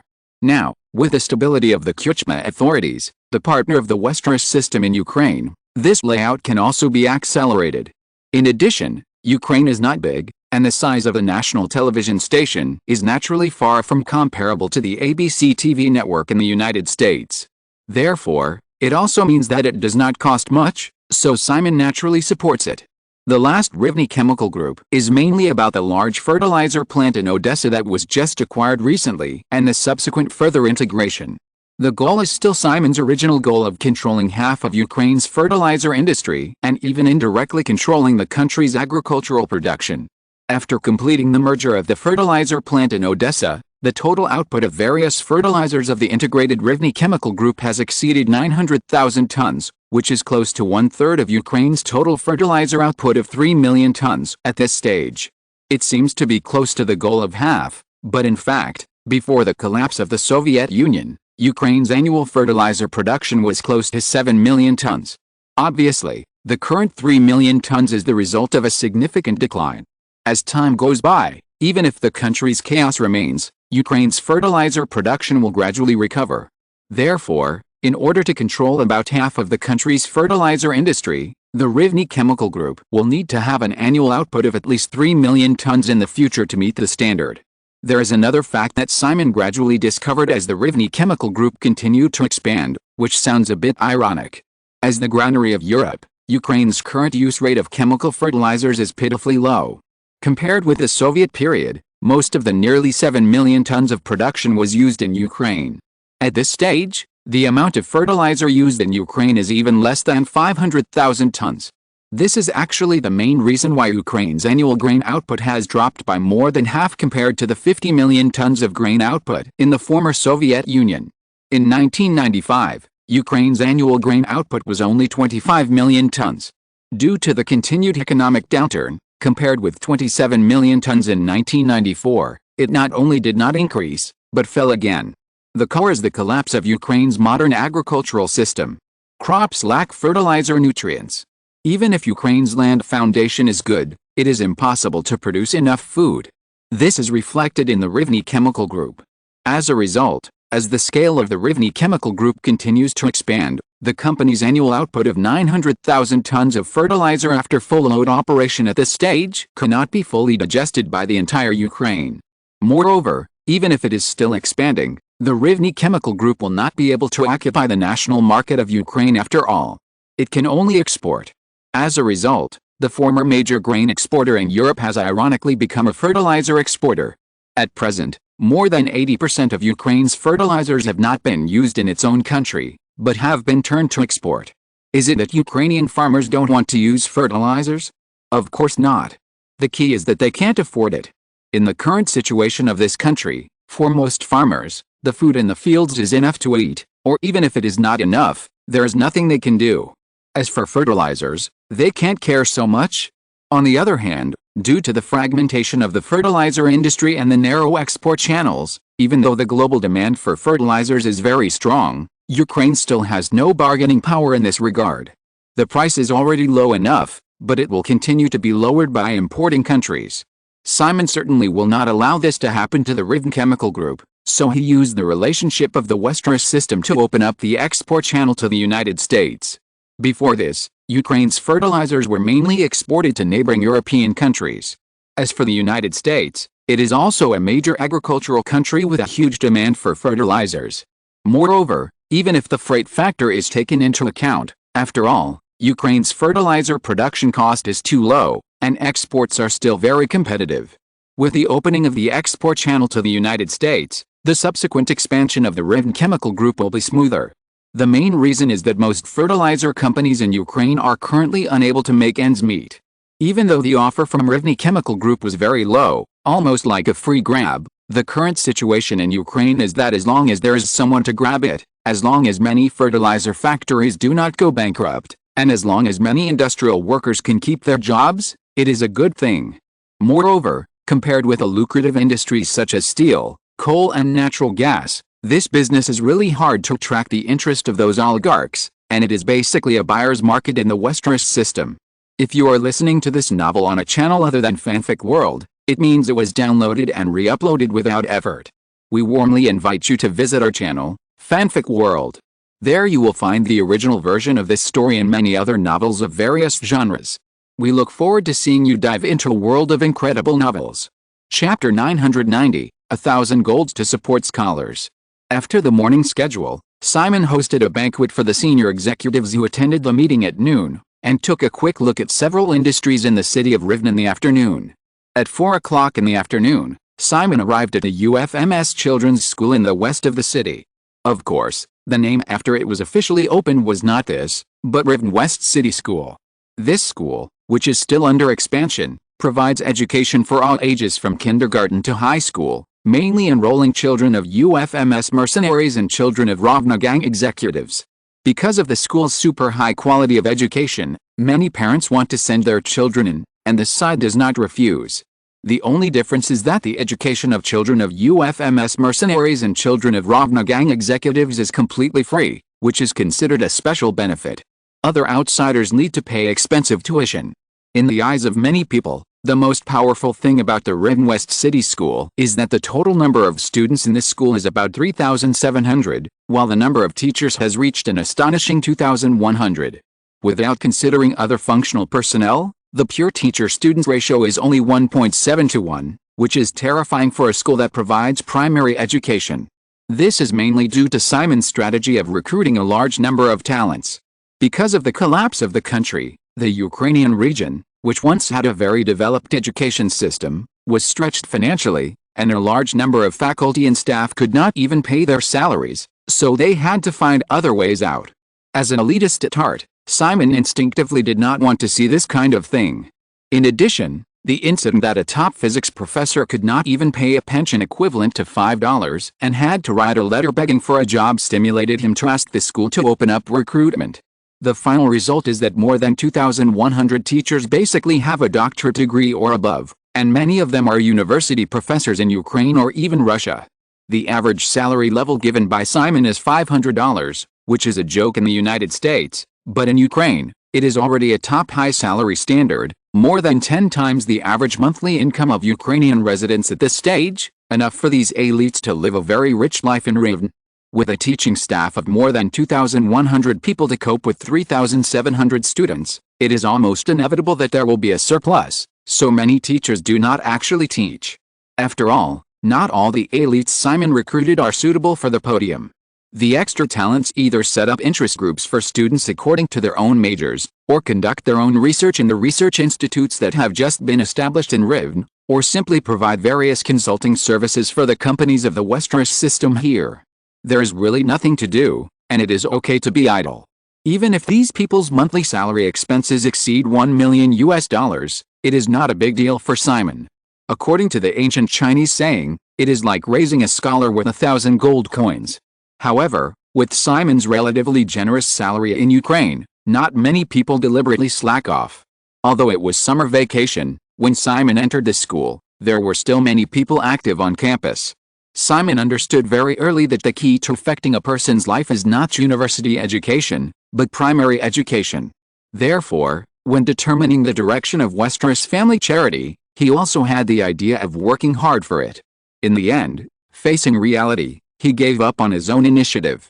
However, for this school here, even if there is no relevant expectation of Los Angeles Sal College, the education style determined by Simon himself is still a strict elite education, rather than the happy education that is generally used to fool the lower classes in Europe and the United States. If you want happiness in childhood, sorry, turn left when you go out. Livnesey City School does not provide a happy childhood. Although all qualified students can enroll for free, and other qualified self-funded students are not rejected, students in this school will be in a competitive state from the primary school stage. Unless they do something particularly bad, no one will be expelled. However, all students will be divided according to their academic performance. Students with good grades will enter the top class, and poor students will be gathered together with poor students. Of course, because the faculty is strong enough, this school will also conduct appropriate teaching according to students' aptitude. For example, between liberal arts and science, or those who are really not interested in all cultural courses but are good at sports, can all be cultivated. Simon also customized the scholarship regulations, not only from primary school to middle school, but in the future, as long as they can be admitted to the designated university, they will continue to receive funding from the Westeros system, and even go abroad to study directly under the arrangement of the Westeros system. As for parents, if they cannot accept this Spartan education, that's fine. However, since the school was launched, more and more people want to send their children in, and no one has dropped their children out because the school's education system is too strict. Attaching importance to education and hoping that their children will become successful is definitely not just the educational concept of Chinese parents. It can almost be said that it is the instinct of all parents in the world. Simon walked around the campus. The entire campus, even the kindergarten area, has many students. It is obvious that some parents who don't have time to look after their children in the kindergarten actively send them here. After all, the level of the kindergarten teachers here is also the top after careful selection, not to mention that it is free. In other primary and secondary school areas, there are students in various classrooms, either receiving summer tutoring, or various interest groups, or physical exercise, and so on. In general, this campus is full of a kind of determination that this dilapidated country does not have at all. Perhaps it was a special arrangement by someone with a heart. Simon also met the physics professor at Kiev National University, who wrote a letter to ask for a job. The old man named Sergei Yershikov is 68 years old this year and still energetic. He is tutoring a group of students in high school physics. Simon also attended a part of the class. Compared with the physics course in his high school career, the difference is obvious. Finally, after a few words, the old man thanked Simon. His current job almost supports a large family. Then there were some inevitable sighs.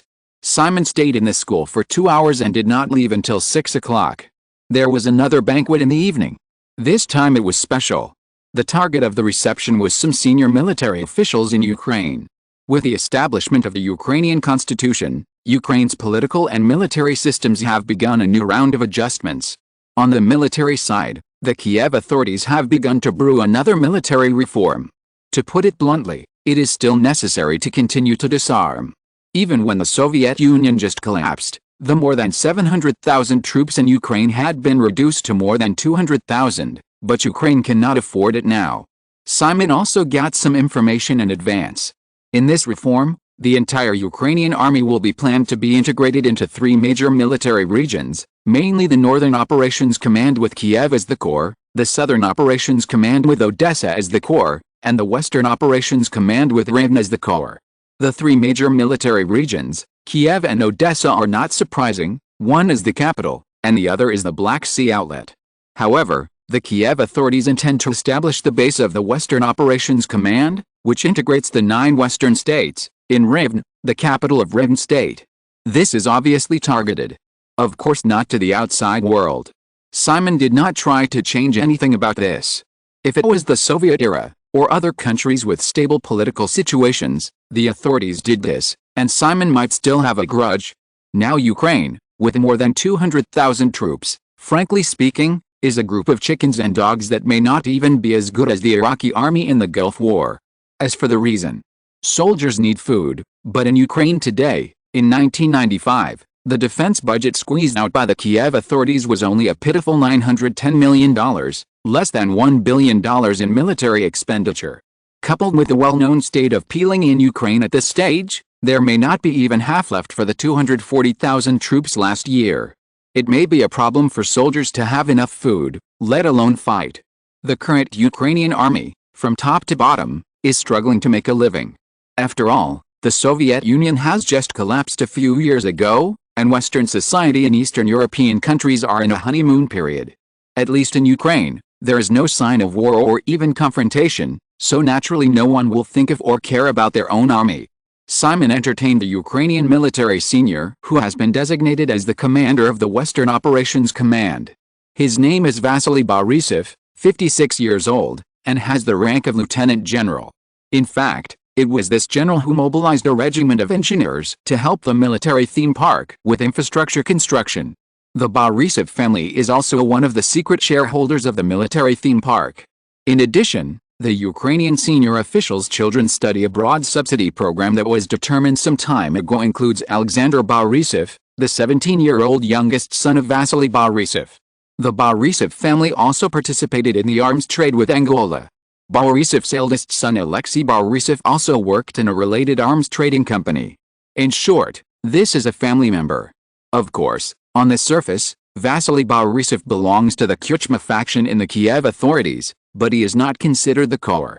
In the end, he was able to successfully get the position of commander of the Western Operations Command among several competitors, and the Westeros system was quietly operating. Compared with the Northern Operations Command that protects Kiev and the Southern Operations Command with a navy, the Western Operations Command is the smallest in size. Even if we don't consider the further reduction in the future, there are less than 60,000 people at this stage. Simon secretly had a thought. 5,000 UFMS private army against 60,000 Western Operations Command soldiers, what would be the result? Of course, the possibility of this happening is almost zero. Even if the worst-case scenario really happened, Simon would just watch the excitement from afar. Of course, he would feel sorry for losing the UFMS private army, but he would not be hurt. Vasily Borisov is more like a bureaucrat than a soldier.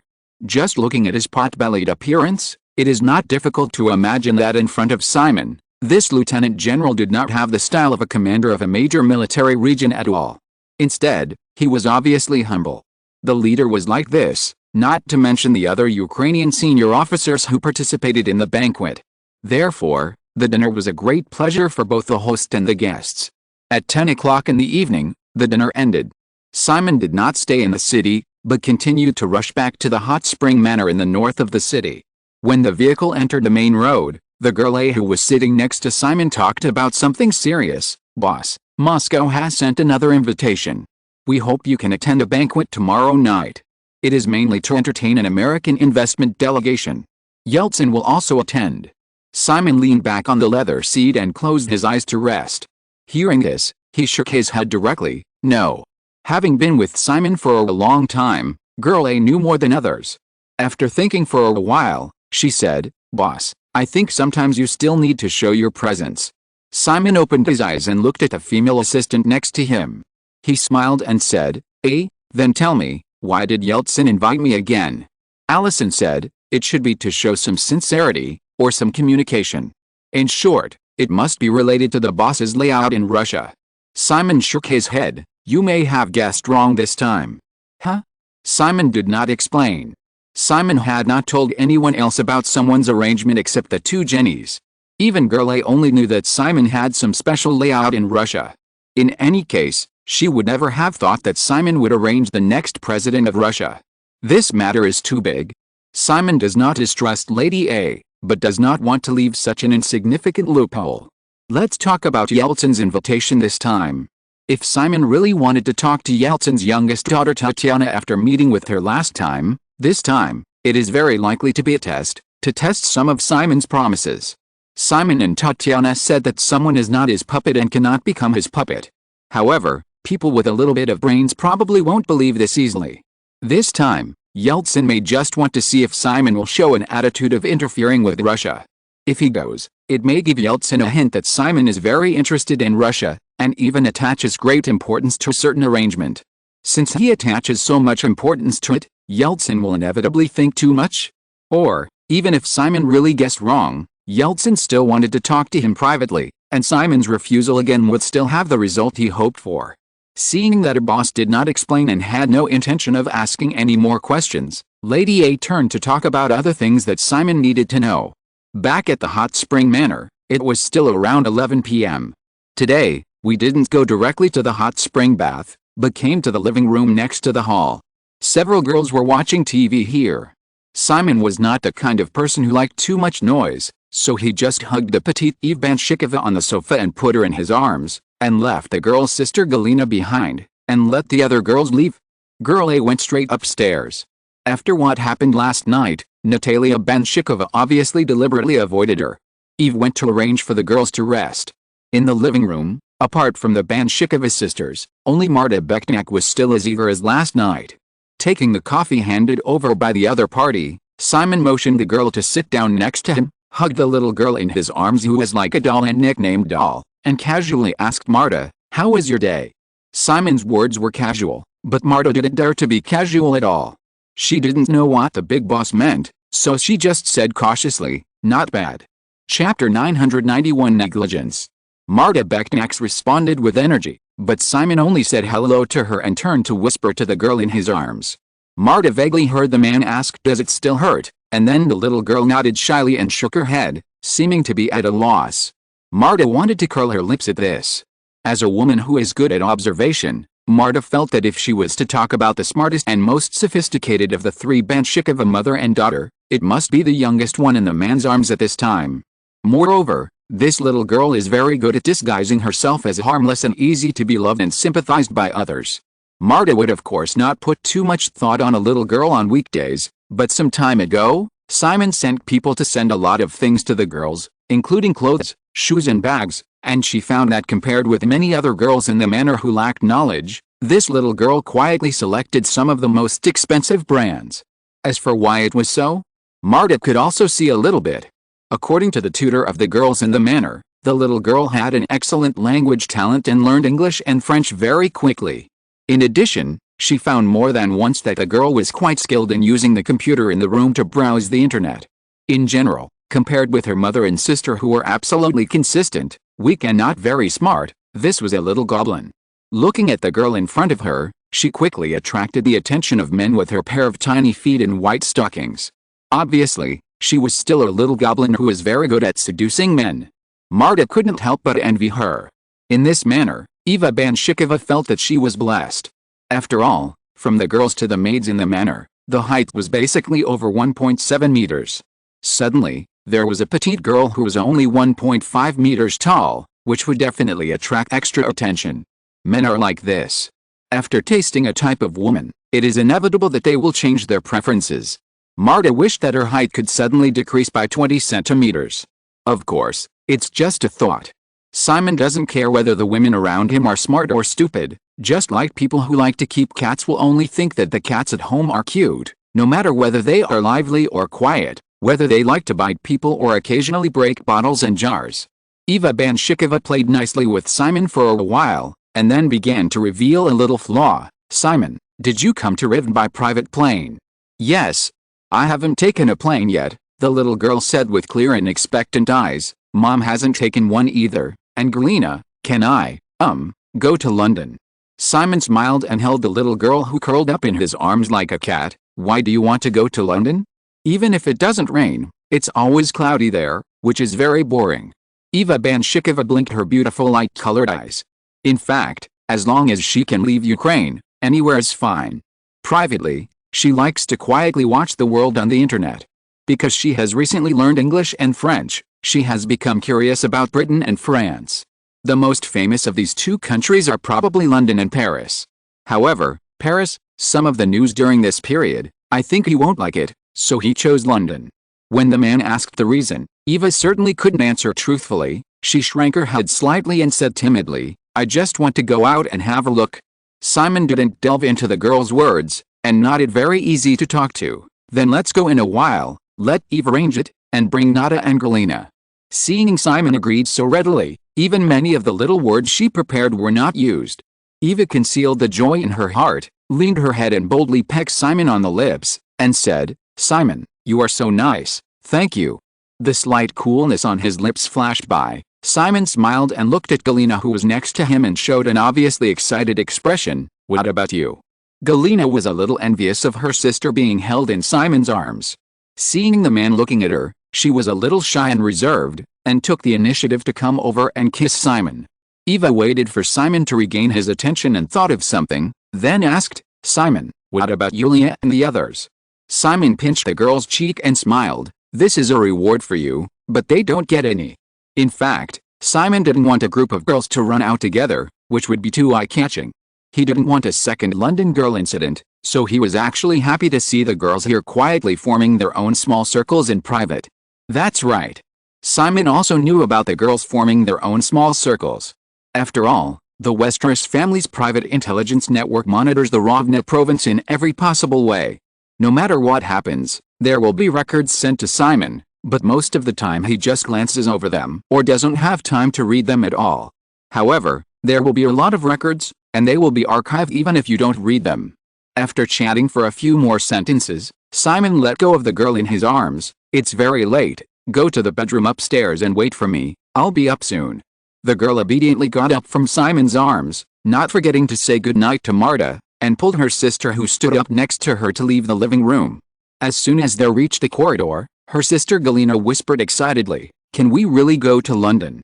Eva was a little disdainful of her sister's question, but her face also showed an impeccable expression of excitement. "Yes, how could Simon lie to us?" The two of them came to the hall and turned up the stairs. Galina suddenly thought of something. "But, Eva, if we go to London, we don't have money to buy things. Mom only has a few $1,000s. After all, they were just collected, and the girls couldn't get the $200,000 a year allowance like Eve. Although their daily food, clothing and daily necessities were luxurious, they only had $1,000 pocket money a month. This money was also a huge sum for them, but the girls also knew that it would definitely not be enough to go abroad. Speaking of which, Simon never really cared about whether or not to give daily necessities to the women around him, or how much daily necessities to give. Some gave more, some gave less, and some simply didn't give anything. If the women asked for it, he would basically not refuse. In short, it was up to fate. Or the two Jennies or even Girl A would take care of it quietly. Just like the girls' allowances at the Hot Spring Manor were made by Sophia, who was in charge of the European side. Eva didn't worry about her sister's question, and still said, "Simon will definitely arrange it." Galina was getting more and more excited. The two sisters walked hand in hand to the master bedroom upstairs in the villa. This side was usually empty, and they could only follow Simon in after he arrived. Pushing the door open, it was a suite with an outer living room and an inner bedroom, as well as a bathroom. The total area was nearly 200 square meters, which was very spacious, larger than many ordinary people's apartments. Galina looked around and saw that the door of the bedroom next to her was open. Seeing the big bed inside, she couldn't help but think of last night. Her face was hot, and she didn't go in directly, but pulled her sister to the sofa in the outer living room, sat down obediently, and planned to wait patiently. Galina sat down and saw her sister looking at the computer on the table not far away. She reminded her sister, "Eva, wait until Simon is not around before playing on the computer. It's best for us to wait obediently. He definitely won't like us messing around with things." "I know." Eva nodded slightly more and responded with an obedient expression. Having just helped the family of three to get the opportunity to go to London, Eva quickly restrained herself and quietly gave the initiative to her sister. This was a little wisdom accumulated from her previous life. The main thing was that when their father got angry and beat people, he would often pay attention to the more conspicuous mother or sister.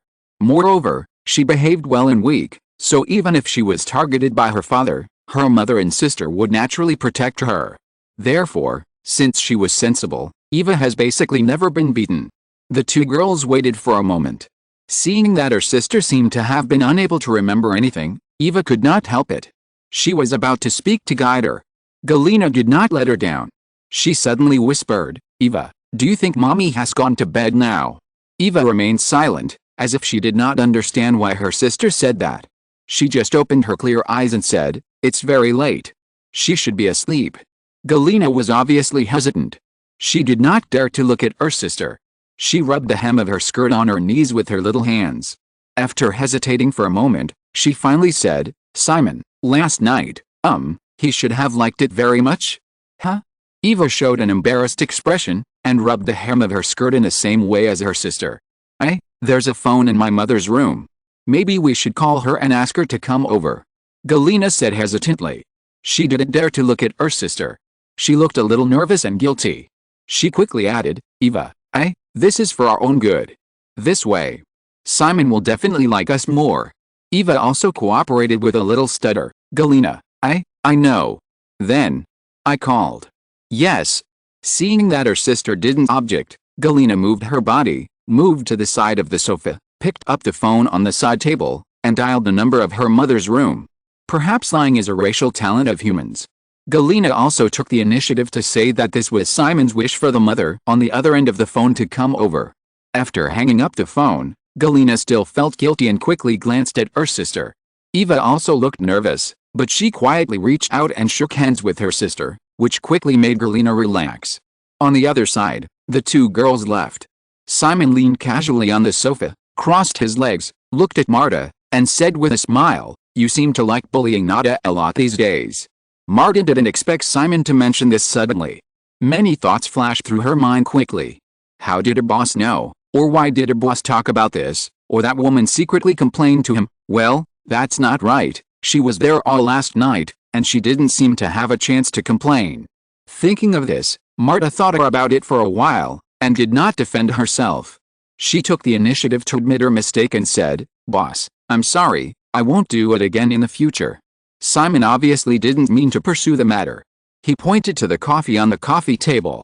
Marta stood up and poured it. She carefully handed the cup to the man. When she was about to step back, she saw the other party made a downward gesture, and she obediently lowered her body and snuggled on the carpet at the man's feet. Simon took a sip of coffee, reached out and lifted the girl's chin to look at her deep blue eyes. "You have beautiful eyes. I like women with beautiful eyes." "Thank you, boss." Simon took his hand back and saw Marta put a small hand on his knee. He didn't mind and said, "Are you studying economics at Kiev University?" "Yes. I've read the information. Your grades are very good. Why don't you continue to study?" Marta shook her head disappointedly. "Boss, is studying still useful in Ukraine?" "Of course it is useful." Simon also shook his head immediately. Speaking of which, making students feel that studying is useless is probably one of the most common defects in most education systems in the world. As a result, many people may not know why they study until they graduate from college at the latest. In my opinion, this is also the dereliction of duty of parents and teachers all over the world. When children question their academic performance, they should tell each other clearly why they are studying, instead of describing all kinds of empty and general futures, or even the most ironic "this is for your own good," which will only make children more rebellious. Marta snuggled up to Simon like a cat, but she retorted, "Boss, I think it's not necessarily the parents' or teachers' responsibility." Simon didn't mind the girl's retort, but motioned for her to continue. Marta said, "Most people in this world are just ordinary people, mediocre and unskilled. They may not even understand why they need to study, so how can they clearly educate their children?" Simon thought about it for a while and agreed. Indeed. In this world, mediocre people are the majority after all. Ordinary people attach importance to their children's education, often hoping that they can break away from their current class and climb to a higher level of the social pyramid. Then the problem comes. If it is for their children to inherit their class in the future, it's fine, and parents or teachers must be clear about it. But if it is to climb up, these people are unlikely to know much about the scenery at the upper level of the pyramid, so how can they clearly use it as a goal to educate their children? Of course, these don't seem to be absolute. Simon thought for a moment, and then stopped asking. This question was meaningless to him now. He looked down at Marta's delicate face, and noticed that she had a neat bun and flaxen hair. He suddenly thought of another woman in this country, smiled, and suddenly asked, "Do you want to be the second Timoshenko of Ukraine?" Marta was stunned, her eyes flickered, and she quickly said, "Of course I do." Women with a little knowledge and ambition in this country, and even many men in this country, probably hope to become successful people like Timoshenko. Just like Marta Beknak. When she received the invitation to the waitress job from the Westeros system, Marta accepted it without hesitation. At the same time, In order to have the very slim hope of attracting the attention of the man next to her, or even getting the same opportunity as many dazzling women in the Westeros system, Marta also tried her best. Chapter 992 Target Shooting. Simon once again looked at Marta Becknack, who was leaning at his feet with an expectant look, but shook his head and said, "I advise you not to think about becoming Timoshenko. Her end will not be good." Marta did not expect this sudden turn. Her beautiful deep blue eyes widened slightly, and her mind was racing. Yulia Tymoshenko can be said to be the most successful woman in Ukraine in recent years. Not only did she quickly create her own business empire, but she also had a strong backing like Lazarenko. In her opinion, this was the peak of a woman. What does it mean turn badly? Is the man in front of her finally going to make a move on Ukraine's energy sector? As the actual housekeeper of the Hot Spring Manor, Marta usually not only completes her work seriously, but also quietly pays attention to many things. As the Rovna gang becomes more and more powerful, many of the Rovna gang's top leaders hope to expand further. Marta is still just a small figure now, and she can't see too many inside stories of the Ukrainian top leaders, but she also understands that the most profitable industry in Ukraine today is undoubtedly the natural gas industry under Tymoshenko's control. Because this is not only a necessity for the Ukrainian people, but also Ukraine's natural gas pipeline directly supplies Western Europe. There is too much room for maneuver. Therefore, it is probably conceivable how much other capital forces covet this piece of fat meat. Even if the Rovna gang, which is backed by the Westeros system, wants to make a move, Marta is not surprised at all. Moreover, Marta suddenly remembered the assassination that happened a few days ago. Assassination? Not knowing where her thoughts turned to, Marta felt a chill on her spine. Simon just said this, without any intention of further explanation. As for what this girl was thinking, he didn't care. Lazarenko's fall next year and Tymoshenko's rapid loss of power, and even the ups and downs of this undeniable strong woman in memory in the Ukrainian political arena, in the final analysis, it is just one sentence: the winner is the king and the loser is the bandit. Lazarenko's greed is indeed unscrupulous, but it does not mean that Kuchma's faction has restrained itself, not to mention the Donetsk gang that has recently used public assassination methods. In the final analysis, losers have nothing. Of course, Simon and Marta talked about Tymoshenko at this time, with a bit of a prophetic mentality. Probably not many people would think that Tymoshenko, who is now in the limelight, would suddenly fall to the bottom in the next few years. At the peak of this gas princess, she nominally accounted for 20% of Ukraine's GDP. Even if there is a lot of water in it, it can be seen how huge Tymoshenko's business empire is relative to Ukraine. With the fall of Lazarenko, Tymoshenko was quickly stripped of everything. Except for the assets transferred overseas. When the property was disclosed during the Ukrainian election, Tymoshenko's assets were only a few $100s, and she didn't even have a piece of real estate. This is of course a joke. Because at the same time, Tymoshenko's daughter got married in the UK, and it cost hundreds of thousands of dollars just to rent a venue. However, the public information can definitely show that this strong woman's personal industry in Ukraine was basically swept away. In Simon's opinion, this is actually the reason why Tymoshenko has never emigrated overseas like many oligarchs in Russia or Ukraine, even though she was imprisoned. After all, those oligarchs who successfully immigrated often have huge business empires in their own countries, and are considered legitimate businessmen. They can also bring many benefits to the immigrant countries, such as taxes and investments, such as Abramovich. Tymoshenko, like Lazarenko, has completely destroyed her foundation. Once she immigrates, she will be a fat sheep in the eyes of overseas authorities. Since she is a fat sheep, it would be a waste not to slaughter her. Lazarenko once fled to the United States, originally wanting to obtain political asylum. After all, this Ukrainian senior official did a lot of good things for Western financiers during his tenure. However, what greeted him was imprisonment and huge fines. In the end, not only did he go to jail, but most of his wealth accumulated over the years was also taken away by the US government. Similarly, if Tymoshenko leaves, her fate will be exactly the same. Thinking about these things, Simon reached out his hand again to hold up Marta's delicate face. It's a pity that Ukraine's pool is too small, and it's not the right time, otherwise, you still have a good chance of becoming the second Chen Qing. Marta certainly didn't know who Chen Qing was. From the name, she knew she was a Chinese. After a pause, the girl said at the right time, "Boss, then, can I leave with you?" Leave Ukraine. Who'll help me take care of this place after you leave? Marta looked at the smile on Simon's lips, turned her head and rubbed her face on the man's hand, looking more and more like a cat. Eve and Nada, they can both do it, but they can't do it as well as you, and you also like to rush to do things before, didn't you? Marta said pitifully, Boss, I was wrong. This posture is a little like Chen Qing. Simon was not surprised. There are only a few types of personalities. The Westeros family recruits maids with corresponding personality tests and screening. Although most of them are like Eve, who is obedient, there is also no shortage of ambitious types that Simon prefers. Of course, not much. Otherwise, even if the world is not in chaos, the Westeros family will be in chaos. Pinching the woman's delicate face, Simon said, You are 24 years old this year. Stay here for 2 years. Help me take good care of this place and continue to improve yourself. In addition, how much was your previous salary? $2,000. Tell Eve tomorrow that your salary will be raised to the same level as hers. This is also a considerable amount of money in Ukraine. You can try to do something within your scope of operation. In 2 years, let me see your changes. Boss, I will work hard. Marta nodded quickly. It is true that she has her own ambitions, but she is also not lacking in patience. It has exceeded her expectations to get Simon's promise.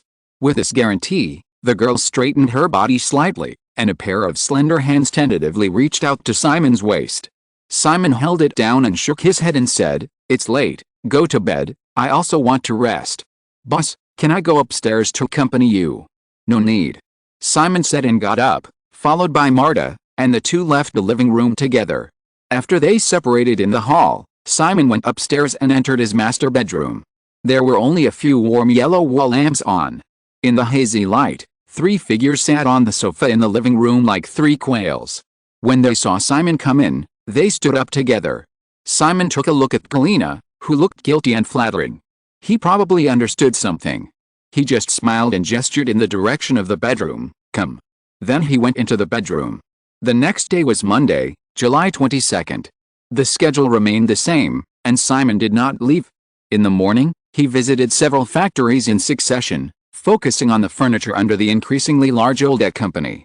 In the past 2 years, in addition to IKEA, the furniture factories under Oldet company have also won over many other customers.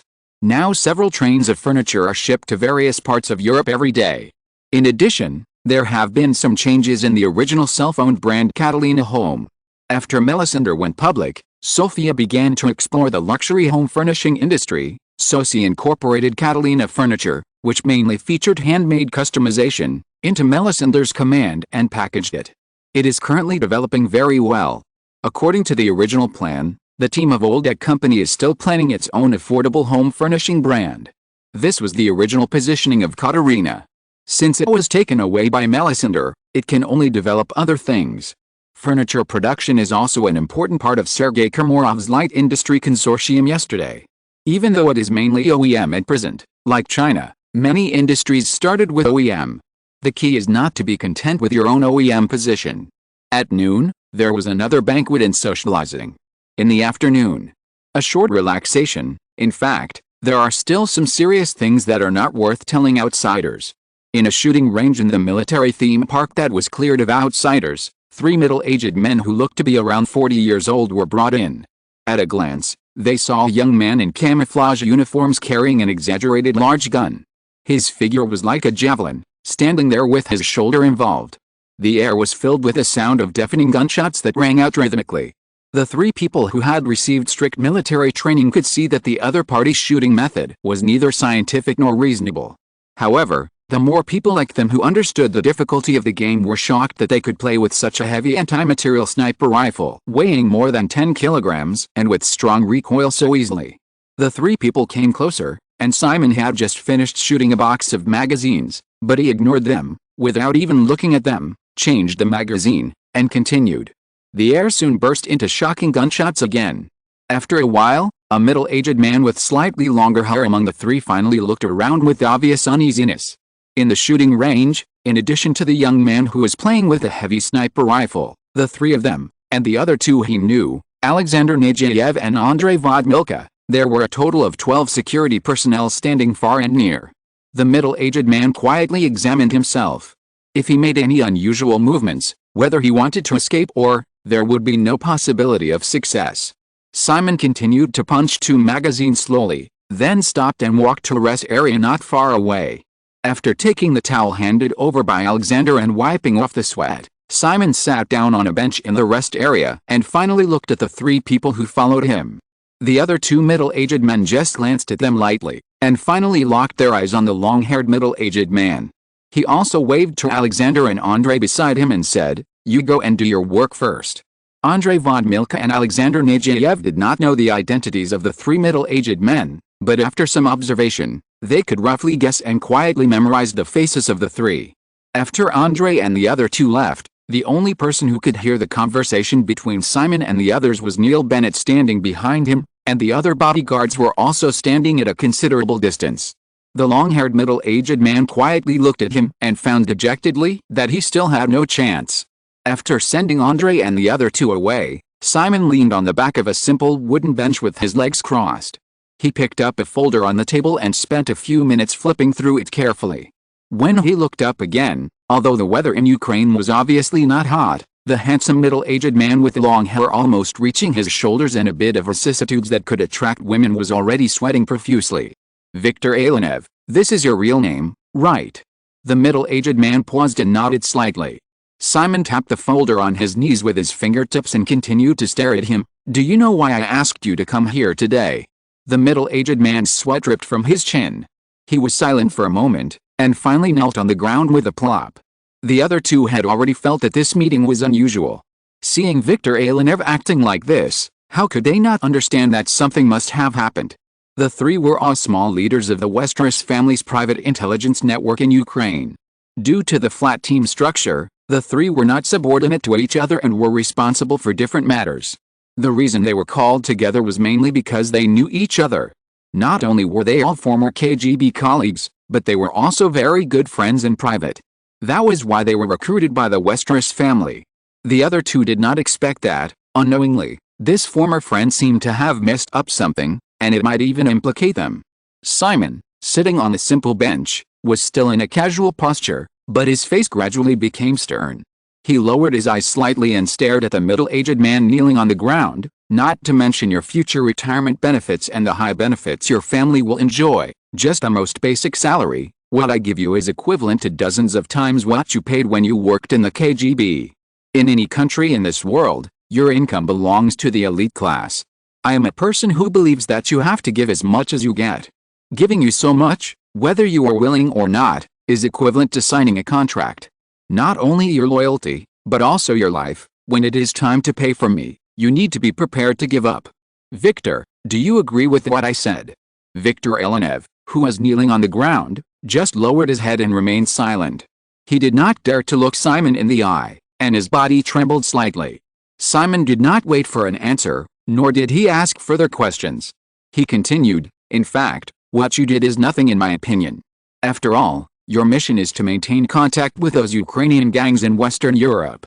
It is understandable to get involved in related affairs, and it is also nothing to make some extra money from it occasionally. Your biggest mistake is concealment. You even dared to kill a companion in your team who disagreed with you. The other is to defraud activity funds and build a factory outside Rivne, a drug manufacturing factory. Viktor, why do you think that you can hide this from me when you do such things in Rivne province?" When Simon said this, the other 2 people standing next to Viktor Alenev also understood, and looked at their former friends with some complicated expressions. The matter is actually not complicated. The team led by Viktor Alenev is mainly responsible for the Ukrainian gangs that Simon had planted in Western Europe. After a long time, it is inevitable to find business opportunities, so they found 2 top chemists from the strong teaching staff that Simon recruited for the Rivne West City School, plus the activity funds provided by the Westeros family for these intelligence teams. Then it was a copy of Breaking Bad. In fact, all of Walter White's stories were based on real cases. In the 1990s, due to the disintegration of the Soviet Union, a large number of top elites in various industries had no place to live in Eastern Europe.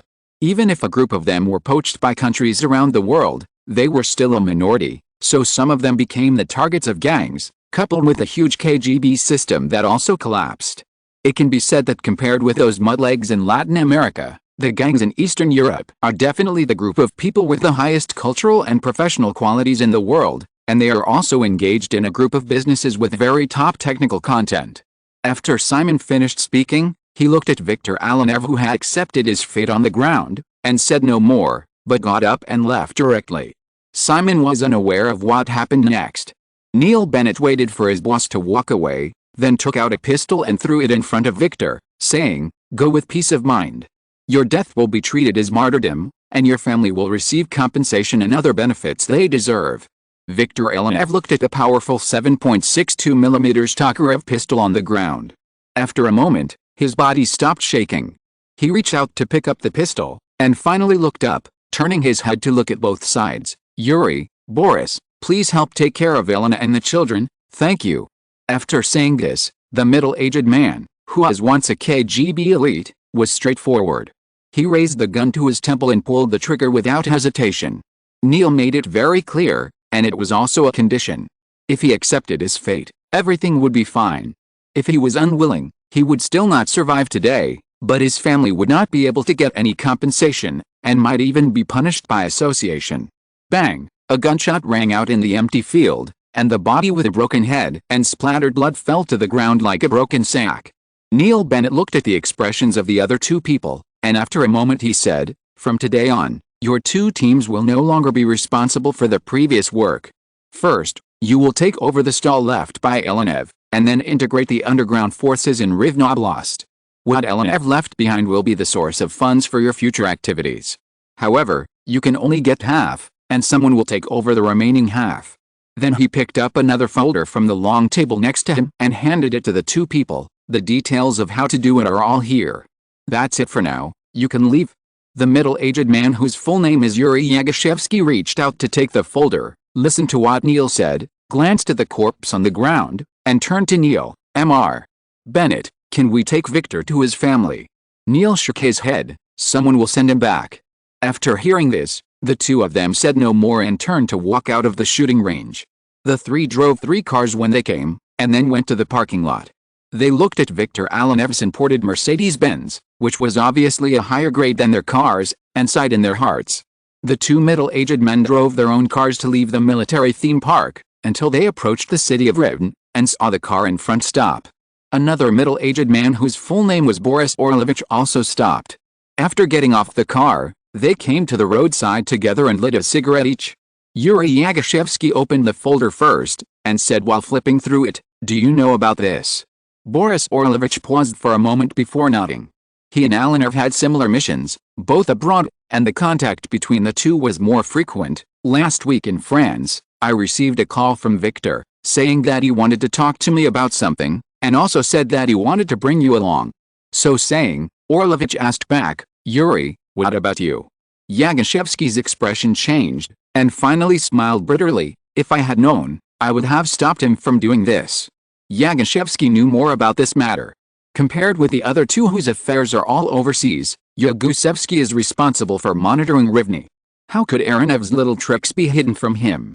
In fact, Yagusevsky had the opportunity to participate at the beginning, but he was cautious and chose to watch temporarily, wanting to see the reaction of a certain behind-the-scenes boss. Obviously, this temporary watching saved his life, otherwise he and Victor would have been shot at the shooting range today. Orlovich did not ask any more questions. He took a deep puff of cigarette, waited for Yagusevsky to look through the document for a while, and then said, "You said, what does that person want us to do?" Yagusevsky said, he originally didn't want a large-scale gang organization to appear in Rivne province. Now, he probably understands the reality. The whole of Eastern Europe is like this. Rivne can't stay out of it, so he simply let us take the lead. If we can't eliminate it, we will control it. Orlovich was silent for a moment, then asked, "Do you want to do this?" Yagusevsky looked up at him. "Do we have a choice?" Orlovich's eyes flashed, and he nodded slightly, saying, "Yes, we are probably the most suitable candidates. Actually, this is not bad. Even if we can only take half, we can still save a fortune in the future." Orlovich nodded, and couldn't help but say, "You said, Yuri, what about the other half?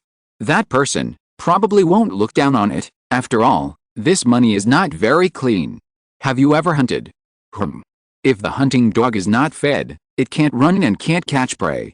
If it is fed, it won't catch prey. It is the most ferocious when it is half hungry and half full. Orlovich, who had just taken a puff of cigarette, almost choked, and then smiled bitterly. This metaphor is very appropriate and there is no way to refute it. What Yagashevsky analyzed was indeed Simon's intention.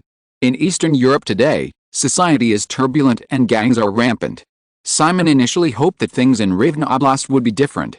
Small gangs and gangs could not be eliminated, but large-scale organized gangs like those in other regions should not appear. However, it was gradually discovered that such things could not be eliminated at all. After the local gangs in Rovno were strictly suppressed by the military and police systems strictly controlled by the Westeros system, because the money here was too lucrative, there would always be local or foreign gangs popping up like mushrooms after rain, and even Viktor Alenev, who was involved in some lucrative businesses. Finally, it was decided that it was better to open up than to block. Since it was impossible to eliminate it, Simon changed the plan and planned to directly control the underground forces in Rovna state in his own hands. The reason why he came out in person today was also to give the two selected people a clear hint that they would be directly responsible to Simon personally in the future, and he could take Viktor Alenev's life at any time, and the same was true for Yagashevsky and the others. Chapter 993 National Debt. In the magnificent banquet hall of the Kremlin in Moscow, Yeltsin was personally hosting an investment delegation from the United States. This visit was facilitated by the Kremlin, mainly to attract foreign investment in order to cooperate with a new stage of economic reform plan that Yeltsin was planning. After the disintegration of the Soviet Union, the Russian economy experienced a collapse for 5 consecutive years. This year, there were finally signs of easing. Even though the GDP data of Russia in 1996 is expected to continue to fall slightly, it has not collapsed like in previous years. This is a good sign. The presidential election in the past 6 months has made Yeltsin fully realize the bad political environment in which he and his family are.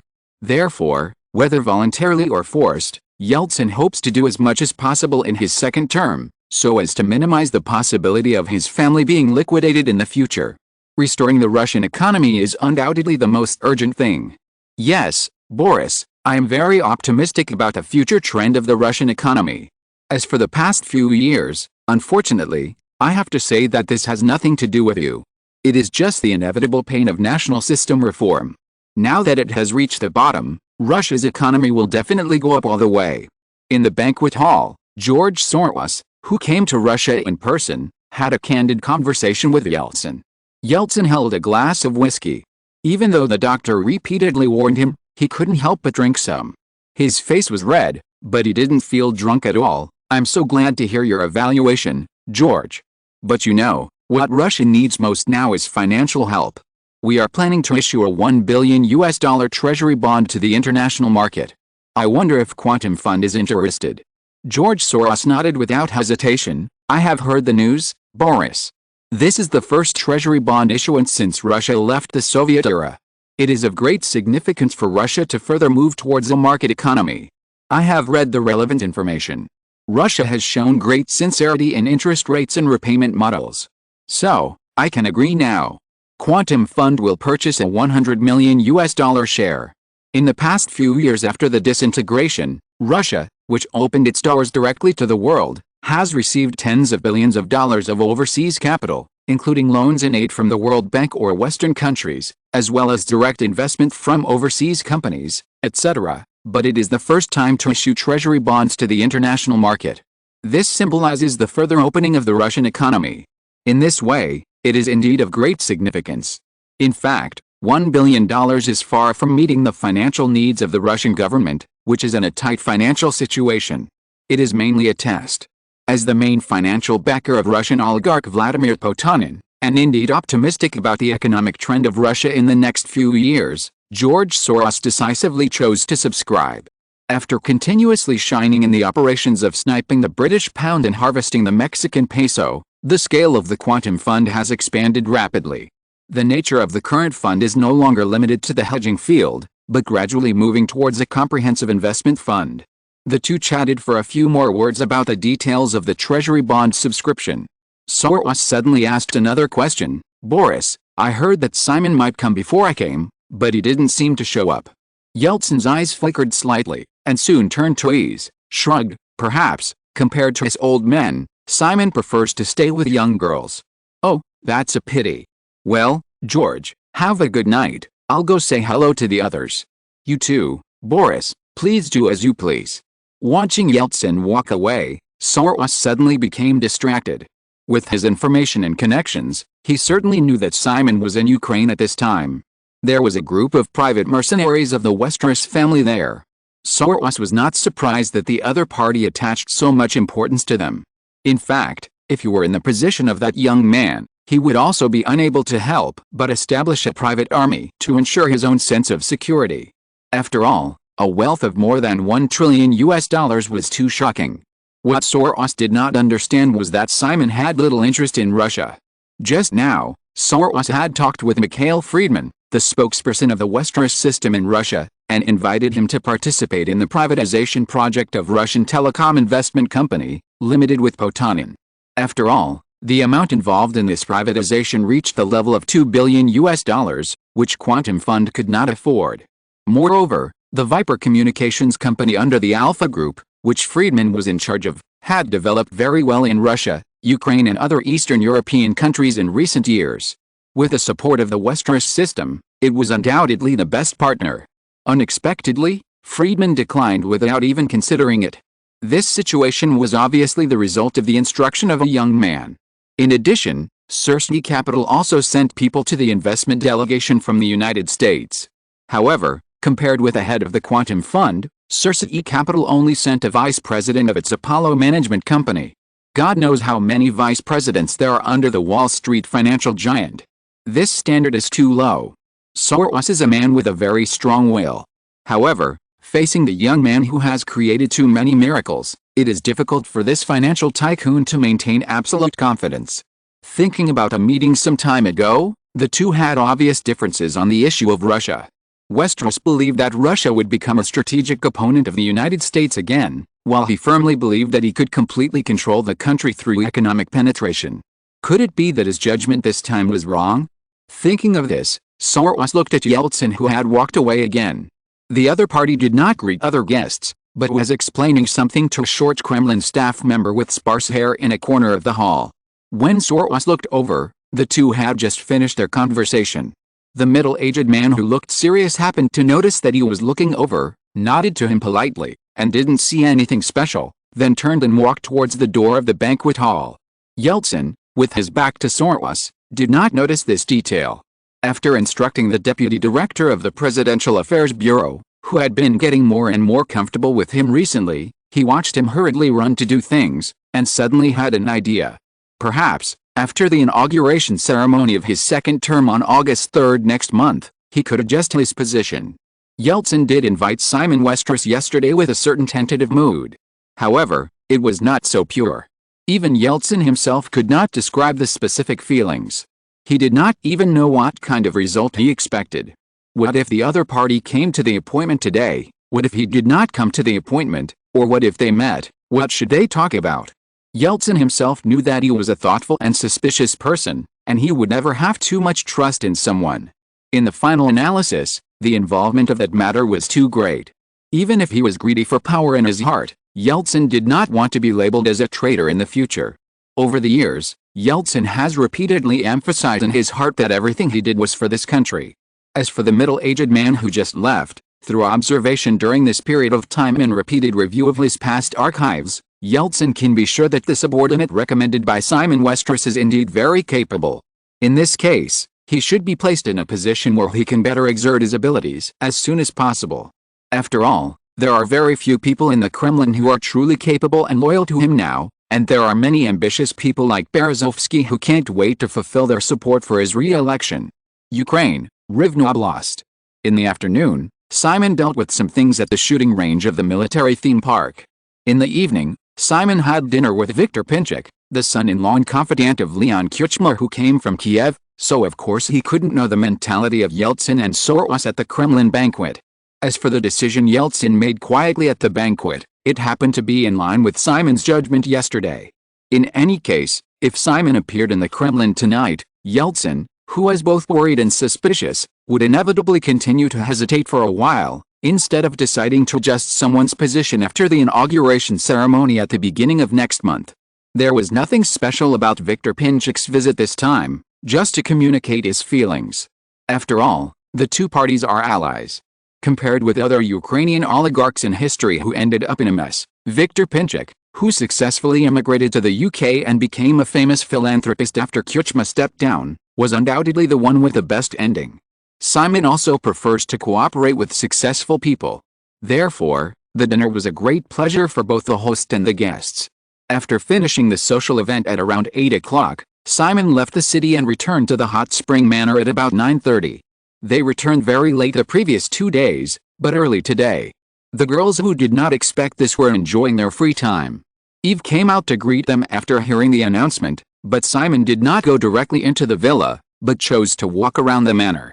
The construction style of the Hot Spring Manor is completely different from the open and flat lawn-style manors in the West. Instead, it is more like an oriental garden, with all kinds of flowers, trees, corridors, flowing water, and wooden bridges. Although there are no rockeries, the terrain is not flat. The main and secondary villas and other buildings are scattered in this spacious manner. Chatting casually with Eve who was following him, Simon came to a villa with lights on the east side of the manor. Simon knew that this was not the annex where the maids lived. He glanced at Eve, and the girl immediately said, "This is where the girls have classes." Simon continued to walk over and smiled. "Is anyone in class now?" "It's Anna," Eve obviously knew, and then realized that Simon might not know which Anna it was, and added, "Anna Bilkowska." As he spoke, he turned around the stone corridor and came to the front of the villa.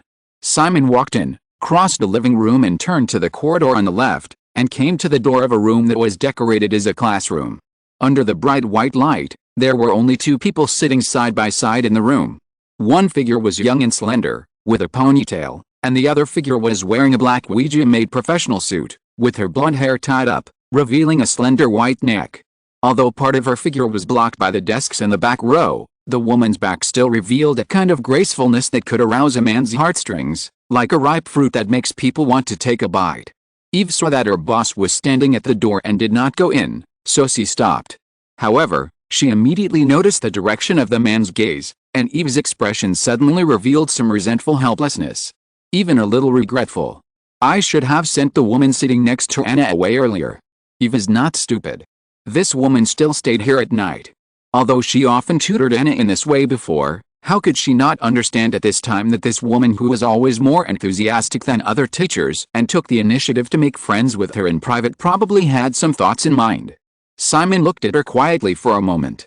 It was unknown whether it was the woman's instinct or something else, but the woman next to Anna Bilkowska noticed something strange first. She turned her head and looked over. A well-concealed brilliance flashed across her eyes. She quickly patted the girl Anna and stood up together. She also showed a bit of just the right amount of embarrassment. Simon was also able to see the woman's appearance. She still had the face of a typical Slavic woman, but because of her age, she had a maturity that the manor girl and even Eve next to her did not have.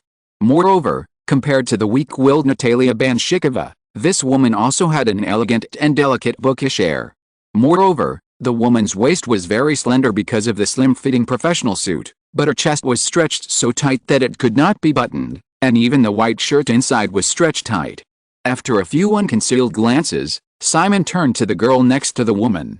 Suddenly, there was a sense of déjà vu between Chinese cabbage and shallot. The difference in level was obvious.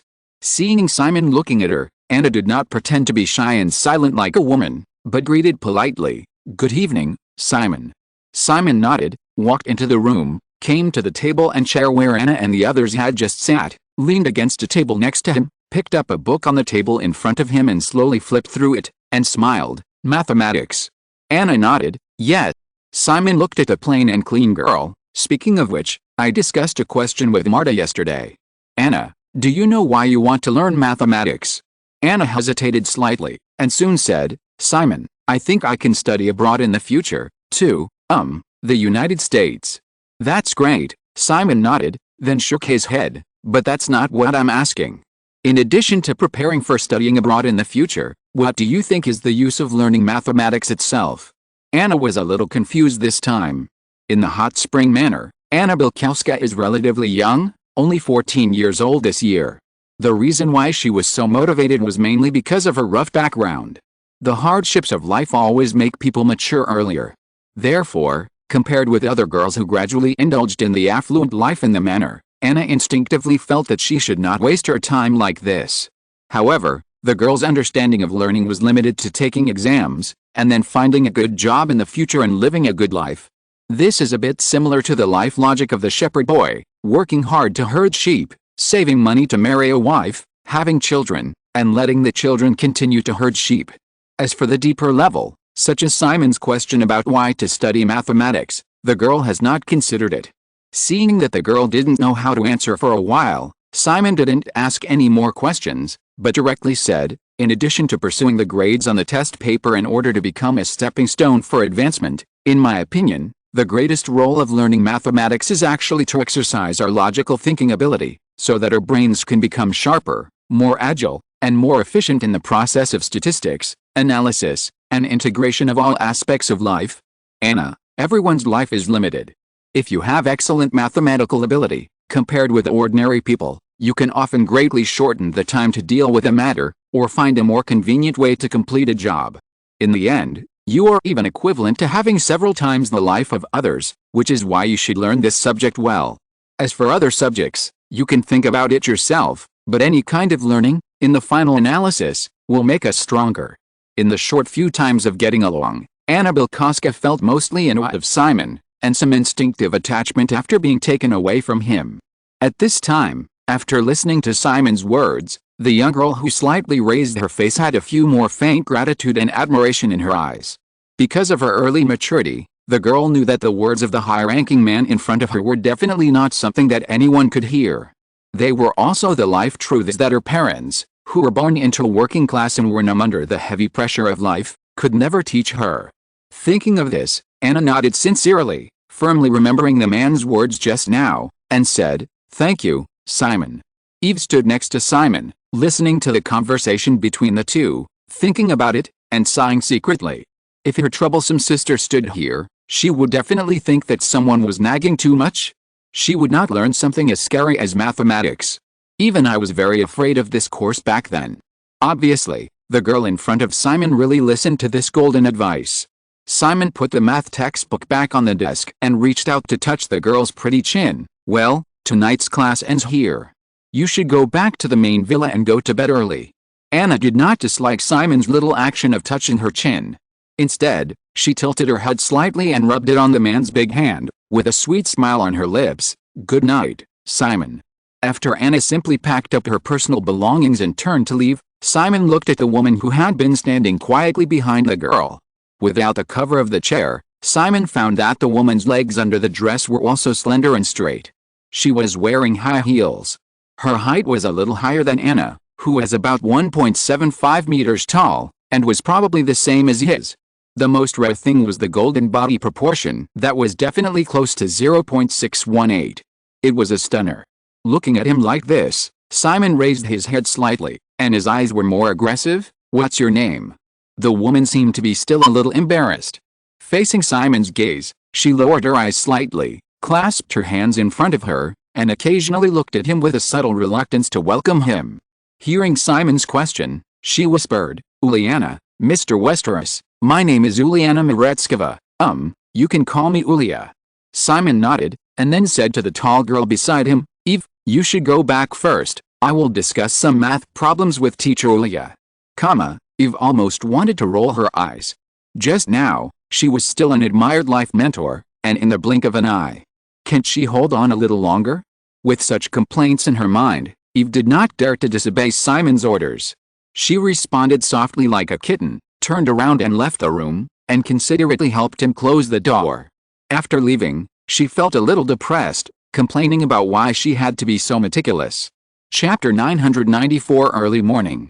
Unlike other girls who always stay in class until 9 o'clock, Anna Bigelow, who is ambitious and doesn't like to get involved with other girls, is used to coming to the classroom villa early.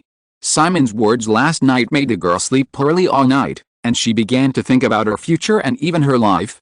However, her good work and rest habits did not affect her at all. Today, she still carried her bag with her books into the villa as usual. In the past, Anna would go to the library in the villa to study, but today she turned to the classroom for some reason. Pushing open the door, looking over several rows of desks, the first thing she saw was the dense mathematical formulas on the blackboard in front of the classroom. It was a bit unexpected, but not too strange. It is said that teacher Uliana was not only a mathematics professor at Moscow University, but also an academician of the former Soviet Academy of Sciences, a very powerful one. However, when she stepped into the classroom, the girl's eyes widened quickly. Of course it wasn't because of the math formulas on the blackboard. Although Anna's math level was higher than other girls in the manor, it was only at the high school level. The advanced math formulas on the blackboard were completely incomprehensible to her.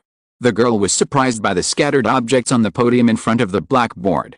At first, she was a little unsure, but after getting closer, she could see clearly that below the blackboard, from left to right, there were some buttons, and then a few large pieces of black rags. After a quick look, this should be, well, teacher Uliana's skirt, and then there were a few pieces of white rags, and then to the right, a broken women's suit, a white shirt like a fishing net, and two bras that were split in half. From bottom to top? Anna thought with a flushed face, and glanced at the formulas on the blackboard again. After a close look, she also found something strange.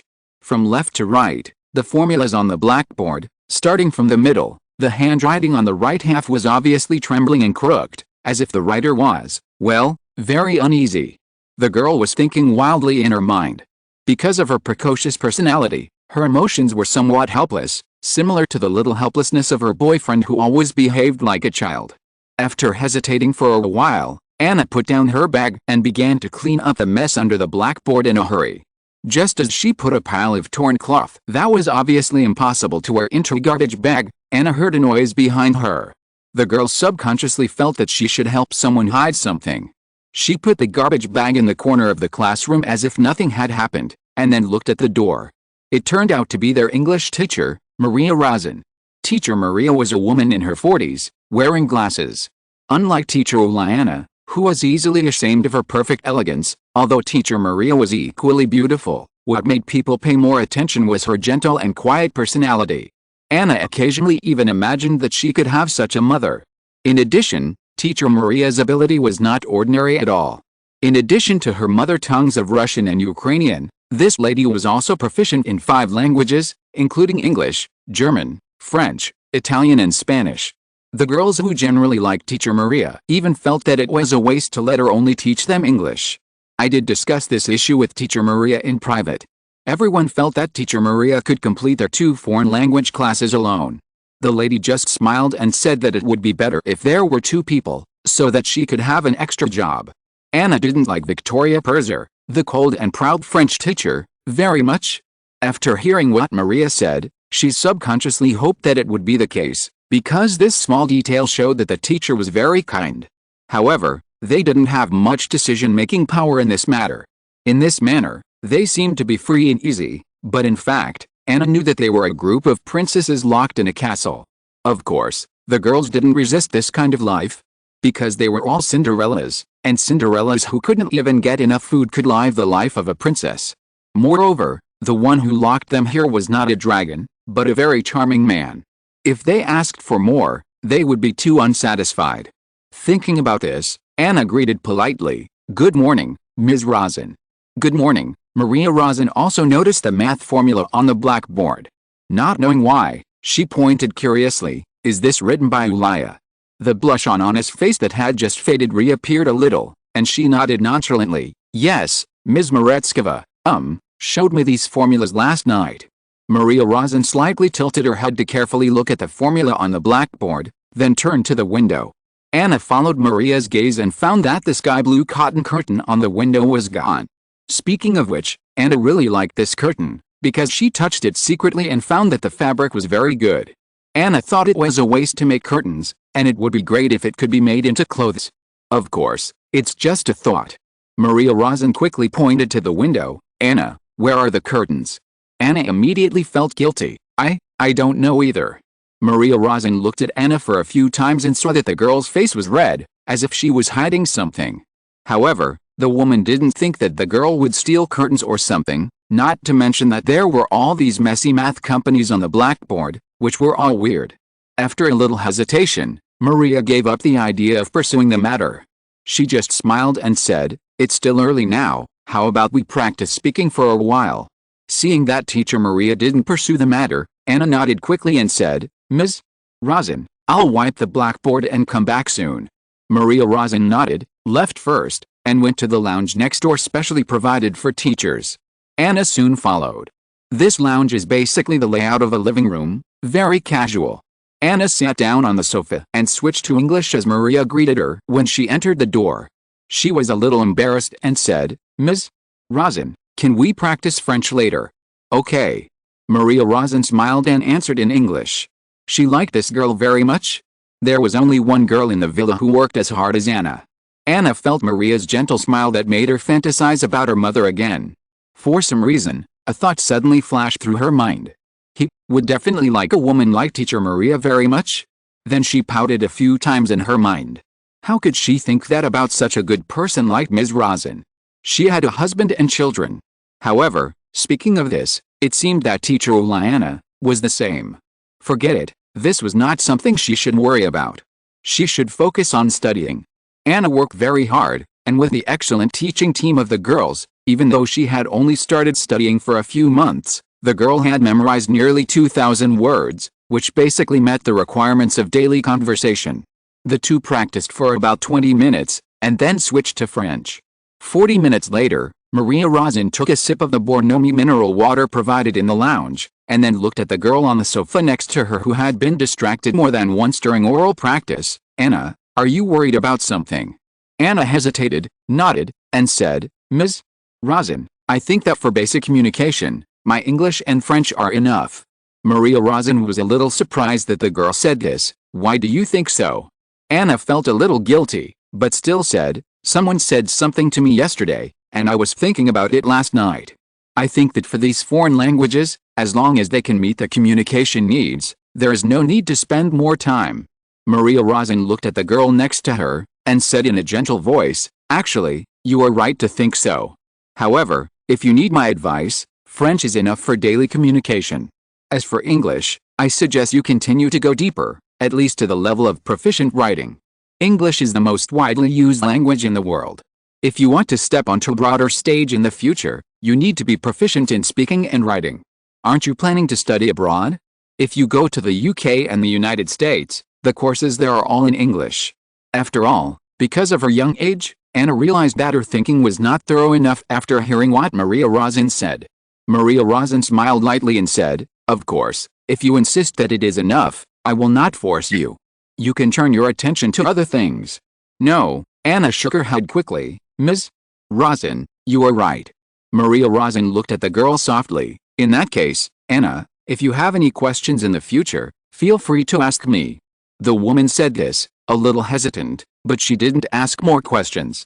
Judging from the access control of the manor in the past 2 days, Maria Rosin realized that a young tycoon might be here recently. Speaking of which, the teachers who were called to teach the girls were all the ones who were supported by someone with a lot of money. Therefore, Maria Rosin was quite grateful to Simon Westeros, who rekindled hope in the lives of these people. However, occasionally looking at this manor, it is inevitable that there will be more complexity. After all, it is a ridiculous act of a little man. Just like. Maria suddenly understood what happened in the classroom just now. It was indeed a ridiculous little man. Thinking of this, she was still a little flustered. Maria had dealt with Juliana several times. She was a very outstanding and beautiful woman, but she was more or less utilitarian. It was not surprising that such a thing happened. Fortunately, the girls in the manor were all voluntary, and not only did they live a rich life, they were just like princesses, so it was really hard to blame them. Otherwise, even if that person was her sponsor, she would not accept the job. The two chatted casually. Outside, they heard the conversations and footsteps of other girls. Maria Rosin looked at her watch. It was almost 9 o'clock in the morning. She sent Anna back to the classroom first. She also had to organize the next course. At the main villa, it was time for Simon to leave. When the girls went to the classroom villa to start the morning course, Simon, who had finally explained some things, also got on the car heading to the West Airport of Livni. Eve took the servants of the manor to see off her boss, returned to the villa, arranged the work for the day, and personally directed the cleaning. She was so busy until more than 10 o'clock. Thinking of the instructions when the man left, Eve came to the master bedroom upstairs in the villa again. Pushing the door to enter, the outer room of the master bedroom suite was the sky blue curtain that disappeared in the classroom villa last night, which was wrinkled and thrown on the carpet. Compared with the other girls who had gone to bed early last night, Eve, who had been waiting silently, knew that the man used this curtain to wrap a woman and returned to the main villa last night. The bedroom door was closed, and the other party had obviously not gotten up yet. Eve picked up the curtains on the floor, folded them carefully, and placed them on the coffee table. She couldn't help but look around the room. The man came on Friday and left today. 4 nights. 1, 2, 3, 4, 5, 6, 7. Perhaps, many men may not have experienced 7 women in their lifetime. Boss. But this time, he was still restrained. Last time. With a feeling of resentment and other inexplicable emotions in her heart, Eve gently pushed open the bedroom door. Because the curtains were drawn, the light in the bedroom was a little dim, but Eve could see the graceful body covered by the thin quilt on the big bed at a glance. The woman's sleeping posture was very good, lying on her side, revealing a section of her white shoulders, and her long golden hair spread on the pillow. Just like Sleeping Beauty. However, Eve, who had very good eyesight, also discovered some details. There were obviously many strawberry marks on the woman's exposed skin. Eve had also secretly observed this. Men have obviously different attitudes towards women in certain things. Generally speaking, the older the woman, the easier it is to be planted with strawberries. In comparison, he was very gentle to the maids in the manor. As for the reason, Eve couldn't figure it out. Although she didn't want this woman to stay here, since she was still sleeping, Eve hesitated a little and quietly closed the door and left again. Because she had slept enough, Eve's movements were very light, and Uliana Miletskova still woke up. However, after being proud for so many years, she certainly didn't want a waiter to see her current state, so she could only continue to pretend to sleep. Fortunately, the other party didn't force her to wake up. After Eve left, she waited for a while before Uliana sat up. Inexplicably, she was still a little reluctant to leave the big bed under her. It was like a nostalgia for the life that seemed to have been a long, long time ago, and in comparison, this place was even more luxurious. She got out of bed naked and opened the automatic curtains after a little research. The warm sunlight in the midsummer of Ukraine, which was still not lethal, spread into the spacious bedroom. The woman's body under the golden light was like a perfect mutton-fat jade sculpture. Well, if you don't look closely. Uliana stood by the bed, arms folded across her chest, looking at the scenery in the manor, and recalling her life over the past 37 years. Unlike Eve and the others, Uliana Miletskova had a very privileged background. Both her parents and her husband's family, which was now only nominal, were high-ranking officials in the former Soviet Union's political and military circles. Even if they could not reach the top of the pyramid, they were enough for many civilians to look up to. The mighty historical torrent, in just a few years, has driven several families that were already on the decline into dust. In the winter 2 years ago, after selling the violin that her grandfather, who was once a major general of the Soviet army, gave her when she was 8 years old, Uliana queued for an hour and a half in the heavy snow in Kiev, and only bought enough bread for the family to eat for 2 days. That day, when she returned home with the bread, Uliana completely collapsed and hid in the bedroom and cried for an hour. Then the only thought in her mind was to escape from this hell at all costs. No matter what. No matter what it takes. Her husband, 2 children, and even her elderly parents were no longer considered by a woman who was almost driven to collapse by life. As a result, after several months of tossing and turning, there was no result. Many people are fleeing Ukraine. If it is just to flee, she can certainly do it with her high education. But, then what? Except for those experts in sensitive fields coveted by overseas countries, others, even mathematicians like her who have the title of academician of the former Soviet Academy of Sciences, are nothing. In recent years, there are countless experts and professors who have been exposed on the streets. Therefore, in her situation, she can only work illegally in some factories like ordinary people, or even become a prostitute. This is not what she wants. When she was almost desperate, Uliana saw a recruitment notice in the newspaper, and then she left Kiev alone and came here. She successfully got a job. Her mediocre husband, who used to work in the Moscow authorities, learned that her monthly salary could be $500, and soon quit the salary he found in Kiev that could not pay for several months, and followed with his 2 children. Then there were her parents. Then there were her husband's parents. Uliana felt like she was dragging 7 parasites. Economic ability determines family status. After getting this job, which is definitely a high-paying job in Ukraine at that time, Uliana became the queen of the family. She hated her husband's incompetence, hated her parents and in-laws who had failed miserably in the turmoil of the past few years, and even hated her 2 sons and daughters who obviously inherited her husband's mediocrity. She just wanted to escape. So, after learning the inside story of the job at the Hot Spring Manor, Uliana put all her thoughts here. Many times, she simply lied here in the name of tutoring the girls. Uliana didn't care what her family would think. Anyway, since last year, she no longer let the increasingly disgusted husband go to her bed, and the other party didn't even dare to fight for it, which made her even more disgusted. At the age of 37 this year, Uliana actually has no ambition. She just wants to leave here and live a good life that is not much different from her memory. In any case, even if she hangs herself, she doesn't want to experience the scene that was like hell to her 2 years ago. Now, after last night, she finally got what she wanted. Chapter 995 Hurricane Rescue. Los Angeles, Malibu Deanery Studios. Jet Li and his agent, Jeremy, rushed to the #1 office building in the studio's administrative area. Doug Liman and Tony Gilroy, 2 other Hollywood filmmakers who often met during this period, had already arrived and were waiting in the lounge outside Simon's office. This was Thursday afternoon, July 25th. Several people on the scene will have 30 minutes to meet with Simon Westeros at 5 o'clock in the next afternoon. 5 o'clock in the afternoon is already the end of the working time, but Simon Westeros can arrange the work at this time, so naturally no one else has any objections. Seeing Jet Li's arrival, several people greeted him warmly. Seeing that there were still a few minutes before the meeting time, they discussed a project that was being negotiated recently. It was an idea proposed by a young tycoon himself. The name had been finalized in advance. The English name was simple and clear, Taken. If translated into the name that Simon remembered later, it was the famous Taken. Simon was not satisfied with the several ideas that the New World Pictures team provided around Jet Li some time ago, so he took charge of it again.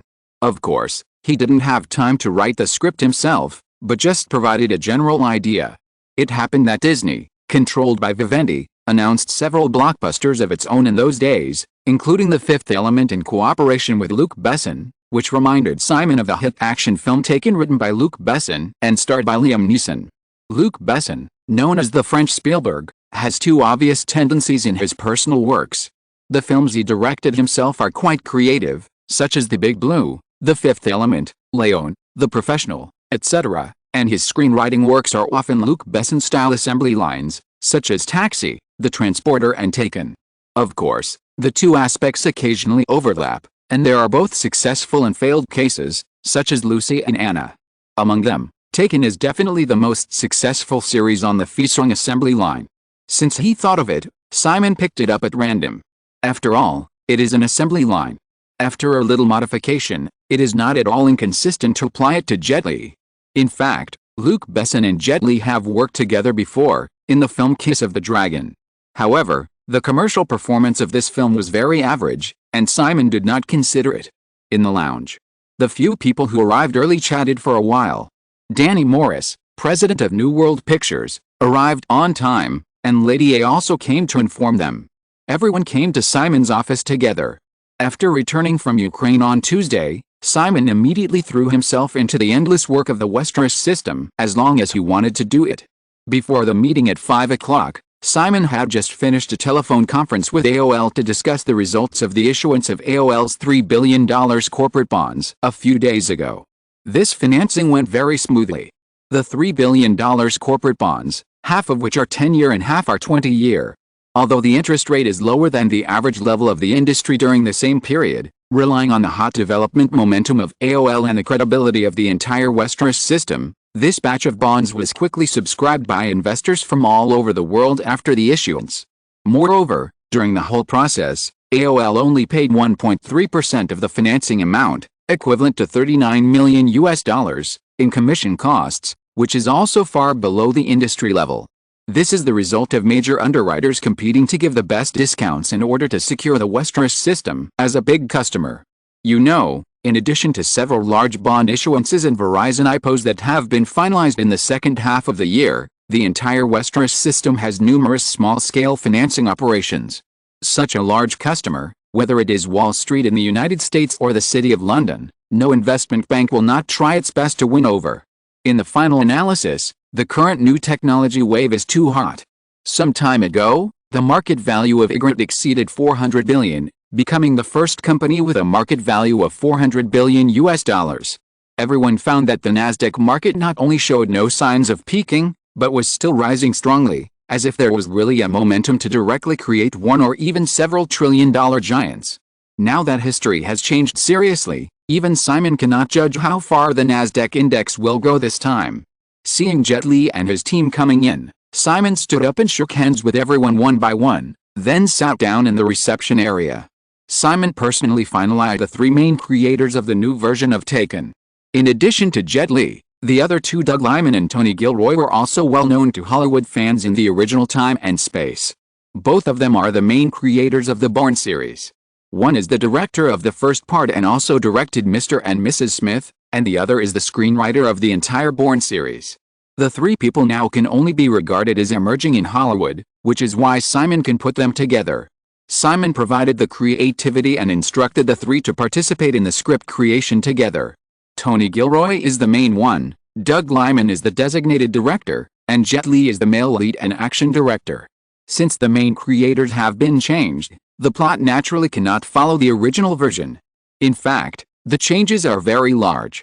Moreover, inevitably, in order to make up for Jet Li's lack of popularity among Asians, the story naturally turned into a buddy movie mode, similar to Beverly Cop, Lethal Weapon and the Rush Hour series with Jack Chang and Chris Tucker.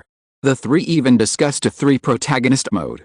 Everyone sat down, and Simon went straight to the point without much nonsense, saying to the three people on the sofa next to him, "I have read the script outline and some drafts. Your three-protagonist idea is very good, because it involves three types of races, and the racial baggage is also very exciting. However, if this story framework is adopted, we will only get another three-person Rush Hour in the end. I don't know if the audience will buy it. I am sure they won't. Moreover, this also deviates from the core of my creative idea. I need a clean and crisp R-rated action movie that fights to the end. Three protagonists will definitely slow down the rhythm of the story. In fact, even if there are two male protagonists, I need to focus on Jet's kung fu. For the following complete script creation, I want you to follow what I just said. Is there any problem?" After Simon finished speaking, Jet Li and the other two looked at each other and nodded slightly. Speaking of which, if the three male protagonists of Black, White and Yellow are adopted, Jet Li's role will definitely be compressed. However, Jet Li did not object during the script discussion. After all, he did not have enough confidence in his Hollywood debut, so he would inevitably seek stability. Simon roughly understood Jet Li's idea, but he disagreed. Seeing the three nod, he said, "Well, let's brainstorm next, and you can also talk about your ideas." After deleting the Black character's storyline, everyone discussed it and the new script framework was quickly formed.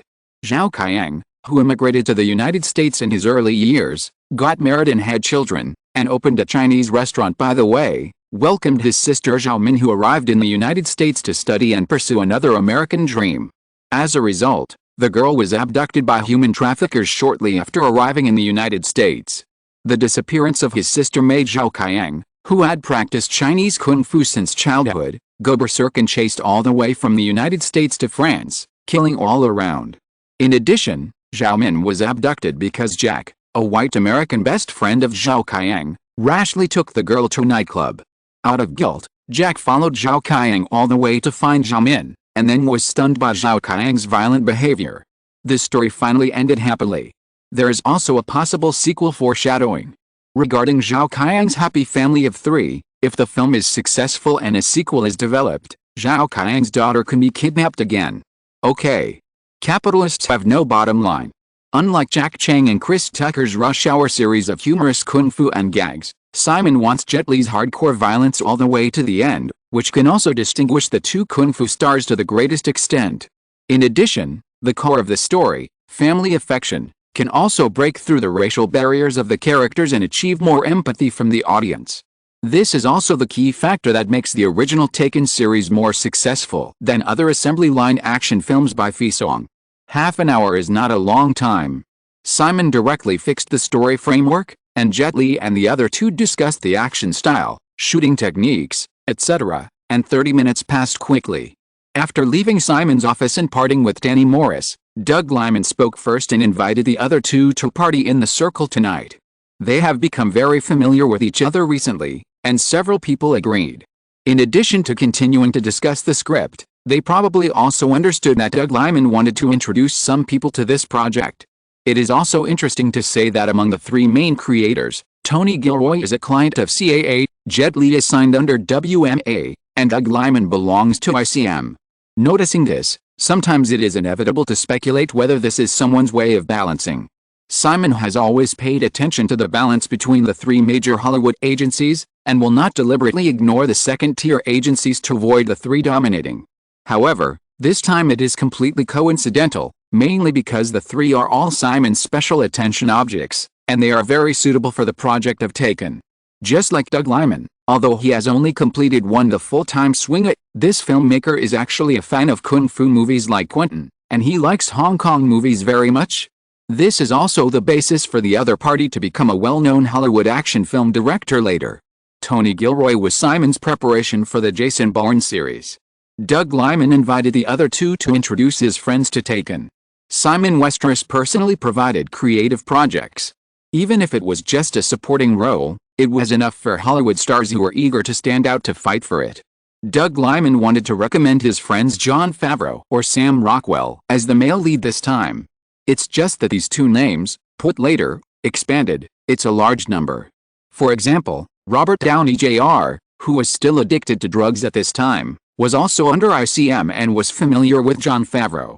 As a famous second-generation star in Hollywood, Downey was a close friend of Jodie Foster, who was also a second-generation star. Jodie Foster also had close friends like Mel Gibson around her. Later, Gibson was banned, and Jodie Foster tried her best to help him. When Downey was addicted to drugs and couldn't extricate himself, it was these friends who forced him to go to a drug rehabilitation center. Hollywood is a circle. In fact, sometimes there is another layer of closer connection, the bad chain, which is also a magnificent network. This is a digression. For the project of Taken, both CAA and WMA are keeping a close eye on it. Simon doesn't really care about these private connections in Hollywood. He just needs to get the right actors, send off the Taken team, and continue to work until 7 o'clock before going home from get off work. Janet has been a little depressed recently. It's okay that the man in the family ran away for more than a week, and the other Jennifer also accompanied the Raybould family to Atlanta to watch the Olympics and just came back this afternoon. Finally back. Otherwise, she would have simply left the few annoying little people at home and ran away from home. Taking care of children is simply a great horror in the world. When Simon returned home, he saw the female assistant who had returned to her home life and Janet who finally relaxed and collapsed on the sofa next to the glass curtain wall to watch the sunset. He greeted Jennifer who was holding little Snow, and came to the curtain wall. Janet immediately looked like she wanted to hug him. Simon reached out to pick up the woman, but was pulled down on the sofa by Janet. Under him was the soft woman and the soft coquettishness. He kissed Janet on the lips and smiled. "Okay, isn't Jenny back?" Janet leaned over and bit Simon's lips and ground her teeth a few times. She then put her arms around Simon's waist to prevent him from getting up. Feeling the heavy pressure from the man, she hummed comfortably, "Dad wants me to have 2 more children, but I don't want to. Children are so scary."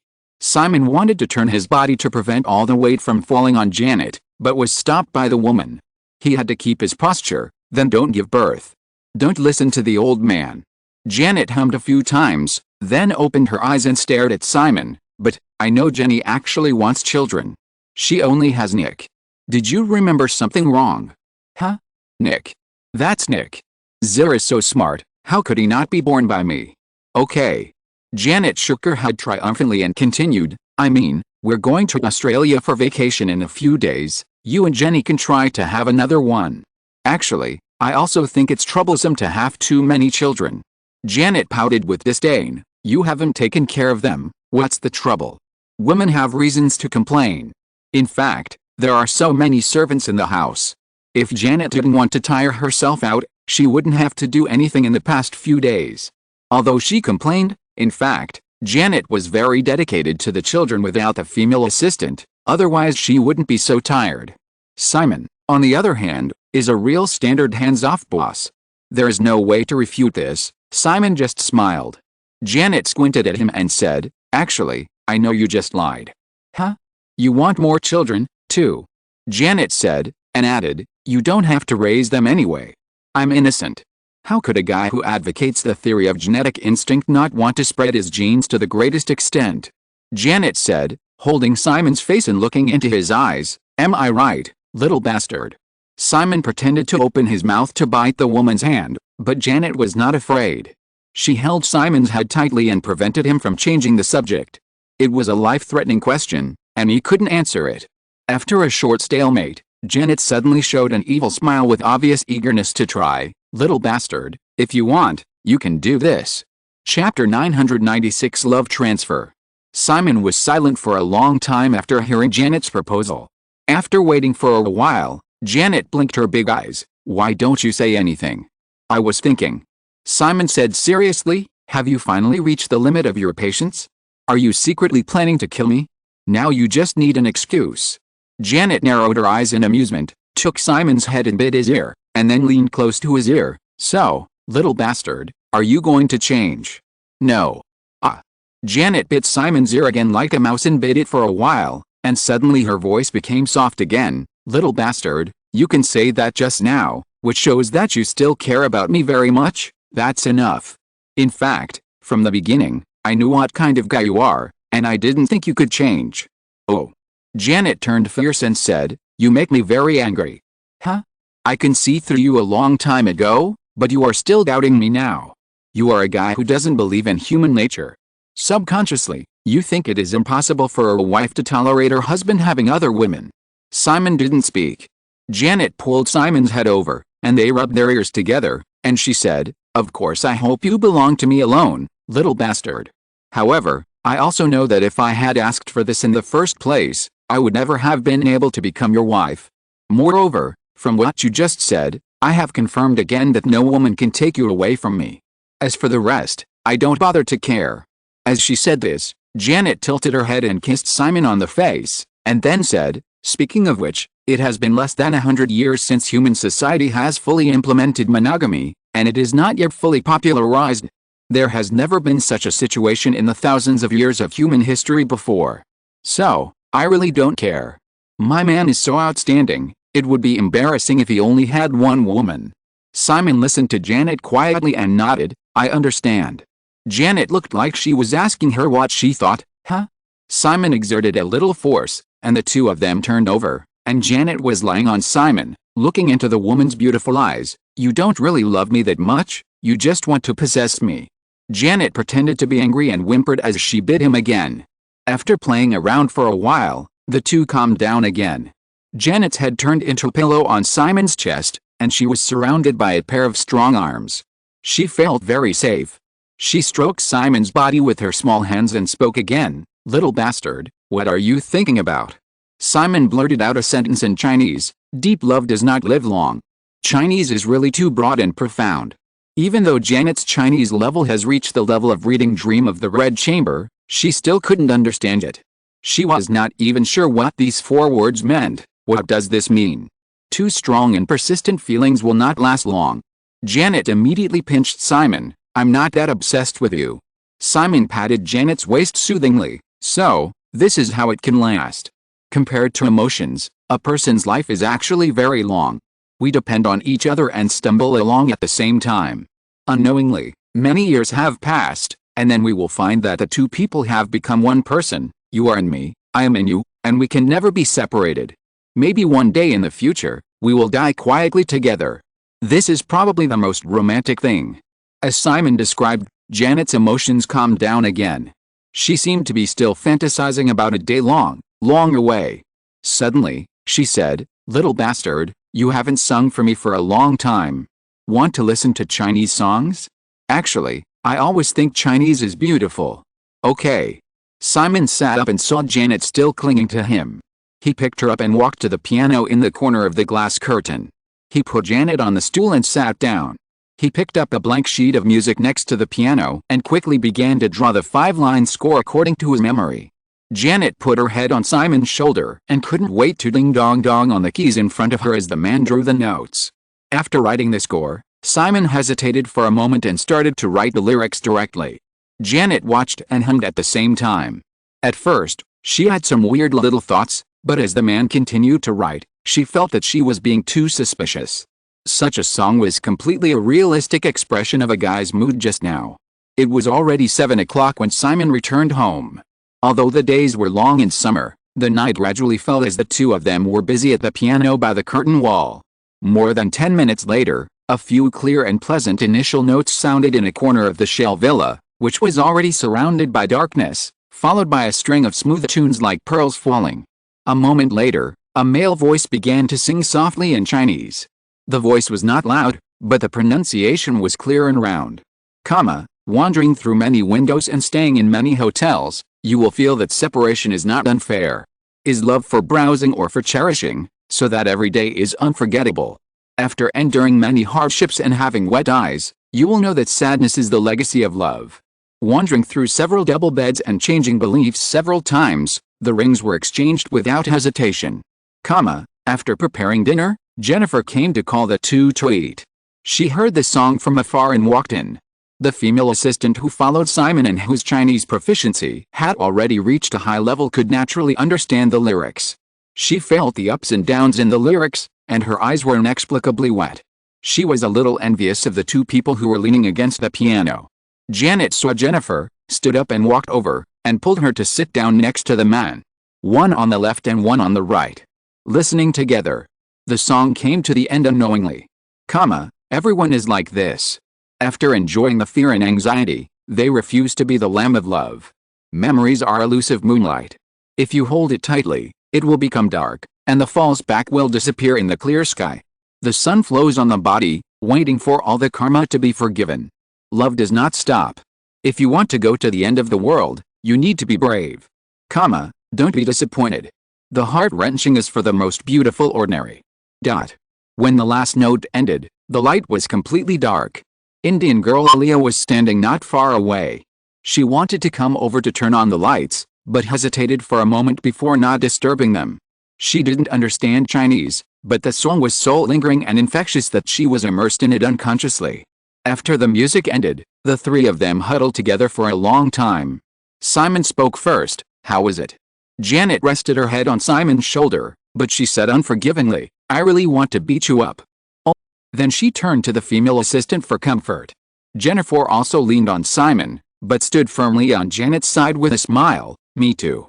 Simon felt wronged and simply turned his eyes to Aliyah, who was standing quietly not far away. The Indian girl didn't dare to join in the fun. Janet quickly moved her head back. Little bastard, do it again. How about dinner first? Again. Yes, sir. After repeating this several times, they were finally able to go for dinner. After listening to it several times after dinner, Janet decided that this song would be released as Simon Westeros's latest single. Simon would sing it himself, and the MV to be produced would be labeled for Janet again. Look, this is her man, and he can write such a good Chinese song. Simon also had some ideas. Since Love Transfer was already available, Love Call Transfer could also be made. Coincidentally, Simon has been thinking about restarting the Chinese film market, which has fallen to the bottom. In addition to producing catalytic films such as Crouching Tiger, Hidden Dragon and Hero, urban light comedies like Love Call Transfer will not cost too much, and Chinese audiences at this stage have not seen it yet, so it must be full of freshness. Not only that, through this operation, it can also further help Deanery's Entertainment open up the situation of the Chinese entertainment industry. In terms of music, a cover singer can be promoted, and in the field of film, this film project can be used to win over and sign some filmmakers to fully start the process of entering the Chinese entertainment industry. The next day was another Friday, July 26th. Simon specially held a meeting for this in the morning to pass on the matter. At the same time, the Atlanta Olympics opened this week, and the box office data of another box office cycle in the North American film market was delivered to Simon's desk early in the morning. Last Friday, July 19th, because of the Olympics, there was only one large-scale opening movie in North American theaters, the romantic comedy Different Instincts, produced by MGM and starring John Travolta. The film tells the story of a kind auto mechanic who was struck by lightning and not only did not explode on the spot, but unexpectedly gained the ability to remember everything he saw.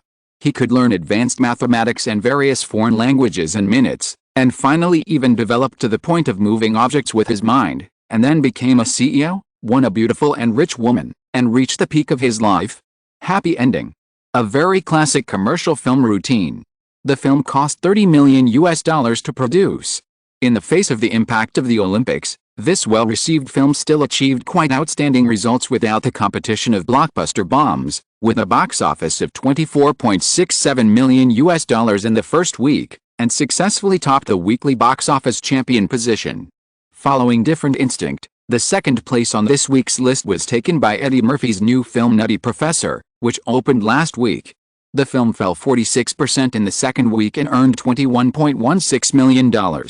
In the 2 weeks since its opening, the black comedy produced by Fox has accumulated a box office of $60.17 million. With a 2-week box office of $60 million, whether the total North American box office of Nutty Professor can break the 100 million mark, as in the original time and space, depends on its subsequent performance. There is actually a lot of hope. Because there are basically no other heavyweight films opening next, the old films that are still in theaters can calmly reap long-term box office revenue. It has already entered the late stage of release, and this is the case with Spectre and Sleepy Hollow, which ranked 3rd and 4th on the list just last week. If you are listening to this novel on a channel other than Fanfic World, it means it was downloaded and re-uploaded without effort. We warmly invite you to visit our channel, Fanfic World. There you will find the original version of this story and many other novels of various genres.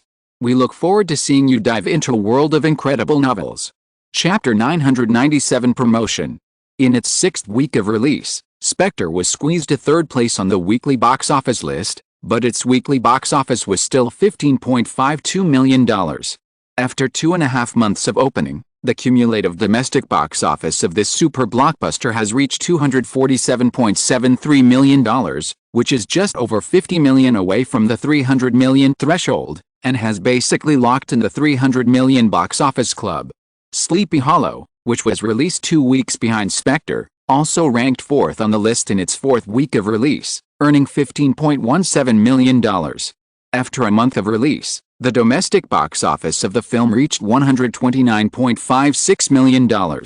The box office volume of Sleepy Hollow and Spectre is obviously not in the same order of magnitude. However, the box office performance of this fantasy horror film, in which every frame can be used as wallpaper, has long met Simon's expectations. The film's estimated domestic box office has increased from the initial $150 million to $170 million.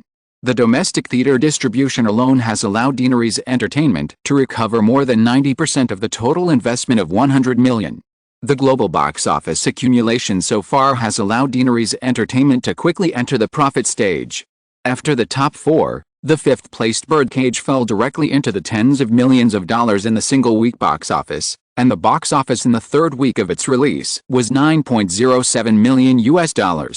This alternative gay comedy starring Robin Williams originally had a cumulative North American box office of over $100 million.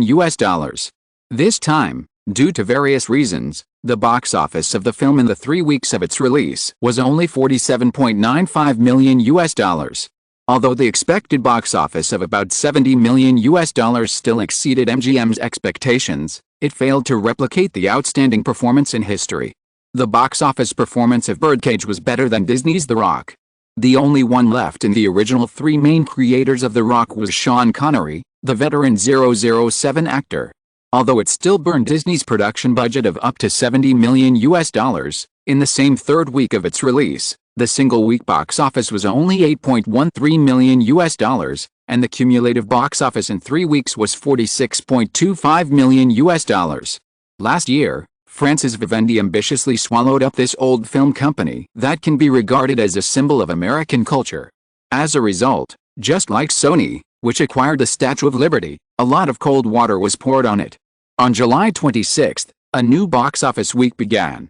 In the previous box office week, due to the opening of the Olympic Games, the North American single-week box office volume fell from $167 million to $111 million, a drop of 35%, with a significant impact. This week, the Olympic Games continued to be hot, and there were no commercial films with a scale of more than 1,000 screens in North American theaters. The only relatively impressive one was Fargo, a new film by the Coen brothers produced by Gay-Omen Films. This crime drama won the Best Director award at the previous Cannes Film Festival and had a very good reputation in the media. The number of screens opened was 715. Entering the weekend, the Atlanta Olympics, which had been smoothly lasting for a week, suddenly changed. Atlanta Olympic Century Park, which was specially built for the Olympics, exploded at an open-air concert with thousands of people at around 1 a.m. on July 27. Because the crowd was too dense at the time of the explosion, more than 200 people were injured and 11 people died directly. In the subsequent clamor and chaos, more and more people who were seriously injured died one after another.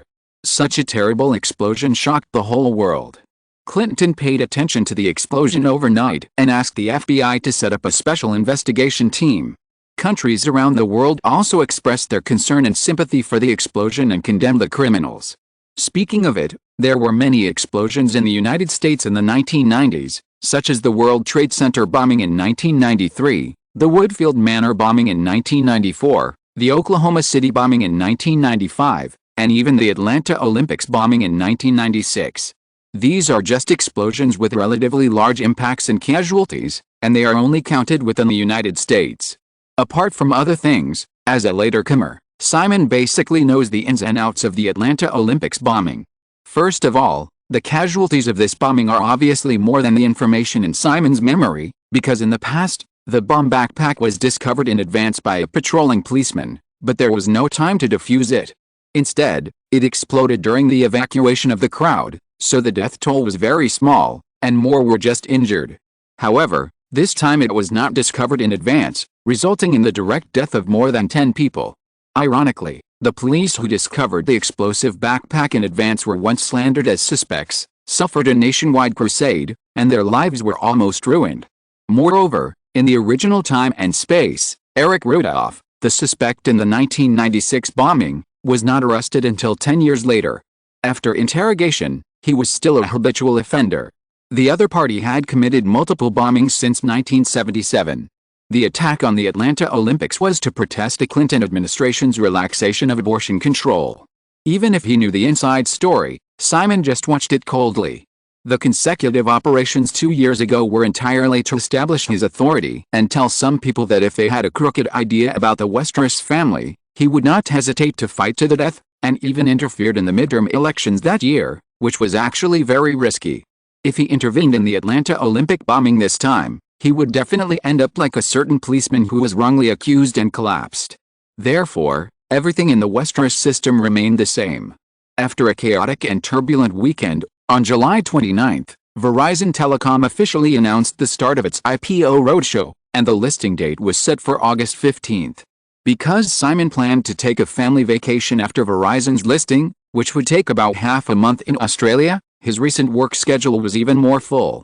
In the busyness, August came quickly. The first major event in August was the inauguration ceremony of Yeltsin's second term on August 3. For Yeltsin's re-election, the outside world was generally concerned about the Russian business oligarchs who had successfully penetrated the Kremlin, such as Berezovsky, who was rumored to be vying for the position of prime minister. Simon noticed a detail. On the day of the inauguration ceremony, the Yeltsin government released a large group photo of the core of the new Kremlin authorities. A middle-aged man with a short stature and sparse hair seemed to appear casually in a corner of the photo. Then more accurate news came. On the second day of Yeltsin's inauguration, someone was prominently listed in the first batch of adjusted Kremlin core list, and was promoted from the previous deputy director of the Presidential Affairs Bureau to deputy director of the Presidential Office. The powers of the two positions are very different. The former is equivalent to the deputy chief of the palace. After all, he is just Yeltsin's internal servant and cannot intervene in many state affairs. The latter is the deputy director of the Russian government's confidential department, directly responsible to the head of state. Moreover, in the announcement of the Moscow authorities, The deputy director this time will be in charge of foreign economic relations and the formulation of relevant laws and policies, which is close to the core of state power. Chapter 998, It's Still a Matter of Money. In my memory, the network shock department often used a standard title XX may become the biggest winner. Every time I saw it, I felt that it was full of strange malice. However, with the closing of the Atlanta Olympics on August 4th, many people began to look back and suddenly found that Ygritte may be the biggest winner. Not to mention other things, just the second day after the closing ceremony, when the stock market opened for the new week, Ygritte's stock price rose by 3.3% that day, from $439.1 billion at the opening to a high of $453.6 billion in one fell swoop, which is enough to prove this point. This is certainly not without reason. On Monday, August 5th, newspapers, television and online platforms controlled by the Westeros system began to publicize a series of data traffic on Ygritte's network platform during the Atlanta Olympics. According to Ygritte statistics, during the 17 days of the Atlanta Olympics, a total of 320 million internet users worldwide participated in the interaction of Olympic topics on Ygritte's portals, online forums, social networks, video websites and other platforms, accounting for 70% of the current 460 million internet users in the world. Because of this large-scale hot event, the network traffic of Ygritte's entire platform has soared by 27% in more than 2 weeks. Among them, the increase in users and content of Facebook's social network and YouTube video platform during this Olympic Games is particularly eye-catching. Although it will not be mentioned in the report, it is undeniable that the explosion on July 27 has completely overshadowed traditional television and print media with more immediate and richer content. On the weekend when the explosion occurred, the number of visits to Ygritte's entire platform also reached a peak. Within 24 hours of the incident, Facebook's social network emerged with more than 80 million directly related blog posts from all over the world. In the same 24 hours, YouTube video platform directly from Atlanta bombing-related videos also increased by 270,000. Therefore, popularity drives traffic, traffic contributes to revenue, revenue stimulates the market, and market value drives stock price. The single-day stock price rose by 3.3%, and the wealth of all Ygritte shareholders increased by $14.5 billion in one day. This is just the stock price growth of Ygritte. As the leader of Nasdaq, the rise of Ygritte's stock price has driven the entire new technology sector. At the close of the day, the Nasdaq index also rushed to 4,765 points. Although it failed to break through 5,000 points in late July and early August as the market expected some time ago, it was not far away. At the same time, the total market value of all stocks in the Nasdaq market has reached $5.6 trillion. Although the whole world knows that the bubble of the Nasdaq is already quite serious, the huge market value that directly exceeds the GDP of Japan still makes too much capital excited and crazy. Simon can't help but worry. After all, the higher you climb, the harder you fall. Therefore, Simon rushed to San Francisco on Monday and stayed in Silicon Valley for 3 days, mainly to make some adjustments before the Nasdaq fell off the cliff. The world is often in an irrational state, just like the 2 world wars, which seem inevitable but are actually accidental, because in a rational state, no one would want to start a world-class war that killed tens of millions of people, but the war happened just like that. This time is no exception. No one wants the Nasdaq to run wild and burst after accumulating bubbles to the maximum extent. However, under the general trend and in the face of interests, even Simon dare not rashly stop it. He can only do what he can. In fact, there is not much that can be done. It is nothing more than preparing for a rainy day, so that the new technology companies involved in the Westeros system can survive better in the cold winter of the next few years. If he is a little more ambitious, he can let more valuable new technology companies survive the cold winter together to avoid the foundation of the internet industry from suffering a fundamental blow. All these things need to be done. In the final analysis, there is only one word: money. Without food in a famine, people cannot survive. In the capital winter, companies can only survive if they get life-saving funds. Simon discussed openly with several heads of Ygritte for 3 days, and the roughly finalized plan was to start tightening Ygritte's purse. After the IPO, Ygritte held a huge cash reserve of more than $20 billion. Even if Simon repeatedly emphasized that the company was inevitably a little extravagant, this must be changed. Secondly, a new batch of large data centers will be built around the world again. At this stage, even though Egret's cloud computing services are becoming more and more mature, there are still many companies that prefer to build their own servers. After all, most people subconsciously resist relying on others. However, once the industry winter comes, many new technology companies will undoubtedly find it difficult to maintain the expensive self-built houses and have to rent houses. Egret's new batch of data centers will mainly provide this demand. In the cold winter, if you have a house and some food, you can basically survive. Finally, Egret also established a special enterprise evaluation team and began to quietly evaluate the current new technology companies in all aspects of operation. Simon is not so philanthropic. After the new technology bubble burst, some companies are worth saving, but more can only be abandoned. Moreover, Simon did not intend to do good deeds in vain. Although the entire Westeros system has been investing heavily in new technology companies while developing its own key enterprises in recent years, it can be imagined that after the expected capital winter, after large-scale mergers and acquisitions, the Westeros system's control over the new technology industry will be more deeply rooted. Thursday, August 8th. From Monday to Wednesday, Simon was in San Francisco. On Thursday morning, Simon left for New York before 8 o'clock and arrived on the East Coast. It was still just working hours here. When Simon arrived at the East Coast headquarters of Deanery's Entertainment on 66th Street in the Upper West Side, Girl A reminded him softly. He had just finished reading some documents he had been looking through along the way. The last one was handed over by Girl C yesterday, about cooperating with Starbucks to open a mini internet cafe function in Starbucks chain stores. The inspiration came from the recent Olympic Games.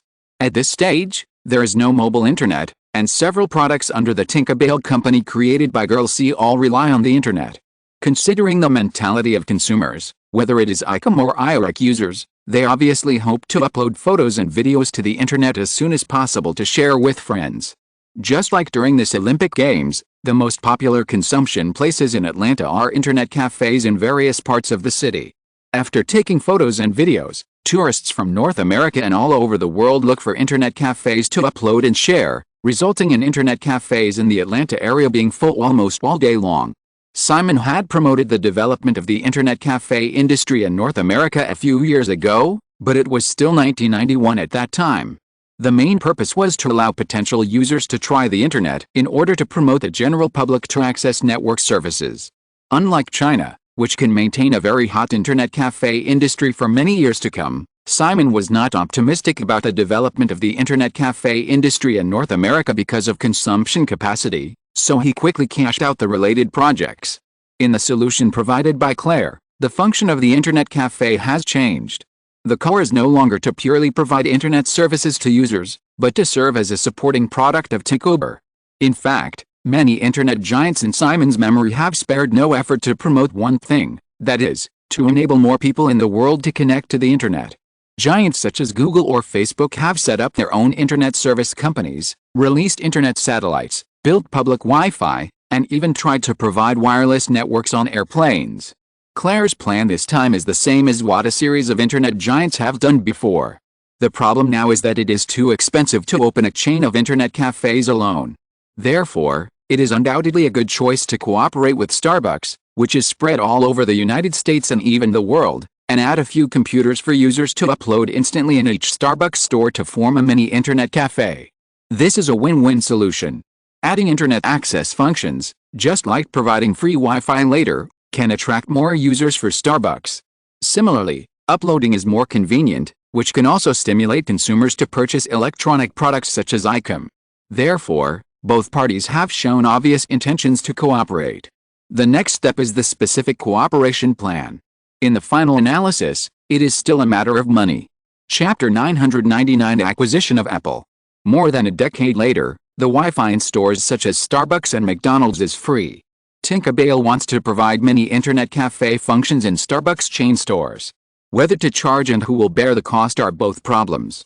In addition, the reason why the plan was submitted to Simon was that Lady C also hoped that Egret could participate and share the cost.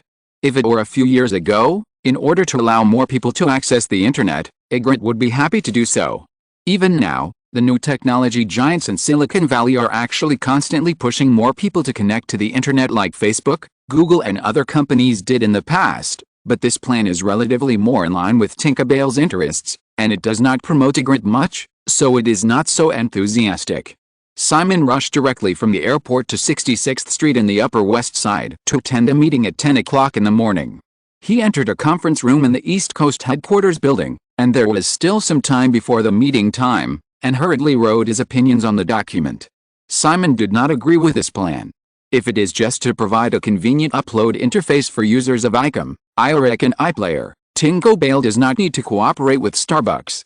Instead, it can provide Tinkerbell product-specific network upload devices similar to vending machines or public telephone booths in public places with relatively large traffic, and design a special closed system to only provide applications for related products, such as picture upload, video upload or audio download, which can greatly improve the application efficiency of the equipment. In comparison, setting up a mini internet cafe in Starbucks must provide complete PC internet access functions, which Starbucks users may not necessarily use to connect to Tinkerbell products. Or, if it is a targeted closed system device, it must pay Starbucks a licensing fee. No need. The plan was rejected, and cooperation with the grid was naturally out of the question. Finally, Simon suddenly remembered to remind Lady C in the notes that he could initiate the acquisition of Apple. This was a plan Simon had decided on a long time ago. Apple was now in its most depressed state. If Westeros could take over Apple, it could obtain a large number of underlying core patents for operating systems. While expanding its own hardware product line and global operation team, Tinkerbell could also take advantage of Apple's system technology to develop a closed system dedicated network upload device in the shortest possible time. Kill two birds with one stone. After writing the notes, he gave them to Lady A beside him to pass on to Silicon Valley. It was 10 o'clock. Robert Iger and other core members of Deanery's Entertainment West Coast were basically present. This meeting mainly discussed the $9 billion broadcasting cooperation between ESPN and the American Football League. After many twists and turns, things finally came to an end. This meeting finalized the last few details, and it is expected that the agreement will be officially signed and announced next Monday. A large contract involving $9 billion is also related to the future of ESPN. Simon certainly cannot be absent. However, Simon did not interrupt too much in the 2-hour meeting in the morning. He has never been very keen on sports and tried to avoid outsiders guiding insiders. After the morning meeting, he had lunch with Robert Iger, Steve Bernstein and others at noon. He did not leave afterwards. In the afternoon, he had to review the core programs of the major TV stations under Deanery's Entertainment Television Department in the upcoming autumn season. He was busy from 1 p.m. to 7 p.m. The current core platforms of Deanery's entertainment television business, such as ABC Television Network, USA Women's Channel, A&E Television Network, Fashion TV, Seinfeld, Desperate Housewives, Sex and the City, Dead Wives series of reality shows, and last year's Super Ace American Idol series launched by ABC, and even Friends and ER that Simon deliberately transferred to other major TV networks, are still in a very popular stage. Therefore, this year's television business is generally stable, and Simon is not in a hurry to launch new flagship programs. What I am more concerned about is the second season of American Idol. This singing talent show, which caused a national carnival last year, brought Deanery's TV department a huge revenue of $860 million from advertising revenue, title sponsorship and copyright sales in the first season alone. After deducting the original production and marketing costs of $230 million, the gross profit reached $630 million. After the end of the first season, the subsequent national tour, related record sales, etc., have brought in more than $300 million so far. This is not to mention the indirect promotion of the show to the overall ratings of ABC TV network, the development of Deanery's records, and other companies in the Westeros systems such as Tinkerbell. A complete golden goose. Because of the original perfect planning, the cost of this second season of American Idol, which has already started production, will not increase too much. However, it is expected that the number of episodes will be extended again in the second season, and the project revenue and profit will reach a new high. After a day's work, I took a helicopter back to the estate in the northern suburbs of Greenwich, and invited B-girl Becky Hope and her fiancé Mark Shiner, who works at Long-Term Capital Management, to dinner. Compared with A, C, and D, Simon and Lady B have met less frequently in the past 2 years. However, the development speed of Alia, founded by Lady B, has not slowed down at all. Taking advantage of the new technology wave and the unremitting support of the Westeros system, coupled with a low-price strategy, Alia's flagship software Alia has developed more than 260,000 subscribers worldwide. Even if Alia's software products are only 1/10 the price of Bloomberg terminals, 260,000 subscribers can currently contribute more than $30 million in revenue to Alia every month. Considering the continued growth factor, Alia's annual revenue in 1996 is expected to reach $400 million. Compared with Bloomberg's revenue of $1 billion, the gap between Alia and this direct competitor is still obvious. However, relying on the huge user base that has far exceeded Bloomberg's more than 20,000 users, Alia has begun to build its own financial data ecosystem. The former Bloomberg system was actually very difficult to use. The key reason why Wall Street couldn't do without it was the data ecosystem. Everyone was trapped in this system, and all the data was in this system. If you want to get relevant information, you can only use the Bloomberg terminal. Aria suddenly appeared when Bloomberg was only less than 1/10 of its peak size, which has already thrown Bloomberg into disarray. In the past 2 years, Bloomberg and Aria have been fighting in all aspects from software technology to legal proceedings to talent competition. Even when Aria was quietly raising the price of its own software, Bloomberg had to adopt a price reduction strategy to respond. On the other hand, Aria, this goblin, obviously has too strong a backstage, and after Bloomberg developed, it deliberately bought back shares and got rid of its former partners, losing support. Now Bloomberg is already at a clear disadvantage in this war. Although there is no plan to go public, according to industry assessments, based on a relatively conservative price-to-earnings ratio of 30 times, Aria, a company with a net profit margin of more than 20%, has a current valuation of about $2.5 billion. If it is really listed, due to Aria's obvious internet attributes and the high growth of its business, it will not be a problem for the market value to double again. Even if it is calculated at $2.5 billion, with B's 15% stake in Aria, her net worth will reach $375 million.